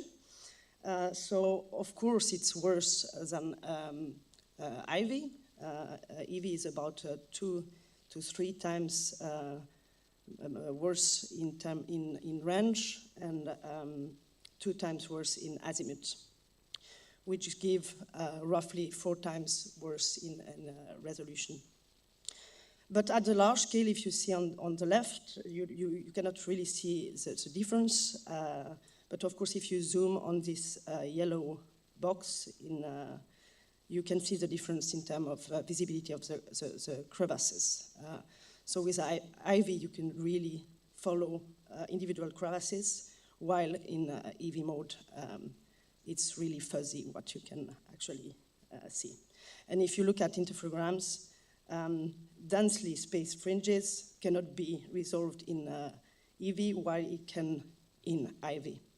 So that's an open question. Can we basically use EV for this kind of application? And that was the goal of the project, to test several applications. So as it is, again, maritime and sea ice mode, EV mode is acquired extensively in the north and the south, as you can see on the top right image. And because the satellites have a polar orbit, there is a very short revisit time, up to daily for some regions, when 1B was still available. And again, so the point is that because of this amazing coverage, both in space and in time, can we use this data for application, cryospheric terrestrial application, for example, glaciology and permafrost applications. So to show you some kind of differences between IV and EV in terms of coverage, here are the first 2 examples over ice-free, or it's not fully ice-free, but typically for permafrost applications in Svalbard and Canadian Arctic. And for Svalbard, you can see that there is way more EV than IV, especially in the descending mode. So the ascending mode is lacking in EV, and that's because there is a conflict with sea ice use. Basically, well, yeah, this has to do with the acquisition time of the EV scene for sea ice services in Norway. And the same case for Canada. It's extremely well covered with EV, both in time and space. And this could also really be valuable for permafrost studies. If we think about now ice sheets or ice shelves, it's the same situation. Typically Greenland, we can see that it is really well covered by EV. And the main advantage here is to increase the sampling rate by combining IV and EV mode. And at the same time, EV and IV mode have different orbit geometries that could be combined in an interesting way for the ice sheet. While in Antarctica, it's IV is still the preferred mode for this kind of studies, obviously, but with EV we can double the volume of the data volume. And especially in East Antarctica, and where you have this black box, there are very, very few IV available, and it's lacking 6 days repeat. That is really valuable for grounding lights detection typically. So this FIS, this is a Finbull ice shelf that is shown in black-orange. And you can see that there is very few data, and that's because it's located at the 0 meridian. So there is a gap in terms of IV observations. And this is where my colleague here, Jelte, decided to focus most of his work.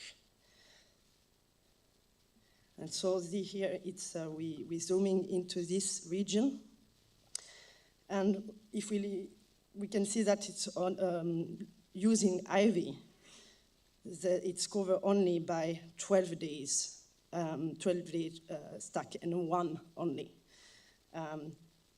And so it has never been 6 days, so the grounding line basically had never been really well studied in this region. The last estimate was from the 90s using ERS. And when we look at EV mode, of course, you can see that it increased the data coverage, and you can go to 6 days also repeat pass. So basically, it enables higher sampling rate, combination of observation, and that's why Jelte also chose this area to go further. So now going to some results regarding the glaciological part first, and then some example for the permafrost application. So Finbull ice shelf, it's a large ice shelf in Queen Maud Land. The flow speed is up to 750 meters per year. And as I said, the last known grounding line is from ERS data, or like the INSAR-made grounding line is based on ERS data from 94. And so on the image on the left, on the bottom left, you can see an example of two interferograms that have been subtracted to double the difference procedure to obtain grounding lines. And what Jelte did, he basically processed all 340 scenes, created all 6 and 12-day pairs in a daisy chain procedure to create double differential interferograms and delineate and grounding lines.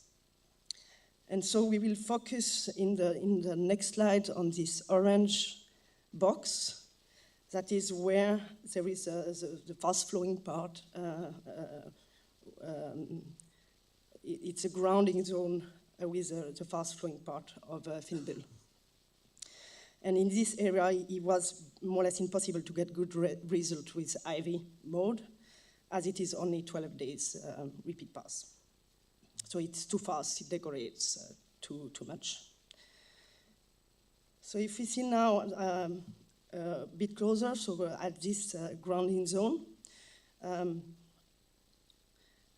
So using one orbit, we can create combination of INSAR pairs. And here we show 2 years time series of these daisy-chained interferograms. And you can easily see on the animation on the left that stopped for some reason. Now it's starting again, good. You can see the variation in extent of the grounding and the flexure zones.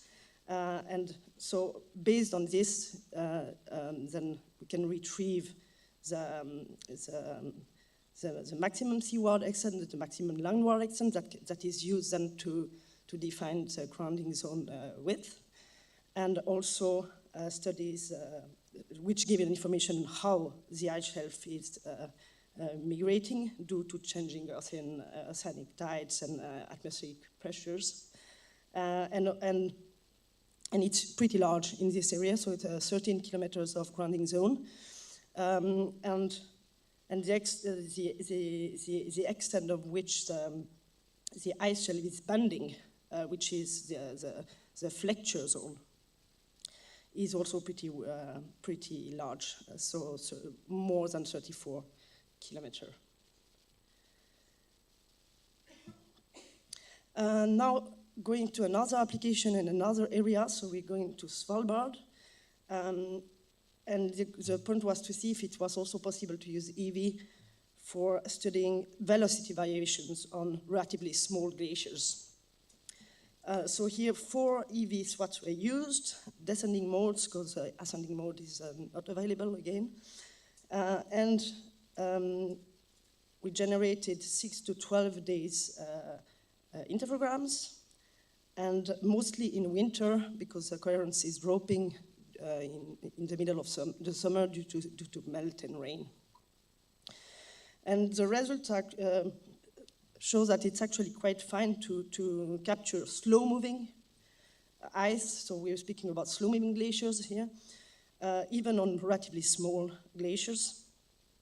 And in the map in the middle, you can see the different points that were acquired with, so it's a GPS stake network from the Polar Institute,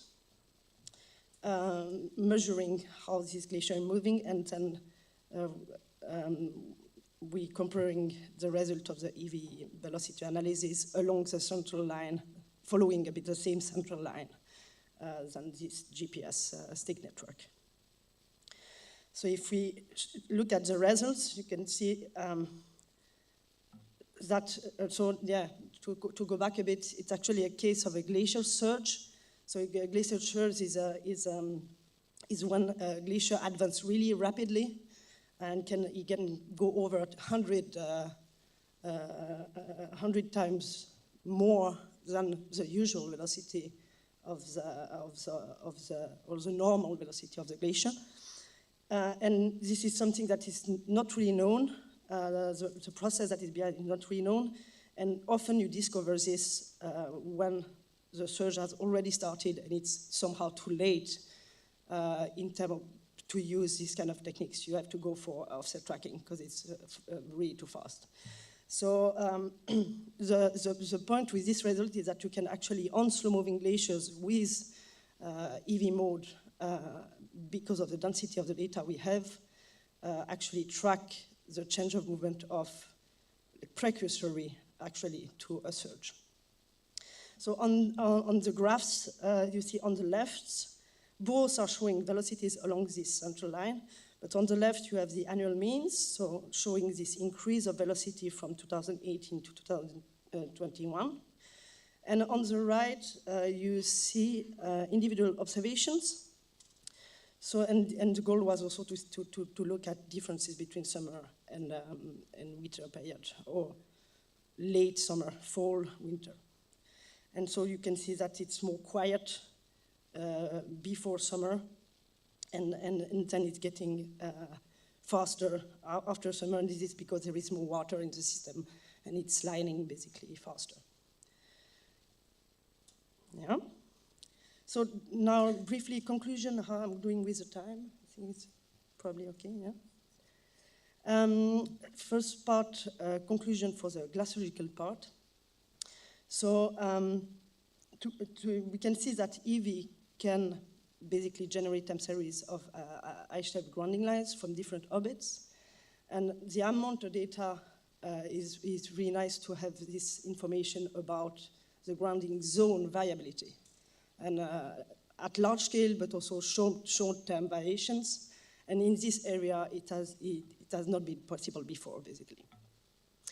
And what is the challenge now is comparing the previous information from ERS to what we got. So that's I think what YELTE is working on right now. And regarding Svalbard, so we could see that the data coverage is really helpful to understand the changes of velocity even on relatively small glaciers. And just a note that actually we use a quite small multi-looking factor to overcome the low resolution, and still it's relatively good coherence on many of these interferograms. So that was actually a surprisingly good coherence even on 12 days interferograms. And so the idea is now also to show that there are many potential applications. So we will not do everything in that project, but I think we can use EV for many other things like crack identification, capturing sub-glacial lake drainage, etc., etc. So I think that opens the door to many more things. So now I will move to some results for permafrost application. I will not be too long about it, but just to say also that this is more what I'm doing, permafrost studies. So we decided to perform our test in Svalbard, and this is because we have long experience using IV. So in Svalbard, the ground surface is really dynamic due to seasonal freeze and thaw processes, especially in the upper part of the ground that is seasonally thawing. And this results to ice melting and formations that actually subside the ground and heat the ground on a seasonal basis. And in addition, on the slopes, as you can see in this sketch, which is a kind of cross-section in a valley, you have also many different landforms creeping down the slopes, especially where there is high water ice content. So, 3 minutes? Yeah, I will manage for once. The question was why actually using EV, because we have, again, IV mode available, and we have worked with IV before. But as you can see, again, the coverage is really different, and we can actually have, there are 8 tracks, I believe, with EV, and we have 1 ascending and 1 descending with IV. So there is, of course, a question of temporal resolution, that we can theoretically increase the temporal resolution if we manage to merge in a good way this time series. And of course, you get also more views, so we can go from line of sight measurement to 2 to 3D displacements. And in the future, to upscale the investigation of ground movement in Svalbard, we can also process maybe in one go some things and have the entire archipelago covered. So that was the idea, to test a bit, and the first thing we wanted to check is that if we process separately IV and EV, can we get the same pattern, basically. And so here we focused on a flat lowland area, so the main area you see on the maps under is a valley bottom, where you expect it to have vertical seasonal subside and sieve patterns. And the dark red zones are where it's subsiding more because it's ice-rich in the ground. And so we process separately with the same S-bus processing chain, IV and EV, and you can see that there is a good general consistency in terms of spatial pattern, but not only spatial. If you look at time series, you can also see this seasonal cyclic effect, so subsiding during the summertime and heaving when the ground is refreezing. And last slide. So this is a bit ongoing work and next step. So the goal is to process and combine all these different time series to really increase the resolution to something that is daily. And on the left, you can see the list of tracks we have processed right now. So it's not fully comparable yet because it's not corrected for time reference and it's a single resolution difference and such. But that's where we want to go, basically.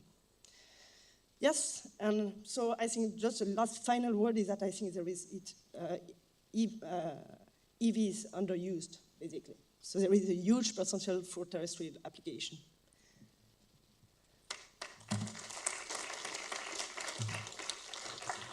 Thank you very much. I think we can allow a quick question if there's one. Otherwise, you can. Yes. At the very top. Yeah, thank you for a great presentation. So what recommendation would you give to ESA about the availability of EW SLCs?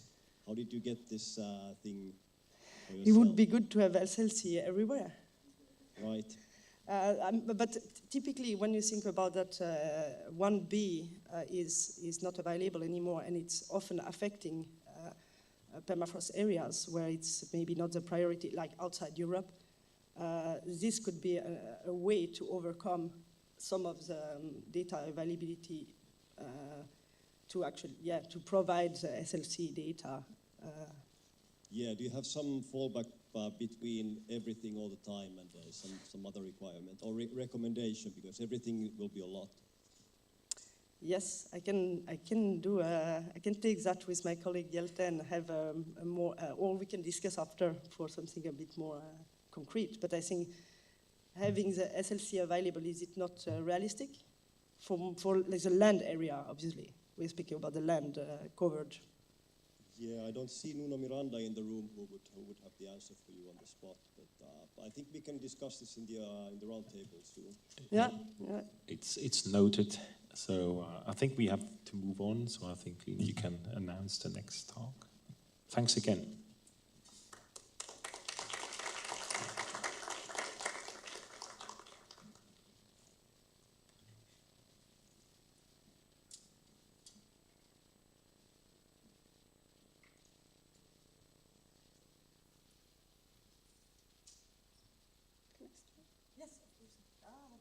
Me? Oh, I'm sorry. I got overwhelmed being both presenter and chair. That's not good. Sorry, the next presenter is Kristina Belinska and, from DLR, and she will present on repeat pass interferometric and polarimetric SAR data for snow water equivalent retrieval. Okay, Thank you for the introduction. And welcome to my presentation on using repeat pass interferometry and polarimetric SAR data for the retrieval of the snow water equivalent. And as a short introduction, the snow water equivalent describes the amount of liquid water which is contained within a snowpack. So it would be the depth of water if the snowpack melts instantaneously. And to calculate the SWE, it can be approximated by the product of the snow depth and density set in relation to the density of water. And the SWE is an important parameter for hydrological and climate models, for water resource planning, and especially when the snow starts to melt, it's needed to make flood predictions. And for repeat pass SAR interferometry, so to look at the same spot at different time, a SWE retrieval model can be used, which relies on the fact that the radar waves are refracted in the snowpack. And here you can see an example. So in the left plot, you can see a radar wave traveling to the ground. And when the ground is covered by snow, the radar wave is refracted because snow has different dielectric properties than air. And then when comparing no snow to snow conditions, a difference in the optical path length can be observed. And this comparison not only works for snow compared to no snow condition, but also if there's already an existing snow cover and the SWE is increasing or decreasing between the measurements. And here it has to be pointed out that we have to look at dry snow so that the radar wave is able to penetrate through the snowpack. And when now considering the geometry of the scene, the path delay can be translated into an interferometric phase. And it depends on the wave number, on the snow depth change, on the incidence angle, and on the dielectric constant. And we're now using an empirical relationship for the dielectric constant. The SWE change independence of the interferometric phase can be calculated. And you can see that there's a linear relationship, and the SWE changes, in the plot you can see the results for X, C, and L band, and you can see that the SWE changes for L band are higher than for X band. However, this method has some limitations because we're looking at repeat pass SAR measurements. We have temporal decorrelation between the acquisitions, and also phase calibration is needed. Moreover, as will be seen later, the phase delay depends on the polarization, which needs to be taken into account. And as the interferometric phase lies in an interval between -pi and pi, only a limited range of SWE values can be retrieved unambiguously, and outside this interval, phase wrapping occurs. So when the phase will get larger than pi on the very right side, it wraps, and therefore the SWE values will be underestimated. And this can be corrected by adding the missing phase cycles. So the goal is to calculate the sweep change using the interface and then to correct the phase reps due to large sweep changes, and in order to then obtain a final sweep estimate. And there are different ways to do so, and the first possibility would be to use in situ measurements to correct the missing phase cycles. So over a test site of Svalbard, using TandemX data, the range where the sweep change can be retrieved was very small. It was between minus and plus 8 millimeters, and you would have underestimations of the sweep changes above this threshold. And here you can see an example for the part of the time series. So you can see on the y-axis the sweep change, and on the x-axis the dates, with always 11 days temporal baselines because we use TandemX data. And in red you can see the ground measured sweep changes, and in blue you can see the retrieved INSA sweep changes. And there are 2 points where there are no INSA sweep estimates, and it was where the coherence was below 0.3, so these values were masked out. And yeah, you can clearly see an underestimations. And now the in situ measurements are used whether the actual sweep change was above this threshold, and if yes, the missing phase cycles are adding, and following results are obtained. Like here, it has to be pointed out that because we're looking at X-band, this phase rep correction has a high impact on the results, but it just to show that for 11 days in X-band, the phase reps are one of the main limitations. And another possibility to correct the phase rep would be to use multi-frequency sweep estimations, because we want to do the phase rep correction without the need of additional in situ measurements. And here the basic idea is to use the sweep change from a longer wavelength, like for example L-band, because of the high phase rep threshold, to correct the sweep change estimates from shorter wavelengths measurements, like for example C-band. And the basic idea is like to calculate the sweep change, including the standard deviation from L-band measurements. And when they're below the phase rep threshold for the C-band measurement, no correction is performed. And if they're higher, then the missing phase cycles are added. And here's an example for Sentinel-1 data over a test site in Finland. And here in the plot, you can see again the sweep change and the dates. And here we have always 6 days temporal baselines. And in orange, you can see the ground measurements. And in blue, you can see the retrieved sweep values. And now LS2 data from the same winter is used to add the missing phase cycles. And we obtain following results. So now we have some overestimations, but the accuracy increased compared to no correction. But here it has to be pointed out that the winter was not optimal because the temperatures were often above 0 degrees, and therefore there might be some melting in the snowpack, and the radar wave was not able to penetrate to the ground. But however, this multi-frequency correction might be important for upcoming multi-frequency SAR missions.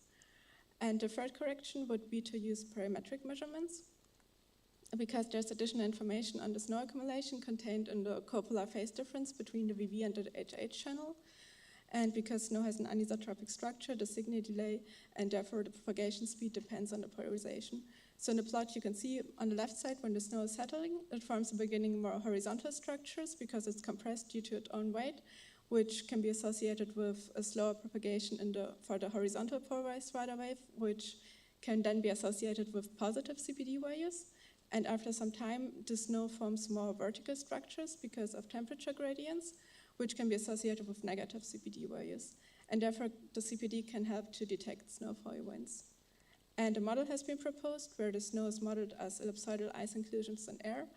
And then when assuming anisotropy, so the snow structure, and the density of the snowpack, the dielectric constants, and also then the refractive indices for the HH and VV polarization can be calculated.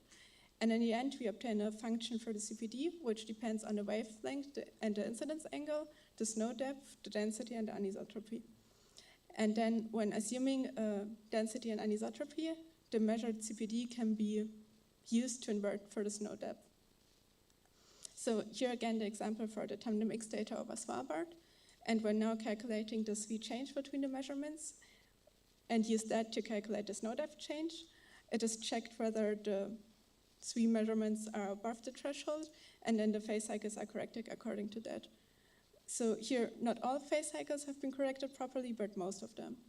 So the advantage to use the CPD is that it's less sensitive to phase reps, and also that no absolute phase calibration is needed. However, there's a limitation both for INSAR and POSAR. So between 2 measurements, because we're looking at repeat paths, the sweep can increase or decrease, or the microstructure, so the anisotropy can change. However, the phase change is obtained for both. So we will obtain also the INSAR phase, even though the sweep stay constant and just the anisotropy changes. And the question is whether it's possible to separate these effects. And for that, the idea is to combine the de-Insar and parametric measurements in a Pol-Insar approach. And for that, we want to calculate the temporal coherence regions. So we need 2 parametric acquisitions at 2 different times. And we use dual pol data. And from that, we calculated the coherency matrix for image 1 and image 2, and also the temporal Pol-Insar matrix between them. And this is then used to calculate the temporal parametric coherence, which can be seen in the equation below. And here omega are the unitary vectors of the different polarization states, and for now we always used omega 1 equals omega 2. So here's an example for the data. So this is from the tandem X data over Svalbard for an event where we had a rather high snow depth change, a high speed change. And here the coherence region is plotted in the unit circle. So the radial extent ranging from 0 to 1 is the coherence, and the phase is the phase.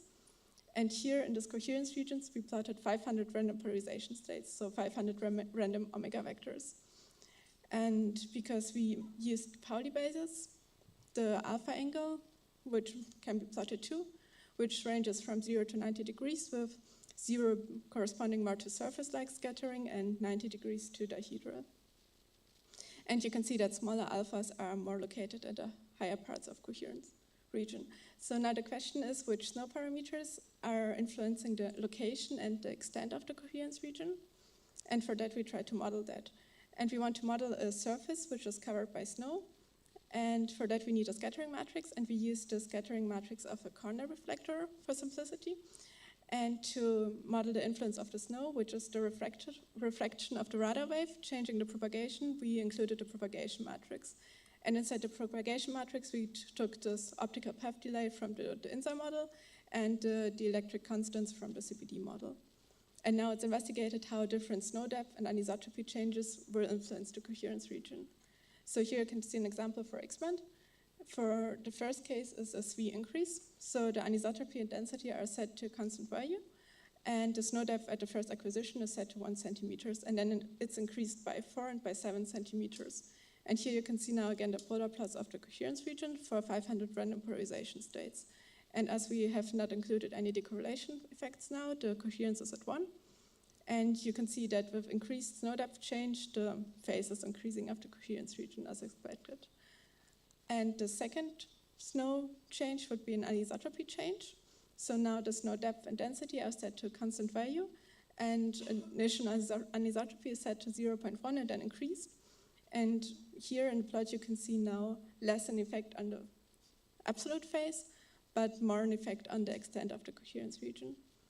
And to look more into detail, so here's again the first case of the SV increase. And here the interferometric phase is plotted for the VV channel in blue and for the HH channel in orange. And yeah, you can see that the phase starts to increase with increasing snow depth change, but you can also then observe the phase rep between 4 and 6. And also increasing difference between the VV and HH channel can be observed, which can be also seen more in detail with the parametric phase.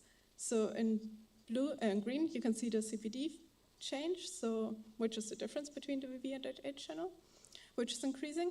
And in red, you can see the phase extent, so the width of the coherence region. And you can see that the phase extent has higher values than the CPD and therefore higher sensitivity. The second case is the anisotropy change.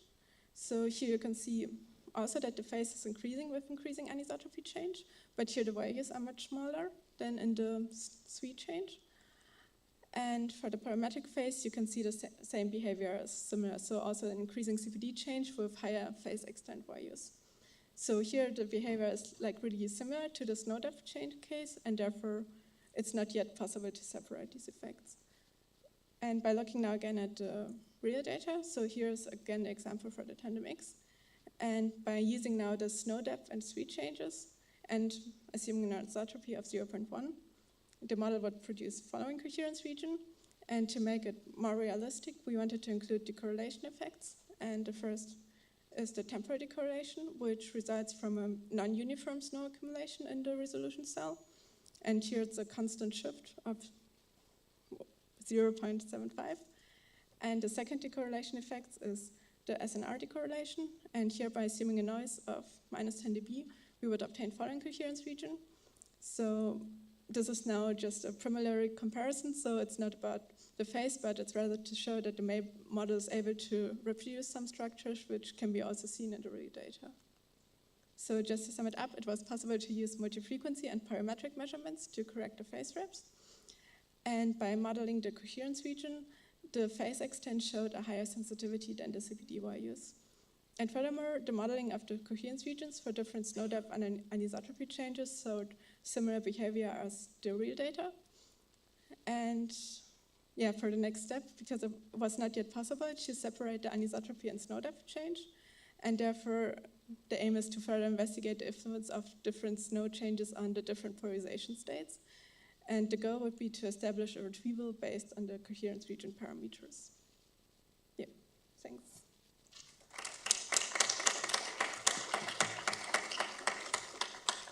Thank you. We have a lot of time for questions.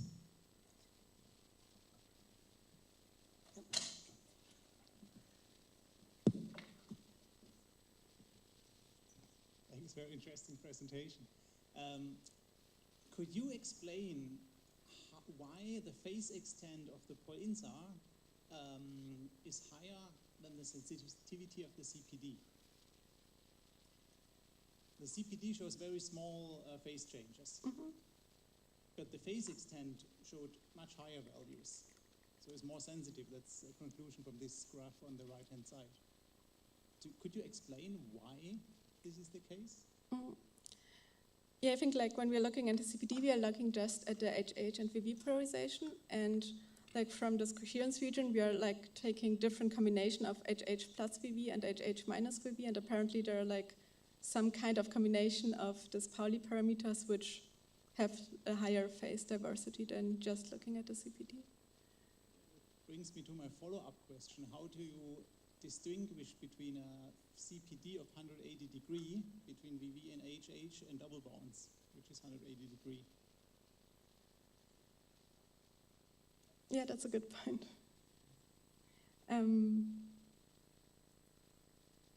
Yeah, I haven't checked it yet. That's the reason why I didn't look into Pol-INSAR, because double bonds looks like a CPD of 180 degree, and it's completely different effects. I couldn't solve that, maybe you can. Thanks. Any other questions?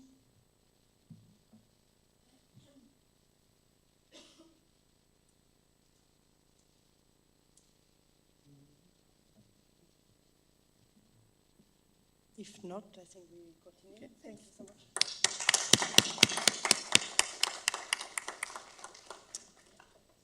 The next presentation is from Fabio Bavanga about rock glacier activity by exploiting multi-band SAR data through differential soil interferometry and offset tracking.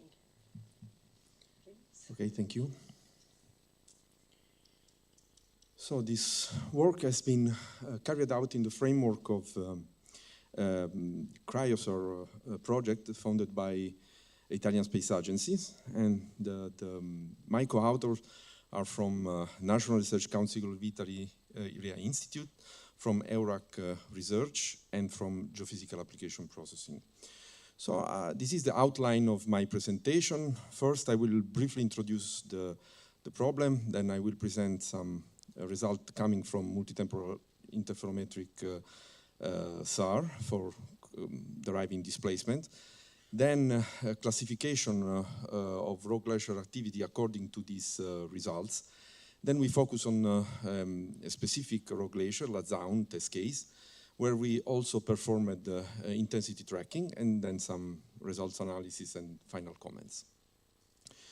So rock glacier are basically a mix of ice and rock, and they represent an important water source, particularly in this period of climate change, and so in areas in drought-prone regions.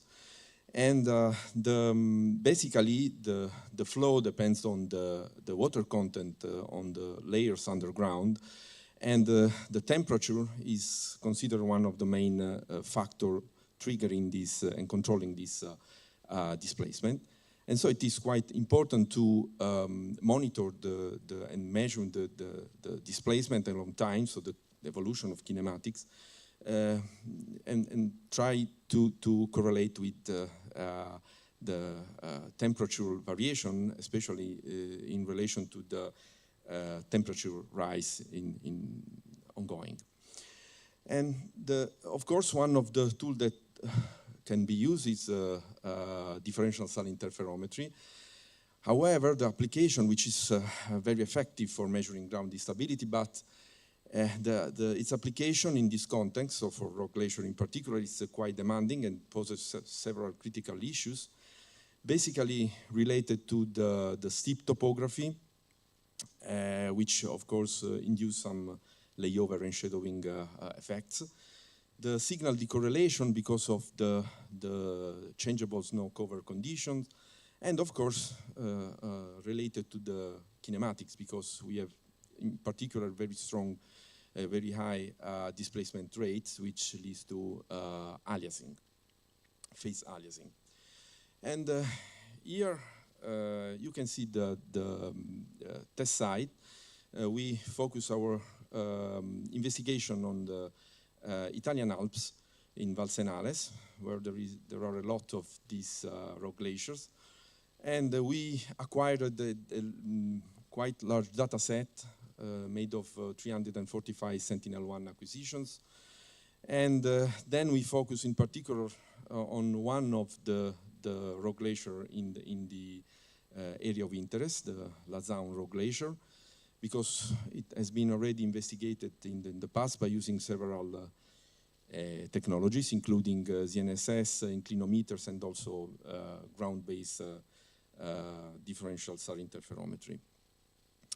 And just, so we started by, because of, we are very well aware about the critical decorrelation ongoing in this kind of area, we started by investigating the behavior of coherence a long time, and then we built up a stack of coherence by coupling consecutive acquisition in order to, let's say, decrease as much as possible the decorrelation, temporal decorrelation. And then we compute the average, in this case, in this plot, around the Lazaun test area, and we plot the average of the coherence. And you can see that, of course, a long time coherence is mostly quite low, except within this interval between this, among these red and blue vertical lines, which basically includes snow-free acquisitions. And what happened is that I plot a couple of images, which is typical images where one in case of high coherence, where in this case we can, in summer acquisition, when it is possible to catch clearly the signal related, the phase signal related to the rock glacier activity, while in case of low coherence, of course, the differential phase is practically unmeaningful. And so we have to deal with this, of course, very complex setting. And then we, after this preliminary investigation, we perform a multitemporal differential interferometric processing by using the SPINO algorithm, which exploit both persistent scatter and distributed scatterers. And we get these first results. Here you can see the map of mean displacement rate computed of the selected coherent targets in the area of interest. And on the same image as have been also, you can see also the polygons corresponding to the rock glacier in the area as derived from a regional inventory map. And the color of the borders depends on the activity of the glacier. So we have active, relict, and undefined. And so, of course, the coherence target sometimes is lacking, and this is very, it occurs also in correspondence of several rock glaciers. So we try to improve these results by adopting some ad hoc strategy in the processing. And first of all, we eliminate the image, and so the interferogram where we have snow cover, according to our preliminary coherence investigation of the coherence evolution in time. And moreover, we try to at least partially overcome the problem of aliasing, phase aliasing, by forcing the algorithm to search for higher velocity. And basically what we did is to use iteratively the velocity estimator not centered on zero velocity, but moving to higher velocity values. And then we get these more interesting results. So of course the number of target increases, and the density is quite good to cover mostly all the rock glacier in the area of interest. And we see also that there are some rock glacier classified as, for instance, this one, the black one, classified as relict, where there are targets showing deformation. So this means that these results demands for further improvement of the classifications. And so this is what we try to do. And so we try to implement and classification procedures based on these results from the SAR interferometry. And first of all, we compute the percentage of rock glacial surface covered by the coherent target, because of course the reliability of the information that we are able to use to classify according to the velocity each rock glaciers depends on the number of targets within the rock glacier polygons. So we build this automatic procedure, quite simple, to derive the density of the reliability of the information that we are able to derive from the multitemporal sun interferometric products. Moreover, we try to investigate also the spatial patterns of the deformation, and we, through also a K-means algorithm, we classify the velocities, and we see that indeed exist several classes. The velocities are quite well classified, and we see also that the velocity classes provide interesting results, because we see that often the velocity values increases coming from the border of the rock glacier coming into the inner part, because there we expect the higher value of deformation indeed. And so we try to use all these results, so the mean velocity, the cluster of velocity, as well as the density of target within the rock glacier borders, to derive a more reliable classification procedure. And this is what we get. This is a sketch of the flowchart, and basically we use this is based on the interferometric products, but we use also other inputs, so optical orthophotos, permafrost probability index, NDVI, for selecting area covered by vegetation, and also not only products from multitemporal sun interferometry, but also product coming from the standard interferometric product that we derived by coupling consecutive images. So just coherence map and differential phase maps. And these products are, this investigation is required when we have, in particular, when we have a lack of a coherent target. I will not spend more detail on the procedure, but you can see that there are some decision blocks which are based on the density of the and on the density of the target within the polygon.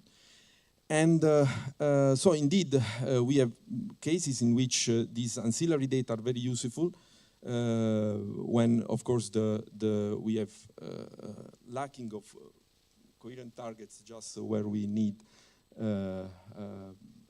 where we need, and this is basically due to the high velocity ongoing in the inner part of the rock glacier that we were not able to overcome by using the ad hoc strategies in performing velocity estimation. But in this case, we can use reliably the coherence. So you can see the black pixel here, which correspond to area where we have abrupt variation of the deformation, as well as, of course, the standard interferometric phase. And okay, then we derive a new classification map. On the left, we have the original one. On the right, the polygon classified according to the refined procedure based on the interferometric results. And you see that there are several polygons that changed colors because they have been classified in different way. And in particular, we have example of like this one of rock glacier that has been moved from a relic class to a active class.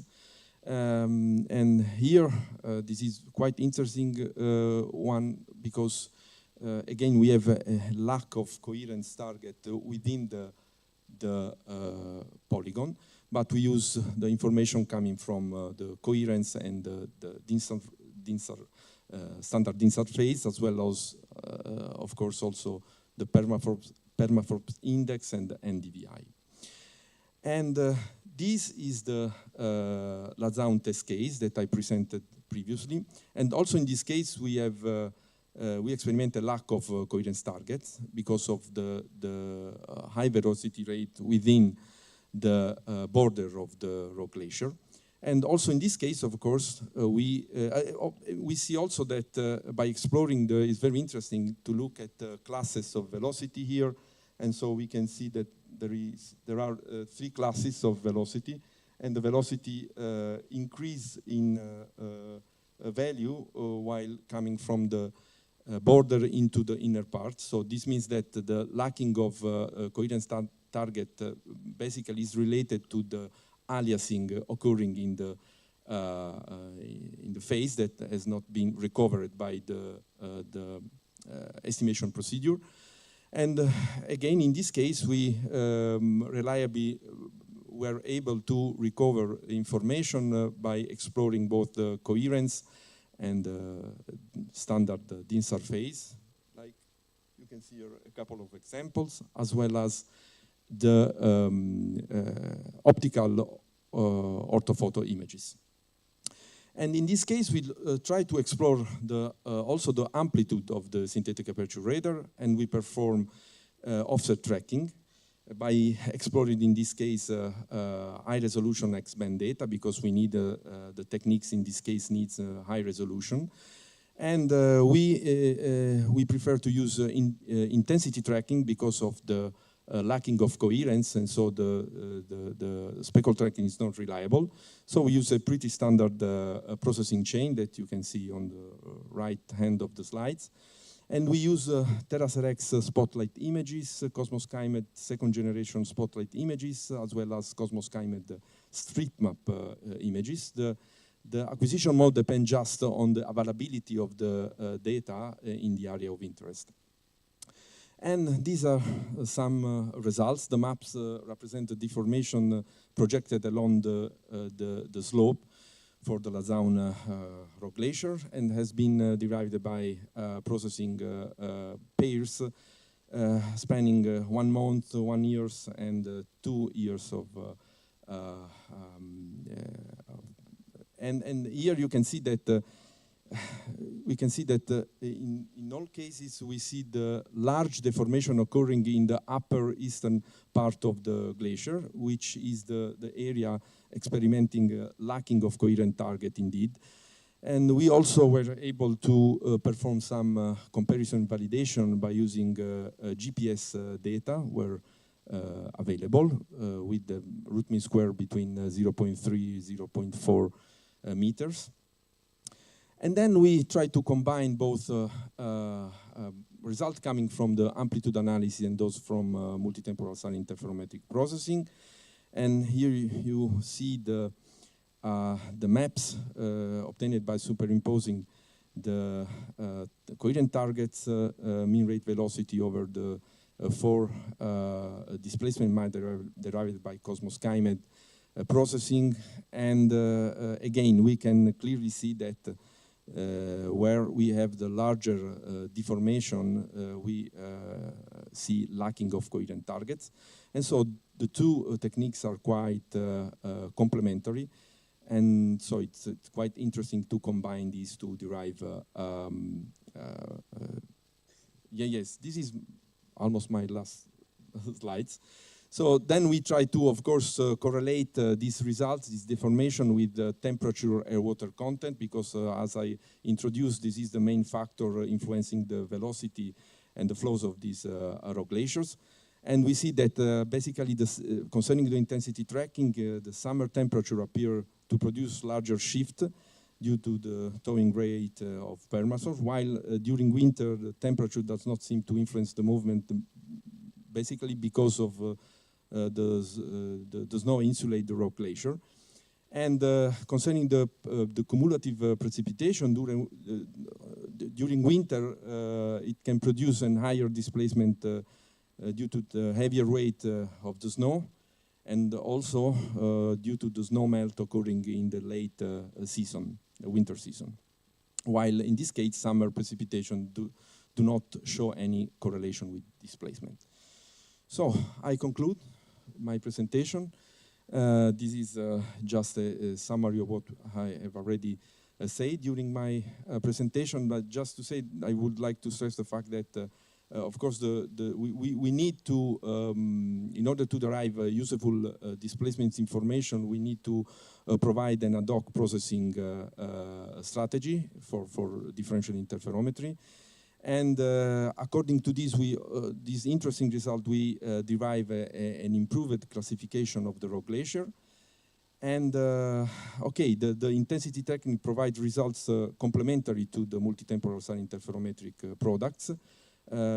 Because it allows to provide displacement estimation of areas and periods not covered by the sun interferometry. And so you can see here some future works that we plan to do. First, we try to introducing automatic procedure for spatial and temporal analysis of the displacement map.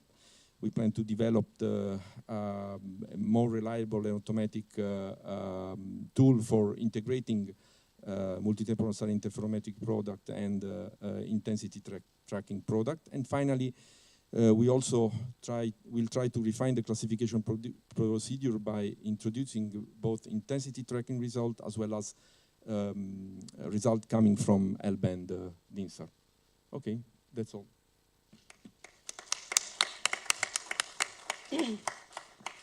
Thank you. We have time for one question or maybe two short ones. I may have one then. So which maximal temporal baseline did you use in the multi-temporal INSAR processing? Yeah, okay. The procedure explored both permanent scatter and displacement scatter. So basically, we use a standard one single master processing. But of course, when we explore the distributed scatterer, we combine properly the acquisition according to the best coherence on the specific area. So it's dependent on the contrary, when we use the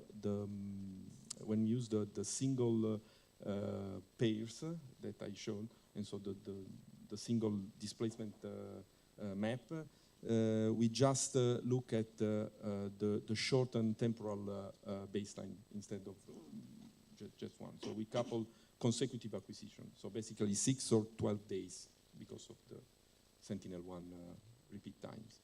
But because for now you have not really used a time series, you use more the mean velocity information for the categorization of active transitional relic, right? Yeah, we did. So you may have a better coverage if you use only 1 year without Ah, so the interannual? one, yes, of course. This is one another. Yes, of course. We explore all the baseline by removing. Yes, I didn't say, but we remove the snow, the image with snow coverage, and then we use basically just the whole period covered by the acquisition. But we plan also to, of course, processing year by year in order to see also not only interannual displacement, but also seasonal one. Because at the moment, what we get is basically a rate which is an average of the yearly movement, okay, along the whole period. Not. Yeah, no, interesting. Then I guess I used the entire time with my question, but if there is somebody else who is, we can continue to chat after. Okay. Yeah, so we move on. Thank you again. We move on to the last presentation from Thomas Nagler about experimental studies on dual frequency INSA application for snow mass monitoring.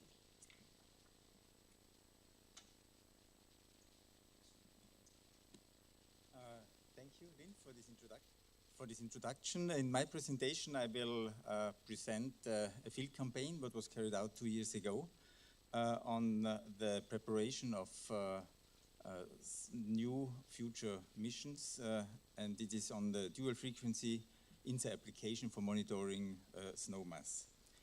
The objective for this was that we are testing and evaluating methods for snow mass in alpine environment where high resolution of in the order of a couple of tens of meters to 100 meters is needed. And we are focusing here on repeat pass interferometry, applying this approach. And this experiment was carried out with an airborne campaign in collaboration with DLR. And we want to prove a concept for applying a geostationary SAR system for INSA retrieval. It was an Earth Explorer proposal where we are having a C-band geostationary SAR providing every few hours an image of certain regions in the world, or in the Alps, for example. And this mission was not selected, but it is proposed to go on. And this campaign actually was evaluating the capabilities of such a SAR mission.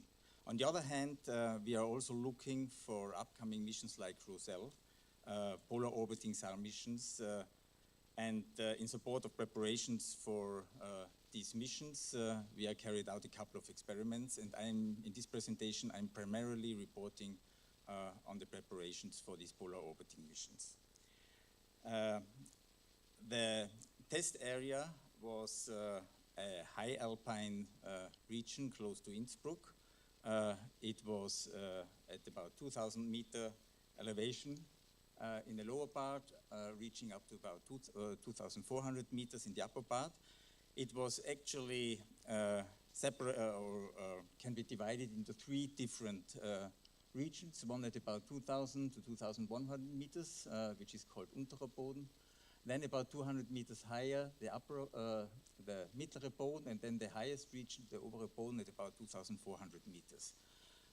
They are more or less flat terrain without forests or whatever, but of course there is this high alpine tundra regions, but we have also some boulders and rocky terrain on the background. For actually, you see here a SAR image, which was acquired from the right side of the image, track 10. We are actually flying in ascending and descending mode from the south to the north and back forward, imaging the test area from both sides, which makes us, of course, also the opportunity to investigate the consistency between the different incidence or imaging directions and incidence angles on the different sites. This is one image geocoded, and you see here the regions, more or less what we are using then later on for analyzing the backscatter contribution, but also the phase, of course. They are homogeneous regions and flat terrain and are really selected based on the digital elevation model and also using the surface vegetation parts. We set up a couple of corner reflectors in the test area. They are used looking towards the ascending and descending track, so always one pair on each stage, and we had them actually oriented towards both sides, and we need this as a kind of reference for the reference of the phase, and at every overflight these corner reflectors were cleaned out of the snow and were also remeasured in order to guarantee the elevation angle and the orientation of this part. For measuring, we as a radar device, we had the DLR FSAR system, which was operating at C and L band. So C band was at 5.3 gigahertz, and with a relatively wide signal bandwidth of 384 megahertz. So we had a very good resolution in the sub-meter scale. And for the L band, it was 1.3 gigahertz with a smaller bandwidth of 150 megahertz. Also with a spatial resolution of 60 centimeters up to 1.3 meters in azimuth and range. This is one example of the track 11 looking to the test area. You clearly see here the lower regions. There is some small bushes there, but most parts are actually this high alpine tundra. Then with MB is the Mittlere Boden, which is actually 200 meters higher above a steeper region. And the highest one is called Obere Boden. The corner reflectors for referencing are actually aligned on this line here.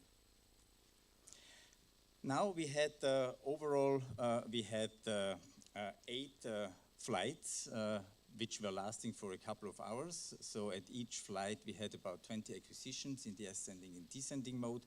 The baseline was always kept very close to zero, so as good as it was possible. And on the beginning of March, actually, we were setting up the corner reflectors. And the flight 1 and flight 2, they were, of course, they had already some snow there of 1 meter, but there was no snowfall. And the last flight actually happened on the 19th of March, about 3 weeks later. And during this period, we were quite lucky because we had always very cold temperatures, as you see here on the temperature records. And when we are looking to the snow accumulations, we had 2 snowfall events, which is where we were also quite lucky. The first snowfall event was in the beginning of March with flight 4 and 6, snowfall event 1, which we called SE1. And the second, this was quite a small snowfall event actually. And when we are looking to the accumulation of the snow in all the 3 different regions, what I explained before, we had about 10 to 12 centimeters fresh snow accumulated. So this was very homogeneous. And the second snowfall event was a longer period, lasting actually from the 9th to the 19th of March. And here we had snow accumulations which was much higher, about 50 centimeters in the highest region and only 30 centimeters in the lower part. And through all these acquisitions, actually, we had dry snow conditions before and also after the snowfall. Just at the very southern oriented slopes, we had at the later, or at noon or a little bit later in the afternoon, we had a little bit of surface melt. And, but this was refrozen overnight, of course. And this surface melt did not disturb any of the measurements because most of the acquisitions were taken then actually in the early morning. Now we applied here the speed retrieval, so this method is quite well known. We are measuring the interferometric phase between repeat pass acquisitions from one track or the other, from both sides. We are observing the interferometric phase, which can be separated in the flat and topographic phase. Then very important is the atmospheric variability. For airborne conditions, this is not so critical because we are, the path through the atmosphere is quite short, and in this case we neglected it. And finally, removing all the topographic contributions, we get a kind of phase contribution due to snow accumulations. And this can be formulated within this relation shown in this figure. And finally, we can simplify this to get a direct, very nice relation between the change of the snow or water equivalent, the snow mass, and the observed interferometric snow phase after removal of all the other contributions. And this depends on the incidence angle of the local slope and, of course, also on the wavelength. Just what I want to point out is the high sensitivity of this, and for L-band and C-band, both frequencies what we are measuring. And here on the right graph, you see the change of the snow water equivalent for one full phase cycle, independence of the local incidence angle for C and L-band. And when we look here, I give you here some numbers. For an incidence angle typically for 40 degrees, which was in the center of the image, we have at C-band about 29 millimeter of delta of snow water equivalent change, which corresponds for fresh snow actually only for about 20 centimeters. So this 20 centimeters snowfall in the Alps is a very small snowfall, can be also accumulated by snow drift. At L-band at 40 degrees, this is of course less sensitive, and one phase cycle is about 80 to 90 centimeters of a fresh snowfall, which is more typical. And this is, of course, therefore the L-band, beside all the coherence and signal stability, is more preferred actually than the C-band, because we are relying for a typical snowfall in the Alps within one phase cycle. There are other issues what are critical issues for this. One is, of course, the temporal decorrelation. We know already that when we have snowfall or significant snowfall, depending on the frequency, we have a decorrelation, and we are not getting out any fringes. Then what we need in order to calculate the snow water equivalent, we need at one point a kind of reference point. And this is in the area not so easy to select when you don't have any stable targets there, where you know that there was no snow accumulation, or a place where you know how much snow was accumulated. So this is also needed. It is a kind of critical when we go later on to the applications. Then the 2-pi phase ambiguity might be a problem. And what we also think for a larger scale, when we look for satellites, the atmospheric correction is a critical issue, because especially at C-band, when we're looking to small changes in the phase, the atmosphere in mountain terrain can have an impact. Now I show here the coherence and phase images at C-band. This is still in SAR geometry. All the analysis what I show here was done in single loop complex geometry. We see here the coherence at, for the snow event 1, which is the small snowfall up to about 10 centimeters.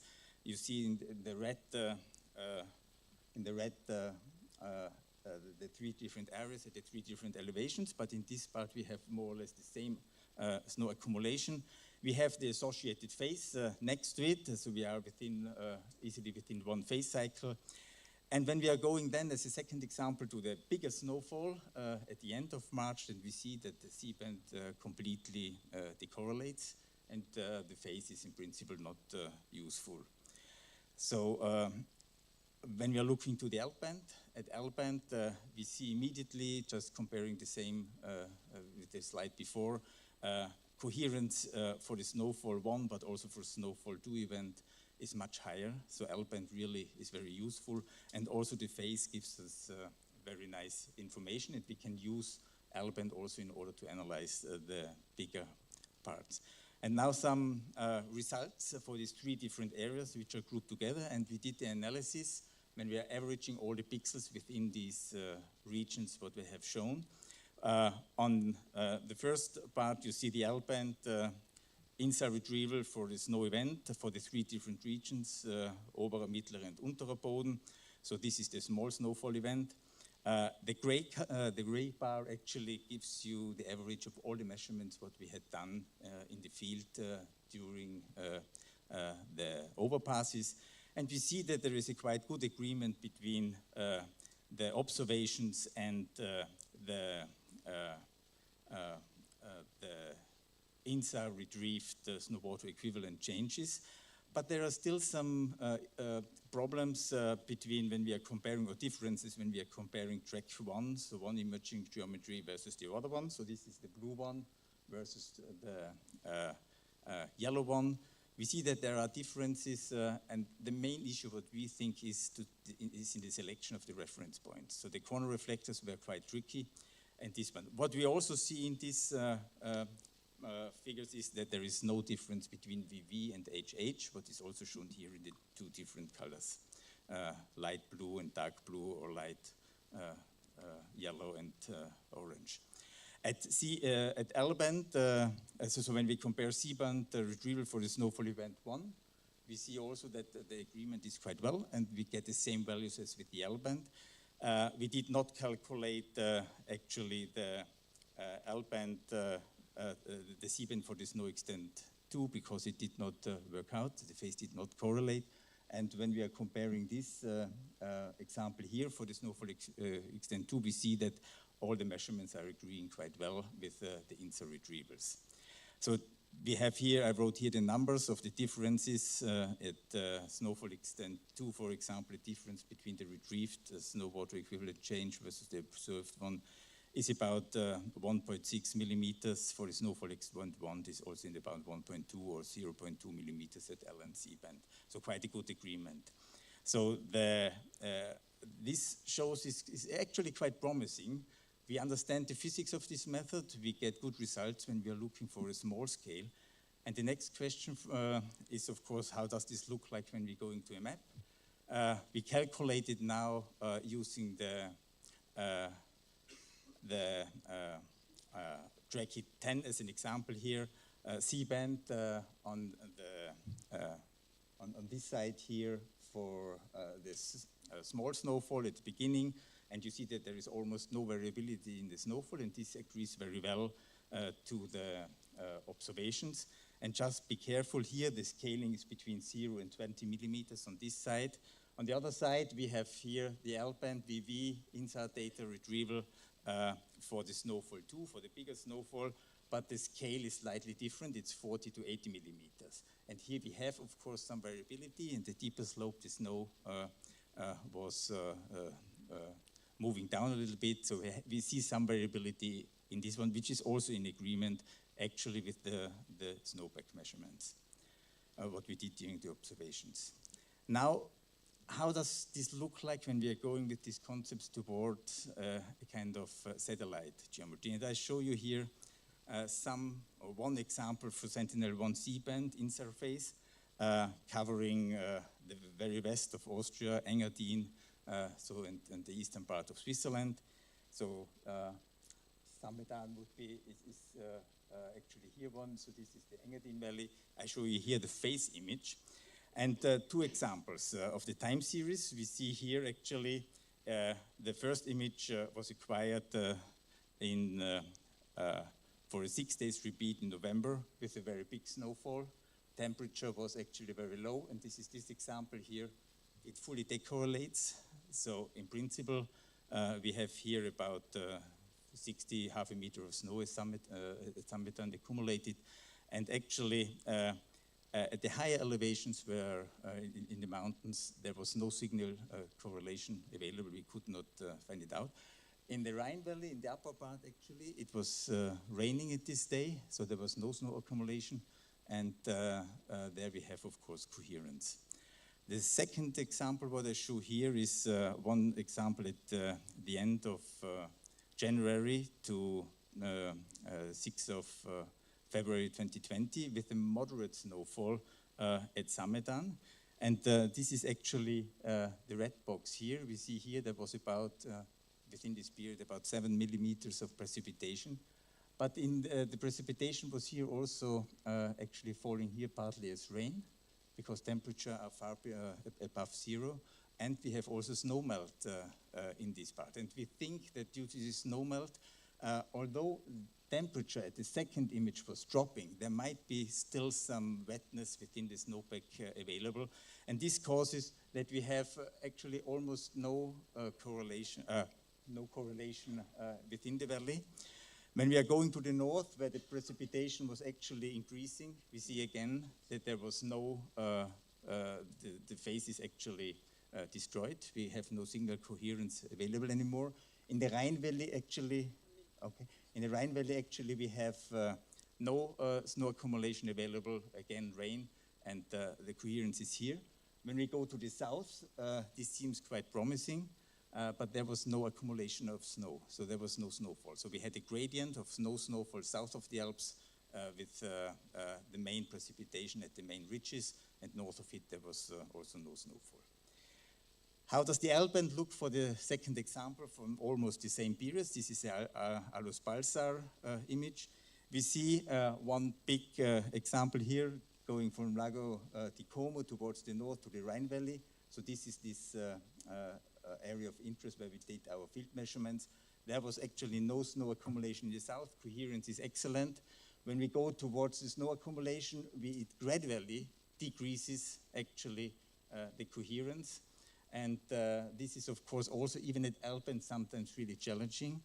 And unfortunately, where we had actually these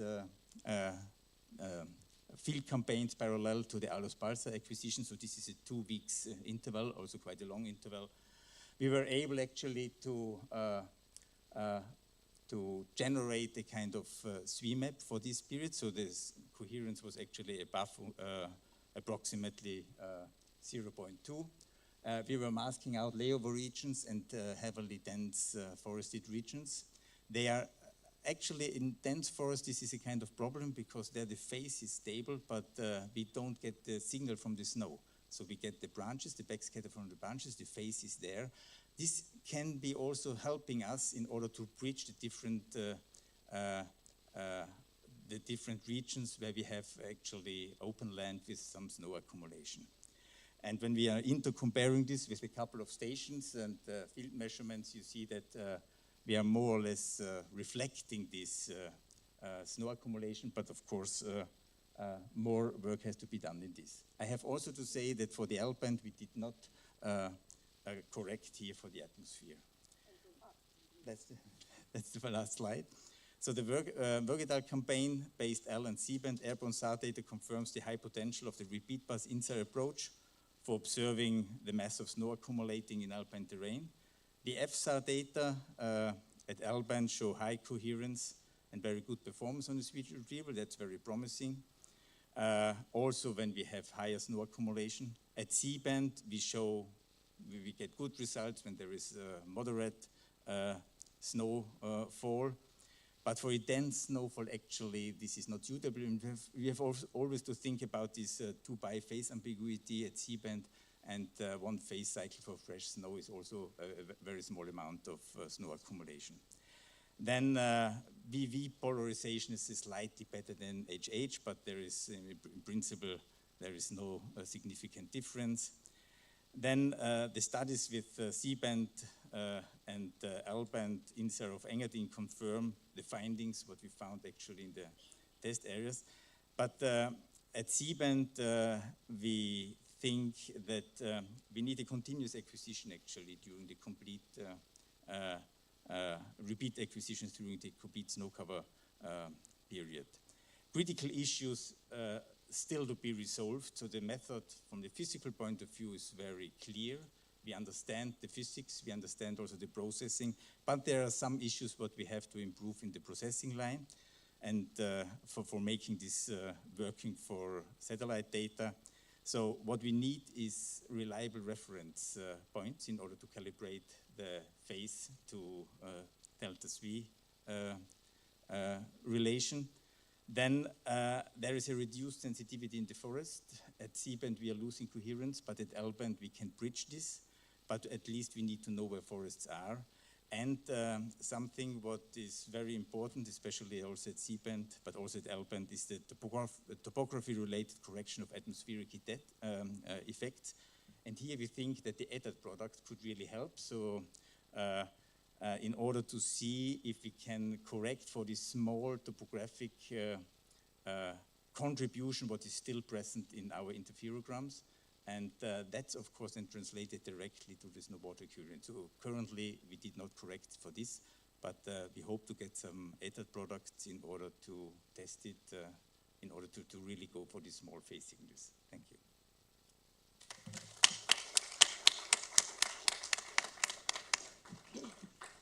Yes, we are a bit over time, but since now we anyway have the discussion, we can take one question.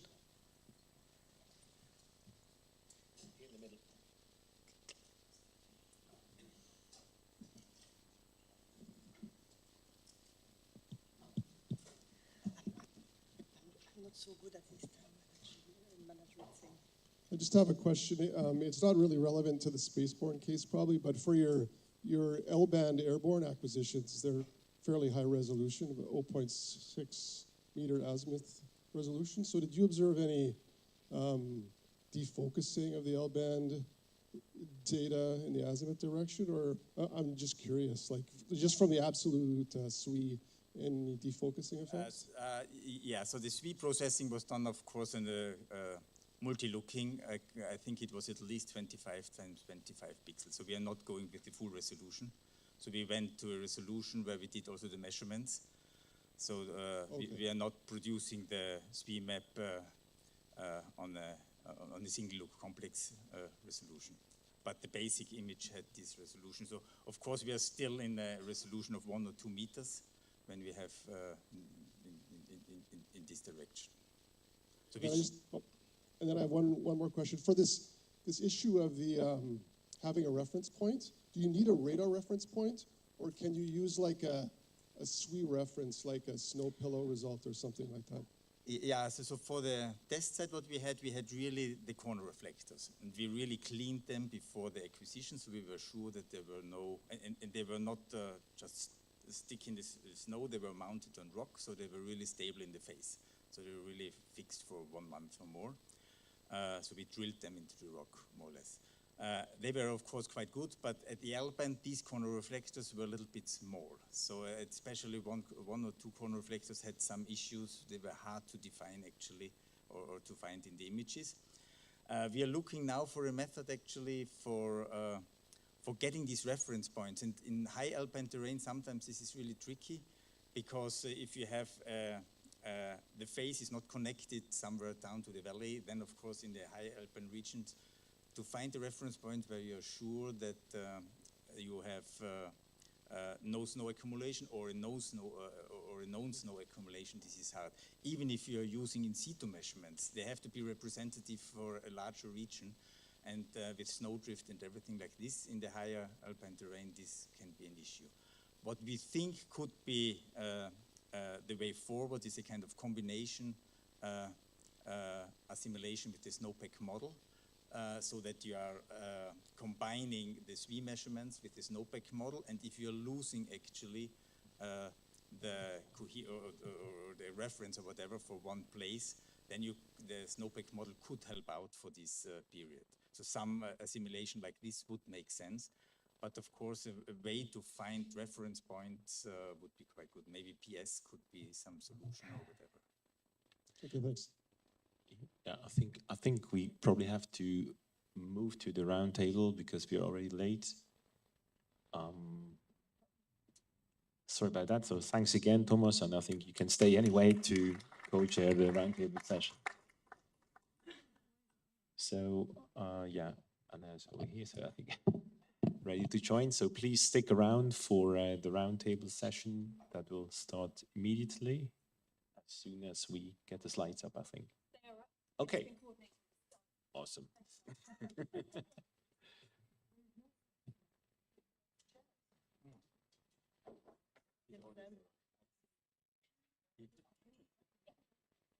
You should see. You might need extra microphones.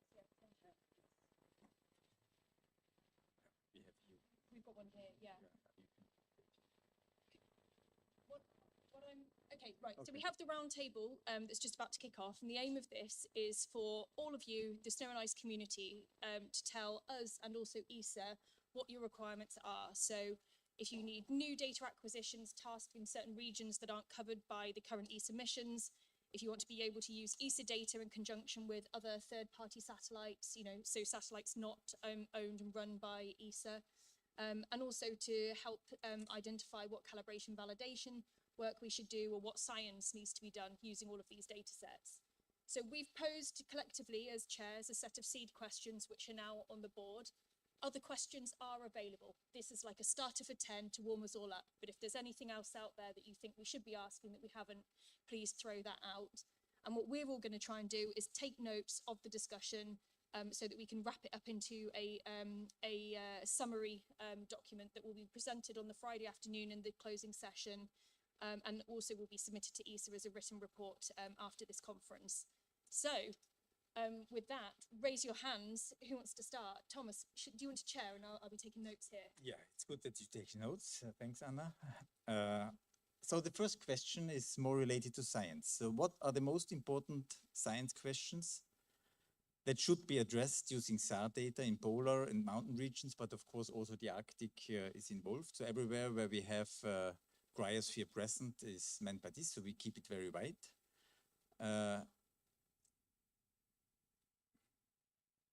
This only works if you talk, and we'll start picking people out and also we can all talk a lot, and so we could start picking everyone. Be less fun. Anna. Well, Thomas, I think that some of the most important science questions are, first of all, we've got this very frequent repeat period now with our SAR missions and ESA. So, Marcus will want me to stand in front of the microphone. That's what you're going to say. So I think one of the game changers in the last 5 years is the fact that we've got such frequent repeat acquisitions of SAR data. And so this will affect all of the different parameters like surface melt and snow water equivalent products, monitoring permafrost, but also in my area, looking at ice velocity and then therefore speed change and discharge change from ice sheets that we can now measure. So I think that the important science question I would say is using that dense temporal sampling of SAR data acquisitions to really understand the short-term variability in speed change and change of other related SAR parameters. That would be my answer, but open to the room. Bernd. Those are very good points. I would argue that we are still blind, so that the dense repeat is very dense, but it's not dense enough in some areas. I think I tried to highlight that in my presentation, that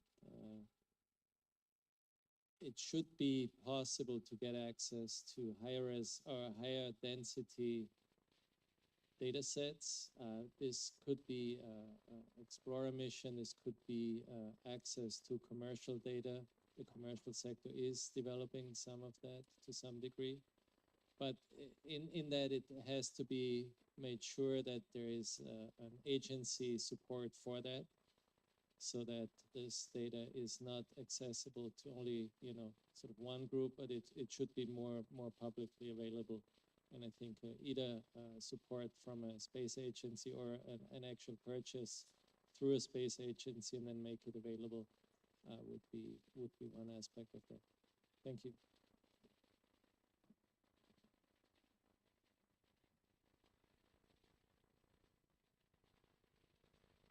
I agree, Bernd. I think it is dense now, but we'll only start to sort of see more variability in that.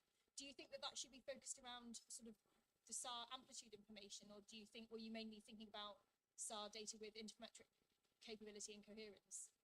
Interferometric capability. Yeah. And we also should probably identify sort of the critical areas that we would want monitored in that. On the second question, the gaps, or the third question, we have a model with the Polar Space Stars group, so how this coordination can happen. I think this should, you already mentioned 3 missions. One of them is sort of an international mission, 2 are ESA. So within ESA, coordination should be more straightforward than not, I would hope.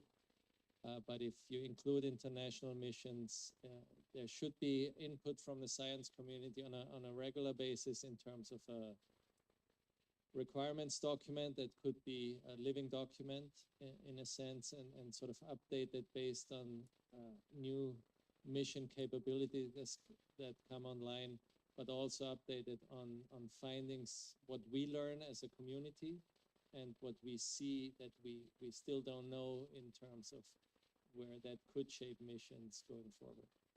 So I would encourage this community here to also push for a revival of the Polar Space Stars group, or a similar sort of concept to do this type of coordination. Because the model has worked in the past, I think it has worked really well. science coordination, it doesn't have to be one person. Thomas and I think, showed that. So it's, I think we have a model in place that could probably easily be revived with the right political will. So maybe one question what I have regarding this question 3 to the community here is, you know that we are getting Roselle in a couple of years, and currently it is in discussion how this will fly in formation with Sentinel-1. There are actually two extreme capabilities. So what is fixed, as far as I understood, is that Roselle and Sentinel-1 will be in the same orbit plane.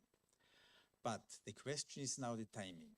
Should there be a time delay of 90 degrees, so that we have Sentinel-1 acquisition, 3 days later, Roselle, Sentinel-1 again, Roselle again, so that we are increasing the observation frequency in principle.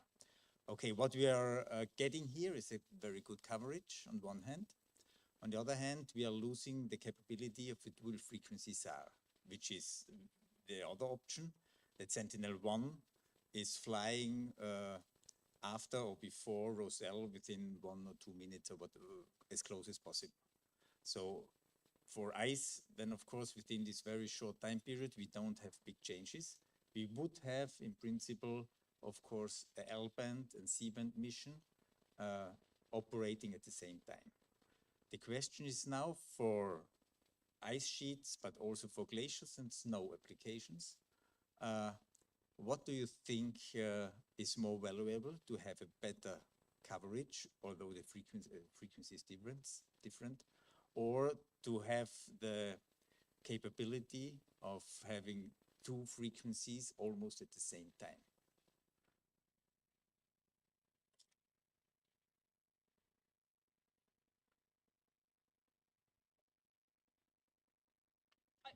Well, can I have a thought on that? Because I guess one of the things that makes it quite hard to answer that question is that we don't have any in situ or airborne data sets that could help us understand how we might use the dual frequency together to get a better understanding. So maybe the recommendation, part of the recommendation could be to have a small trial in a small location. There are a few data sets from CERCX are available, so 20 years ago, or more, 25 years ago. So where we had for 10 days at the same time L and C band. There are some airborne campaigns where this has been acquired. But of course, this is a kind of or recommendation what could be given, or we shift it to the next one when we have more experience, to support the use of dual frequency algorithms in the retrieval of snow, for example. That might be very useful, I think. To have really L-band and C-band at the same time. Just one example, we have seen here L-band is excellent for SWE retrieval, but we need to detect if the snow is melting or not. L-band is not suitable for that, but if C-band is excellently for this, so to have this at almost the same time would be an excellent combination. Also X-band would be very good for this, but this is a kind of, there are more examples for combining L and C band, what makes sense. So what do you think for your application or your algorithms or your plans, what could you actually support? On the dual frequency side, I just want to point out, all things going well, NISAR will have a dual frequency option. It's not LNC, but it's LNS. So maybe tabling that question, if the timeline is not a big issue, to sort of, we don't have to make that decision right now. There is option. Yeah, I think S and L-band, they're quite similar in terms of, I'm not sure really if their dual frequency model approach, as Thomas was saying, would really help. That's a question. So I think C and L-band is probably better, or X-band even. I would also make a plea on dual frequency estimation and not coverage, because it's so much, things are changing between 3 days, specifically in snow and any kind of ice region, even though if you go for movements or velocity. So therefore, I think what we need is then closely at the same time. I would go into this direction and also include this in model-based approaches. I think that's very great. And there are quite a lot of ideas already nowadays which So would... which application do you have in mind, actually? Yeah, SV is one, which Christina was also showing, so where you can have a help of a multi-frequency approach in order to solve this phase ambiguity. This is one part. But I could also think about other things, like more in direction of tomography, where we see different structural effects in C and L band. And if you would have both, right, depending a little bit, so you could also solve some, probably some equations here.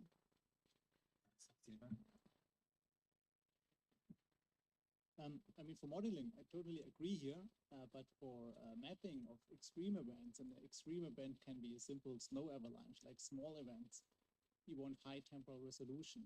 And they really profit if you have first C, then 3 days later L band, and then 6 days, so another 3 days later, another C band. But So, I think this high frequency observation is a kind of community approach from the satellite providers. So if RCM would acquire data over Europe, then we would have a very dense time series with different geometries, but still for mapping parts, also for flooding or whatever, or avalanche mapping, that could be the case. To have a L band, C band SAR is a kind of uniqueness what we have. But I think, okay. regarding the gaps. Okay.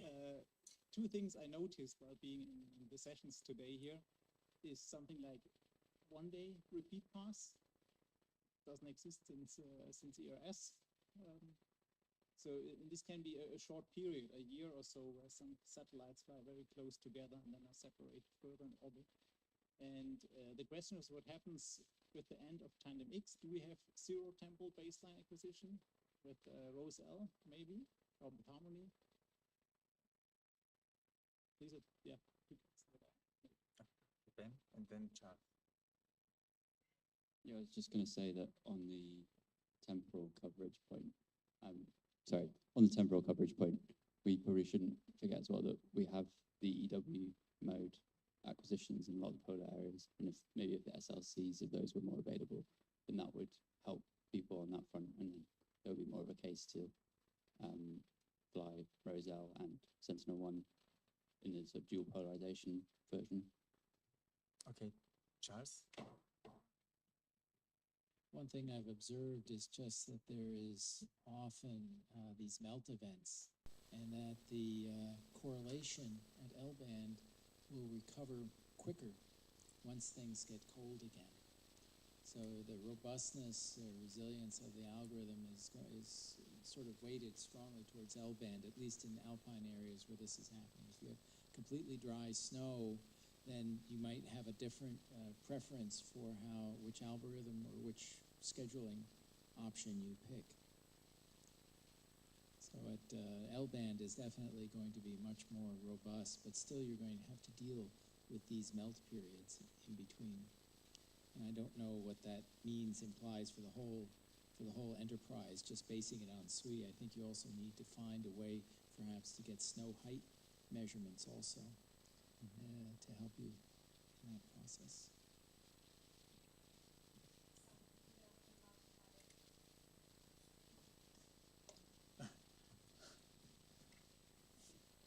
Hi, a slightly different view. So I'm not an ice person. I know nothing about it, but I work in the water industry sector, and one important thing that is missing when I talk to people who do water management plans of, like, is there enough water for the summer, is really having that snow water equivalent, and there aren't any reliable good products that really give the frequency of update to really let these people manage properly.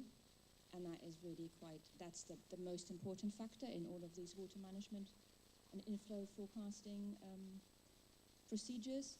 And they just use, currently I think it's mainly constants that are being used rather than actual real snow water equivalent values. So if there's anything that can be done by this community to provide some better products for this, or allow the calculation of these products, that would really be helpful for that entire industry, whether or not you're talking Europe or North America or wherever. Just a comment. Thanks. Okay.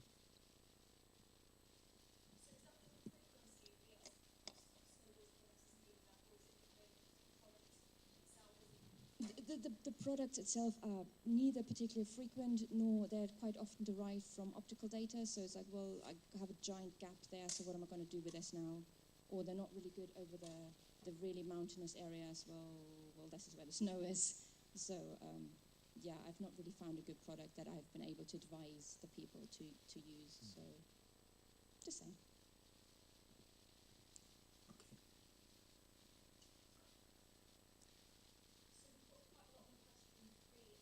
Yes, so maybe I come back to question 2. So what are the gaps of parameters, what we still work on, or what are missing for the land cryosphere? So it's ice sheets, glaciers, snow. So some of them we are working, which are not working really properly, but we are on the track. And for some others, they might be missing. Any ideas or Irina? Yes, I think one parameter which is really missing is density, actually. So snow density, that's really a very critical parameter for a lot of different other, let me say, issues or things that you like to do, also modeling. So density, snow density is really difficult. And this is something which is only possible to get if you have long wavelengths, right, potentially, and more acquisitions, kind of a multi-static acquisition part. So this would be really great to have it. So then we could solve. But with the current set of sensors, or with what is planned actually in the upcoming, let's say, 10 years, what is missing? For example, for snow water equivalent, so this is still not on the level of a solid robust product to go towards the service or whatever. So we are still working on it there in mountain terrains with a 100-meter resolution. I think we are, that's my personal opinion, we are not currently in a state that we say, okay, this we can send off. So we still work on that. So other products, for example, whatever wet snow products or ice velocity or grounding line, we are in a much better position. So once we get the data on the methodological point, so I think we are quite safe. But maybe Bernd has a comment on that. It's a simple one and probably not really simple, but DMs, time series of DMs. In terms of ever since that Tandem X doesn't seem to have a successor mission, really, that's, I would think, a bit concerning from my point of view. So just to come back, so yes, multi-static means, digital elevation model, this is what I was saying before, but also that you can do tomographic acquisition. So what we need is a multi-static high-frequent acquisition. Something like Harmony, but probably with longer wavelengths would be much better. And I would agree, yeah, DEM is a good thing, but also all the rest, right, if you would have... So L-band or P-band? L-band would be, I think L-band is good, Lucas? I think one point which also came up during some talks is the uncertainties in ice thickness measurements, because as it stands now, I think if you look at mass changes, so the input-output method always drops off a little bit, or is like a little bit outlying compared to altimetry and gravimetry, and I think it's mainly attributed to ice thickness measurements. So I'm not aware on the current status, but there is a kind of RINGS project, an international activity, which is actually trying to measure ice thickness from the aircraft to going around Antarctica a couple of times. But I'm not aware on the status on this yet. But that could be coming soon, but we can find that out. Can I add into what Lucas has just said? Can I add into what Lucas has just said about error characterization for the stack products, so also error characterization for the velocity products, probably at multiple frequencies as we have these multi-frequency SAR missions. I think it would be great to improve our uncertainty estimates so that we can have confidence in our short speed variability measurements.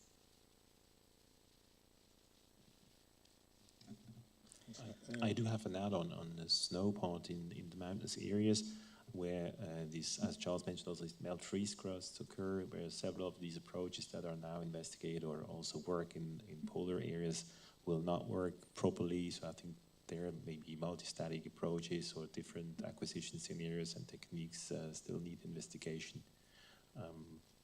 for those areas.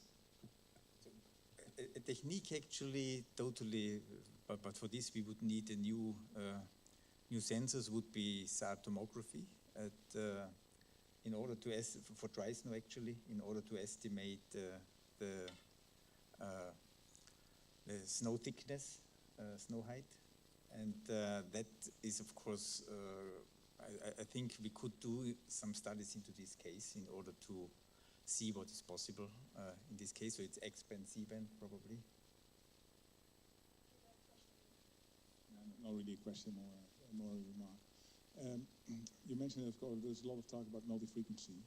What I'm a little bit missing in this list is biomass, which, as I told earlier, let's say the name suggests is doing only biomass, but it's, of course, I've shown this morning that the coverage actually in the Antarctic is quite well. Of course, everyone knows the temporal baselines are quite funny. You know, you got either 3-day baselines or 9-month baseline.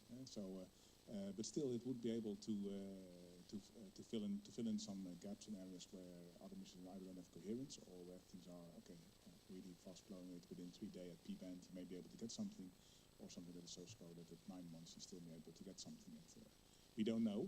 This is why it's also a secondary objective, but data will be collected. Also, don't forget that the duty cycle, the orbital duty cycle of biomass is quite high. It's in the order of, let's say, 50%. So we're able to capture quite a lot of minutes per orbit, let's say. So this is, and the Antarctic, let's say, will be very well covered. Greenland, not at all, as you all know. So this is definitely something to work on. Then I also mentioned that tomography will be something that's a phase. Of course, everyone knows that when you go to very level, let's say, very high latitudes, then of course your baseline tend to go to 0. So it's not but there may be, let's say, even there in the early mission phase, especially when we're doing the calibration, it may be that some of the baselines have much wider baselines, which are not interferometric at, let's say, low latitudes, but they could be able to give some interesting data, even at, let's say, on the Antarctic, let's say, periphery. So this could be very interesting, and it's, of course, it's not much data set all at once. It's about 50 kilometers wide, so it's not going to give you, let's say, the high tempo revisit that people always have in mind for these roundtable mapping missions, but it may address a certain gap, and scientifically it could be interesting. And the other thing is, of course, this mission is really on the horizon. So we're talking about, let's say, in the order of 25. If we get a launcher allocated, that this thing will be up there. So it also promises something as well, I think, for the glaciological community. Okay, thanks. Yeah, I think biomass for Antarctica is very interesting. Maybe not for the ice velocity part, because the bandwidth is quite narrow, but I think for looking or making use of this large penetration into the ice to look for aquifers or other stratigraphy in this rate, that would be a kind of opportunity. So we missed this here in the list, but of course that could be or should be studied. So biomass is coming soon, so that's hopefully, so that could be really good to study that.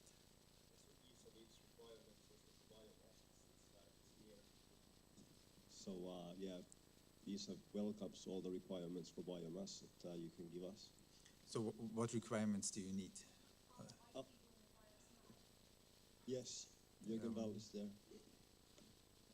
But which requirements do you need? Well, science requirements, okay. Any kind of requirements, where to have test areas, what we have okay. to campaigns. So this point it's a bit late to do campaigns before okay. launch now. But so in order to initiate some feasibility studies and. Some work is already ongoing, of course, because it's already for a very long time. It's a secondary objective, and actually we're planning a campaign this year in the Antarctic,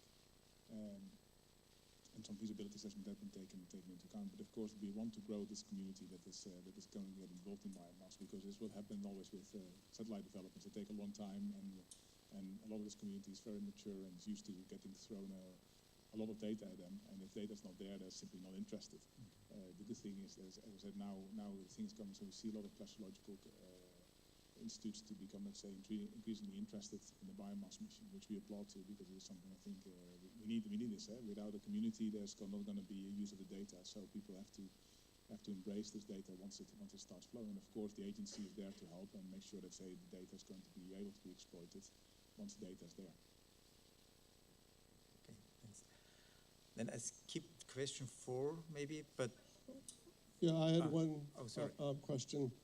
It's kind of an observation that I don't see ground ice on the list for question 3. So is permafrost just intentionally not on the list because it's handled elsewhere? It's on the list. It's so we forgot some dots actually. So Okay. it's so we meant actually land cryosphere. So, but if you have a comment on permafrost, I think it fits perfectly in here. Okay, yeah. Well, my comment is the view that because there's not a lot of European permafrost, that it's more of an emphasis for RCM, or is it viewed as a goal of ESA to also be monitoring permafrost? Because if it is, then acquisitions should be optimized for that as well, I would think.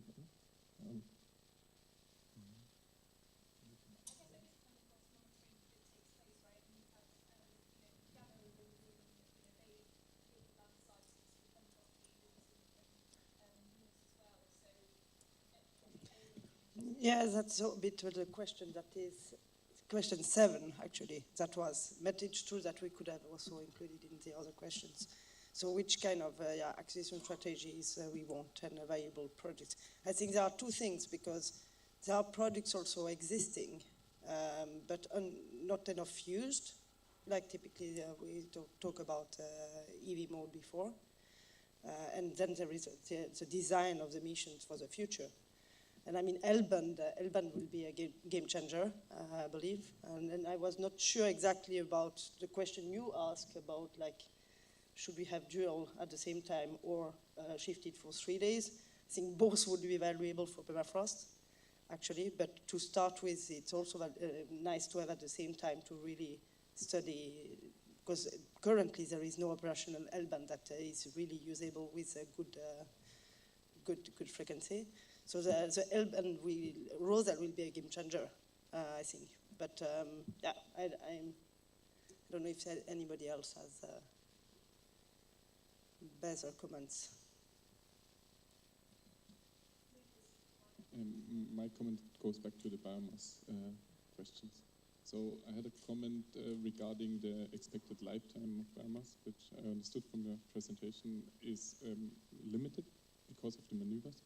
And what I've noticed in many presentations now, like we make in the ice community or Cryosphere community, we make use of very long-running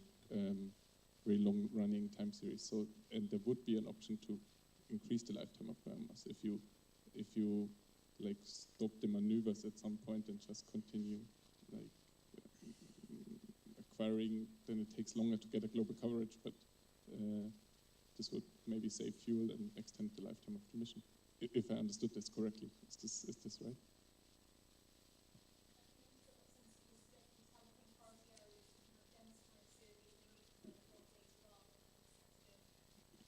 Yes, instead of raising this orbit so that you are faster in having a global coverage, at the end of the mission, stopping this raising of the orbit and just just doing the rolling maneuver, and then you could extend the lifetime, having a longer time where you have a sensor in orbit to focus on processes that take long time scales to manifest themselves.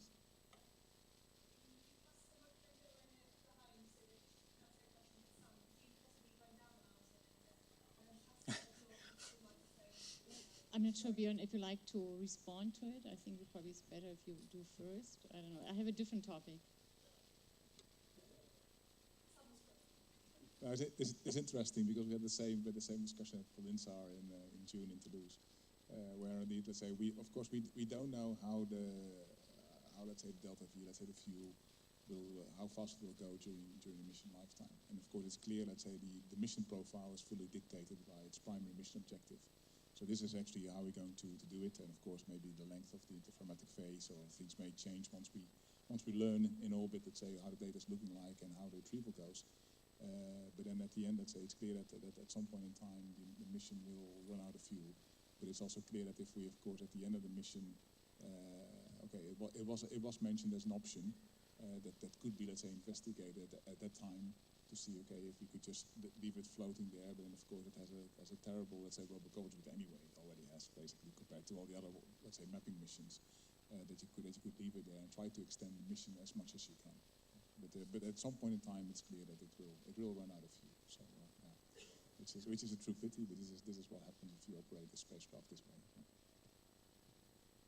Okay, yes, I would like to come back to permafrost because we have done some studies too on it. It's depending what you like to see in permafrost, right? The one thing is to see the slow movement, which you can do with de-insert potentially, right? This is something that you do very slowly. And for these, in a moment, we do not have really sensors because we have sensors which have not timely, let me say, a good step in order to have a high resolution sensor, right, with a high frequent acquisition. We tested this with TandemX, which has 11-day repeat cycle, and we had a lot of decorrelation, so it was really difficult to get really a great coherence. So that's the first issue, so we need to have something that is timely faster if you do the insert. For the things that are very rapidly, let me say, changing, like for example, the retrographic thaw slumps, which are really fast, abrupt changes. For these, it's the best to use digital elevation models, which are high precise. More precise than TandemX in the moment is, and for these we really would think to go to higher frequencies in order to have a better estimation of the change, because if you have higher frequency you can be also better in terms of centimeters estimation and not in terms of meter estimation, so accuracies. So for, as said, the one thing is to look for frequent changes, and the other thing is really to go to DEMS, because you can't really get it very well in terms of volume change if you do only de-insert, but you need a DEM here. Depends a bit how fast is the process you're looking at.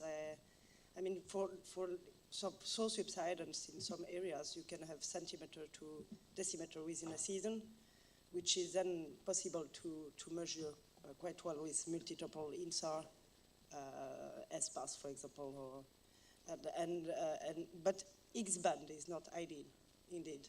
Then you lose currents pretty fast. But C-band has shown that it's possible, and L-band will probably be even better.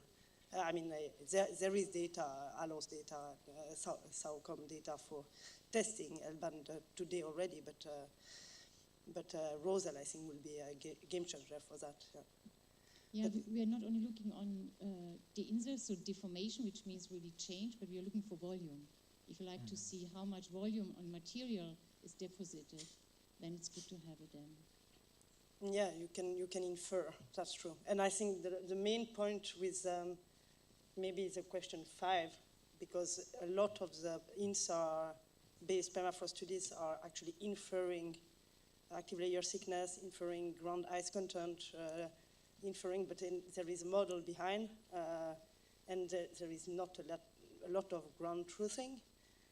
So that's probably the big gap is the validation part. So super sites, and of course in these regions you have a funding issue for that. So maybe that could be a recommendation to have actually funding possibilities through space agencies to really have a good CalVal campaign for permafrost.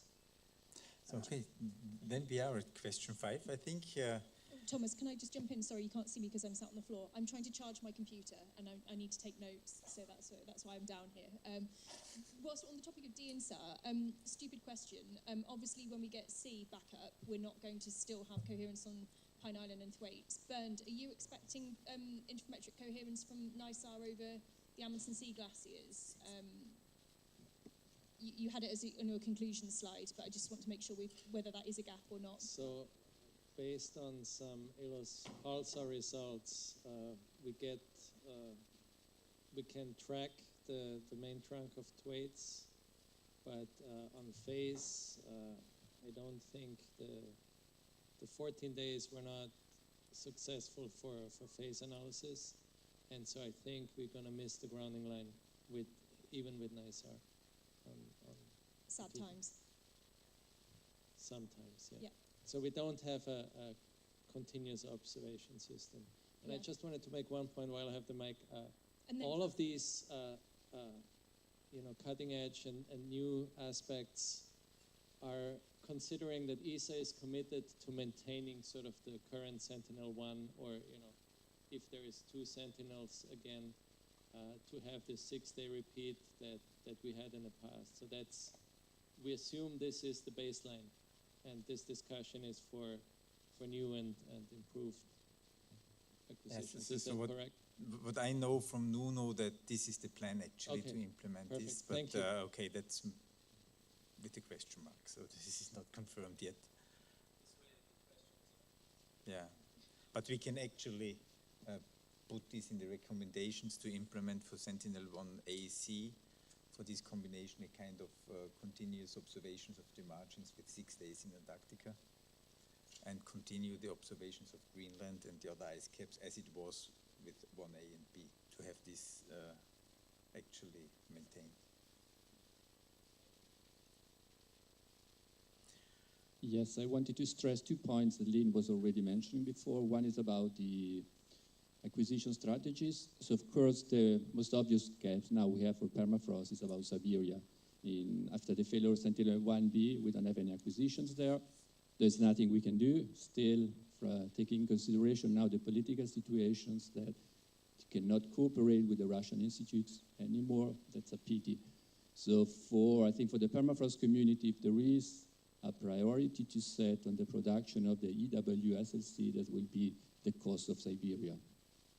And then the second point I wanted to make is on calibration validation campaigns. So there are some, or I mean maybe even a lot of in situ measurements for subsidence on permafrost areas. They're done by the permafrost community, but now we also have some remote sensing products. So we come up with these products, and then you see sometimes discrepancy. You ask them why you didn't measure there.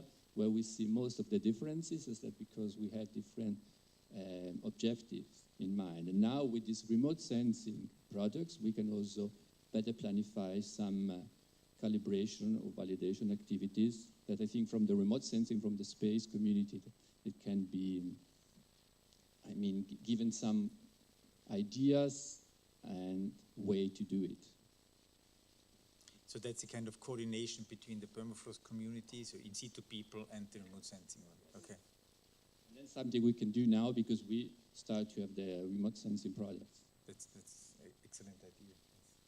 Are there any other needs for campaigns, Calval campaigns, for new products or? Yeah, okay. well, just a short addition to this, what you were commenting, Thomas, about this acquisition plan for Sentinel-1 and Rosel. It is worth it that they go side by side. And I was just wanted to say that in Sodankula, in Finland, we have this Muron-based radar that has this L-band, S-band, and C-band and X-band. And I was just wondering, and this is a question, if that could be, this data set can be used somehow to push and leverage this decision. That's excellent. Yes, yeah, I forgot to mention that this has been used in the past for demonstrate sea retrieval. Other campaigns needed for ice sheets parameters?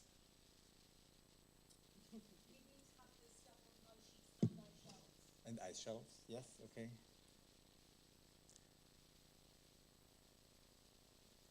For campaigns in Calva, a question. I mean, we have been using, or we have been digging in and digging out a lot of corner reflectors in snow.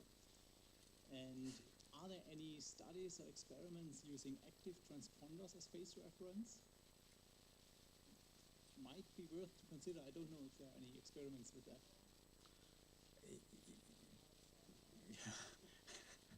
Yeah, then of course you are related towards infrastructure. You need power and so on.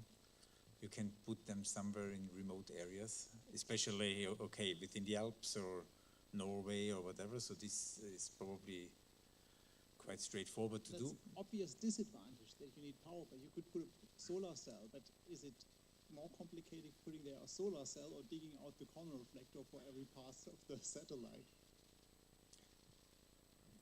I guess in this regard, in this super site in Sodankula, we have the infrastructure. So it's just, if you want to test this, it's just a matter of taking this transformer there and setting them.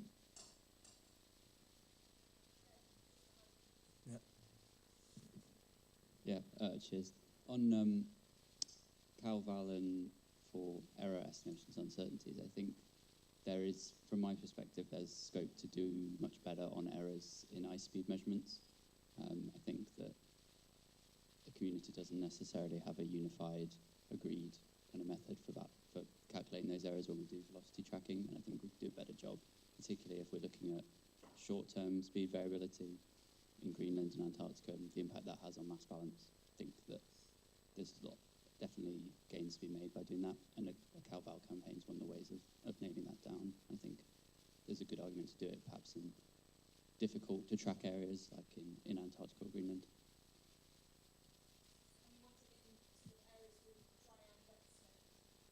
Oh, yeah. Yeah, there's particularly where there's surface melting and changes in scattering horizon during the tracking results. I think that's an area that's broadly constrained as well. Okay. Yeah, definitely. Thanks, Anna. Okay, so we have 2 minutes to go still. Yeah. So if you have any urgent question, you can, to any of these questions what we have here on the board, that's now your chance.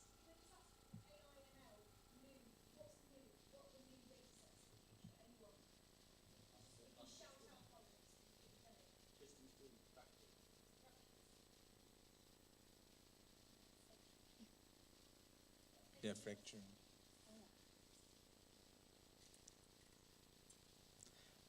But if you have any ideas overnight or whatever, just send this to us and we will include it in the recommendations. So I think you have our email numbers until, I think, Thursday evening to include it in the recommendations so that it will show up finally in the recommendations to ESA and will be also presented actually on Friday afternoon. We will, as a team, we will collect all this information and write it up and present it on Friday afternoon, I think. Then I think I want to thank all the speakers in both of the sessions, in the morning and in the afternoon. I think it was very fruitful for us, and I hope you also enjoyed it, and I hope to get some more feedback on these seed questions here in the next hours or 1 day, 2 days. And I want to close the session here. Thank you.